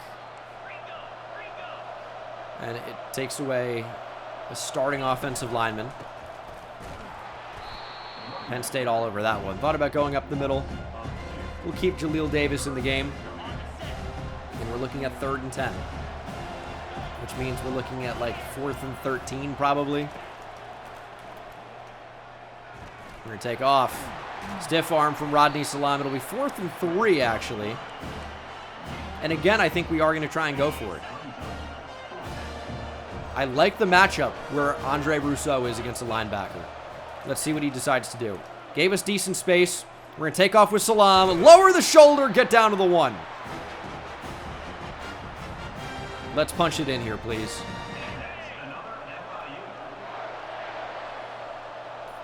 Going up by 8 would have been cool. Going up with another touchdown, even cooler. It is 21-9. 4th and 1 for Penn State as we come to the end of the 3rd quarter. Trying to run with that down the field. That's good enough pressure. Had a receiver absolutely wide open and could not find him. 6.5 minutes to play. Got to convert this 3rd and 10, and I honestly think we're going to win the game. There's pressure. Get up the field and block. You didn't block. It's going to be 4th and 1. We will go for it again. Speed option, maybe? I could actually see speed option being super effective here. There's the pitch. Not a very good one, but we do find Devontae Lyons for the first. That's targeting! Oh, somebody's got to call that. 5 minutes to play. Ripping it up the seam for Devontae Lyons. Salam has 150 exactly. No touchdowns, no picks. It's been an interesting game. There's a touchdown. Finds one on the ground. Rodney Salam finally gives us points. Although he's played fairly well today. Just we've decided to score in other ways. 28-9 Penn State. Really laying an egg here. Oh my goodness. Bo Perbula at quarterback. It's 28-16. Penn State going for the onside. We are going to call a timeout, come out an onside. And, I mean, Penn State can stop the clock a little bit, but if we can actually get the 2-minute timeout to get burned here, that would be incredible. It's off the face mask of Algier. God, he sucks.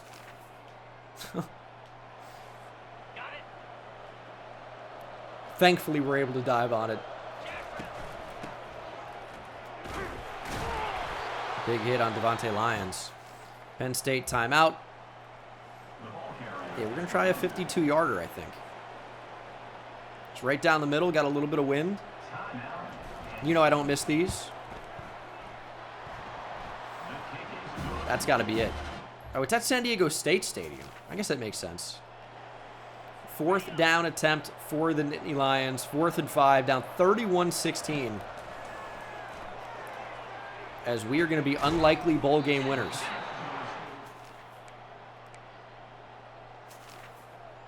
Just going to skip the onside. That is the ball game. 31-23 is your final. We really just kind of outclassed Penn State in this one, and that is bizarre. What was the problem? They didn't run the ball very effectively, but they also didn't even try to very much. Definitely a weird game, but I mean, we had 4 rushing touchdowns in this one. Maybe we're not running the ball enough. When we tried to, it's been fairly effective this year. Obviously, there have been times when it's not. But that's a decent way to cap off season number 3. A victory over Penn State in the highly prestigious DirecTV Holiday Bowl San Diego. It's a good win. And we'll see if we can tie this recruiting class together and get set up for season number 4.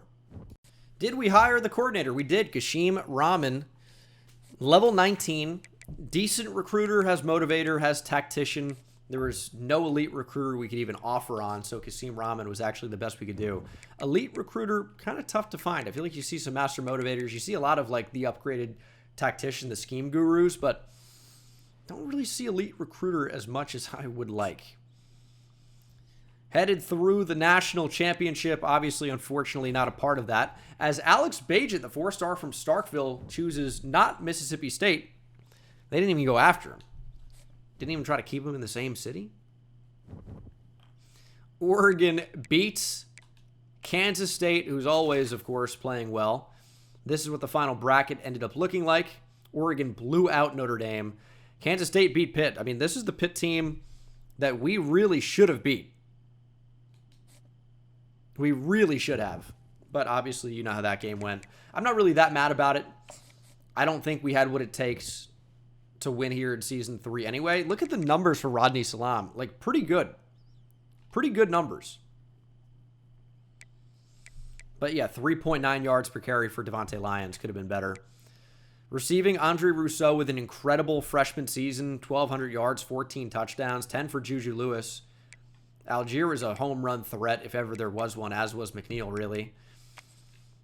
Deontay LaBelle was awesome, our best defensive player. Ekanum did get up to double-digit sacks as a redshirt freshman.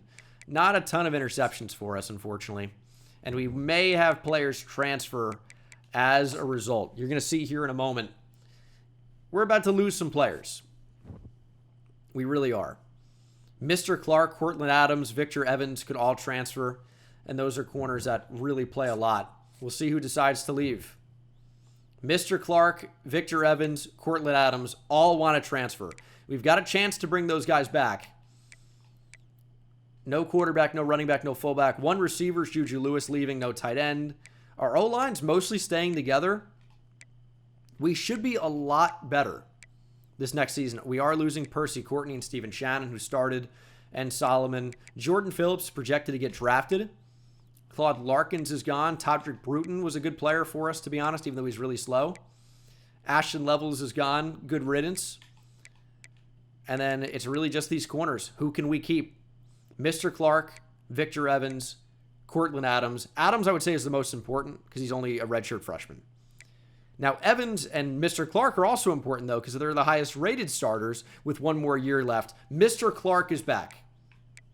Hall of Fame name, he's back. Victor Evans has not been persuaded. That's kind of tough. But I would be very happy if we can go 2 for 3. Cortland Adams, please stick around. No, he's gone.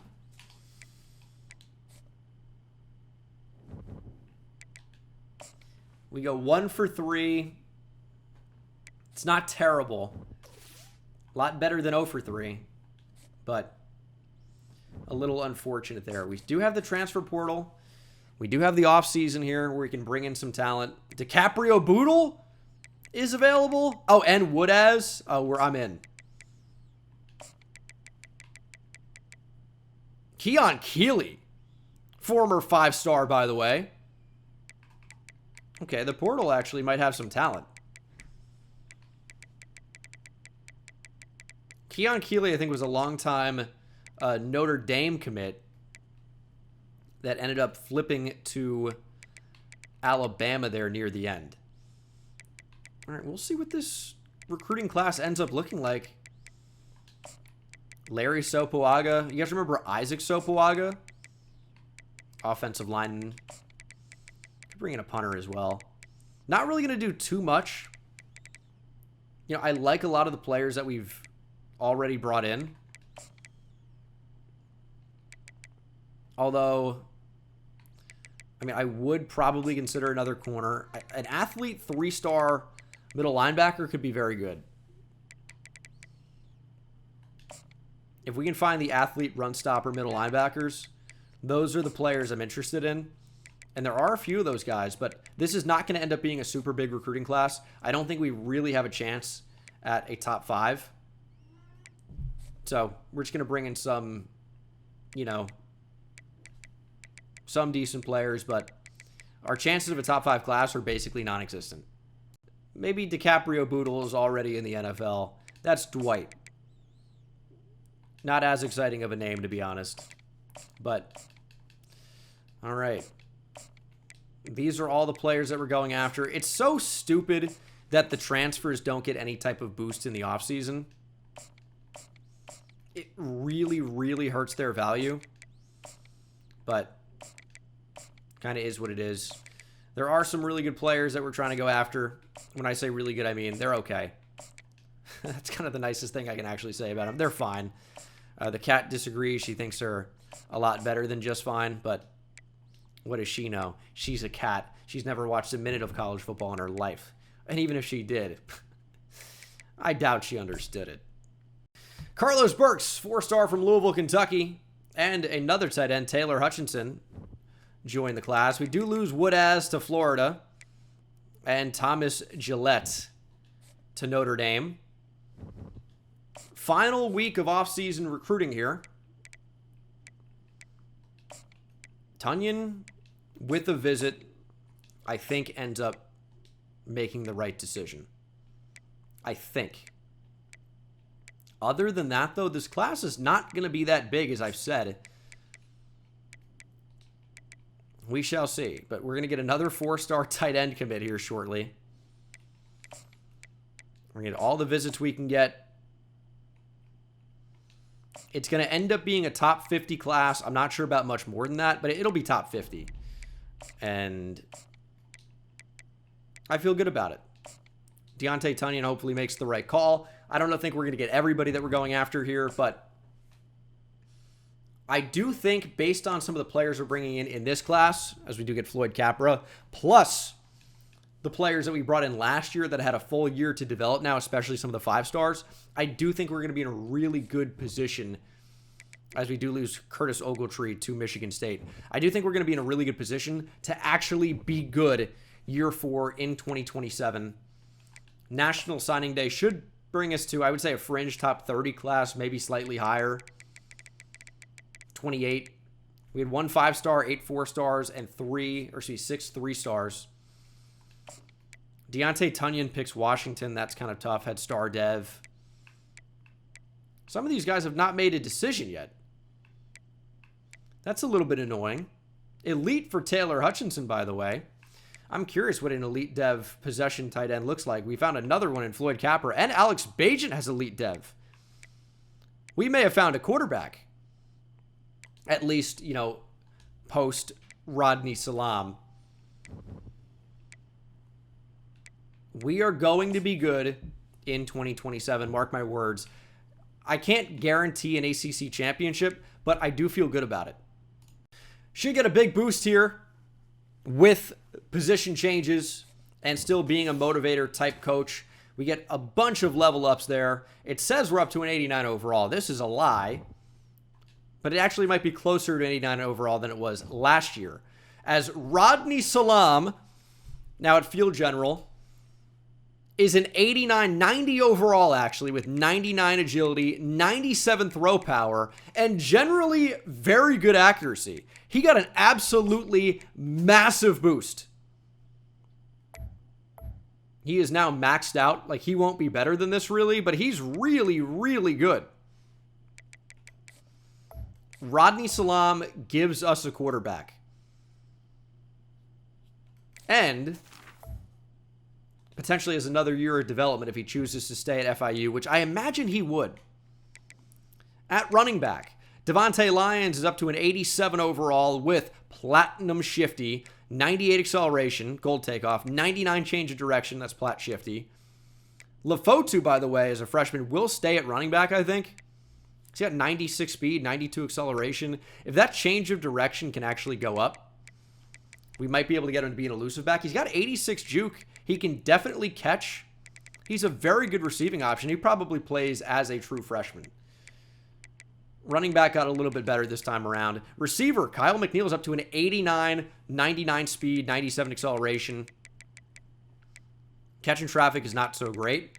Algiers an 83. Rousseau is up to an 80, who's already fast. And now his overall route running is getting really good. His catching is getting better. And he's only a true sophomore. The receiving core I actually quite like for this next season. Rashawn Malvo has no speed. Absolutely none. Cantwell is our highest rated option at tight end. On the offensive line, it's marginally improved. It's still not that good of a unit, but it's marginally improved. Johnny Schmidt's up to an 88 as a true junior. Probably will get another year of him as well before he declares for the draft. At defensive end, Deontay LaBelle was moved down. He's 6'1", 242. I think he can do it. He's up to an 85 overall with gold quick jump. Speed, acceleration was always nice. Now he's up to 91 power moves with 88 finesse moves. His coverage is nice. So as a rush end, he actually might give us some flexibility. But obviously we need something at linebacker now if he's not going to be playing that role. Fitu Mukwamu, by the way, is a redshirt freshman. 85 overall, 90 speed, 92 acceleration, 89 finesse moves. He needs to get quick jump, but otherwise he is phenomenal. We moved Canham to defensive tackle where with 80 speed, 86 acceleration, 85 power moves, 90 finesse moves, 83 block shed. He should be great. Canham looks phenomenal. We had a real need at defensive tackle. He's 290 pounds. DJ Banks could also be a rush end for us. He's up to 85 speed now, 90 acceleration, 84 power moves. But his zone coverage is better now. I think there's a chance he's going to be better in coverage this season, but we still want to get him rushing the QB when possible. We'll figure out how to do that exactly. Maybe that means Mukwamu's a rush D tackle. I'm not exactly sure. It's not really going to be LaBelle's game. He could actually stay as a rush end or even an off-ball linebacker. We'll see what his role ends up being. I hope Johnny Casey ends up playing an impact. Brought in really good speed with Ian Oluwatimi. And obviously 90 speed here from Edwin Spillman should make him very good. That seems actually quite high. I thought it was like an 86. Jeff Bowes is 79, up to 92 acceleration there. You're thinking about gold quick jump being a real option. And he's only a redshirt freshman, so he will end up getting that. Mr. Clark's looking good. Sexel's up to an 85. Santiago Ramirez is an 84. Corner looks okay. And then safety, Ian Badejo's maybe a little bit better at free safety than he was at strong safety. And Shamir Sterling actually has a bit more speed. His zone coverage is untouched, and that's never really going to be touched. But it's obviously a better team, and I am absolutely ready to tear things up next season. We should be able to recruit a little bit better. The bowl win, I think, over Penn State was actually pretty good for us in terms of building up our team prestige. We didn't win the conference. That would have been great. We still have a long way to go. We're a 3-star school, but we've got a decent chance here to win the ACC. And I think the biggest storyline is our quarterback improving to a 90 overall in Rodney Salam. Thank you guys so much for watching FIU Season 3 2026, and hopefully we have a lot more success in 2027, talking about winning the ACC, and hopefully a couple, if not all, of our college football playoff games. That, of course, is the dream. We're going to be preseason ranked number 22. I think there's a decent chance that we're actually going to be able to do some big things this season, and hopefully, and you can see there are some 5-stars interested in us off the bat. Antoine Ajabo, 6'6", 196. Manuel Longoria at defensive tackle. We will bring in multiple 5-stars this year. That is happening for sure. I can call it now, and I can feel good about it. Our school grades have improved, and we are significantly better. Program tradition is still bad, and athletic facilities are still bad, but everything else looks really, really good. So, well, somewhat. We should be in a really good position this year. Thank you for watching, and I'll see you in the next one. Take it easy.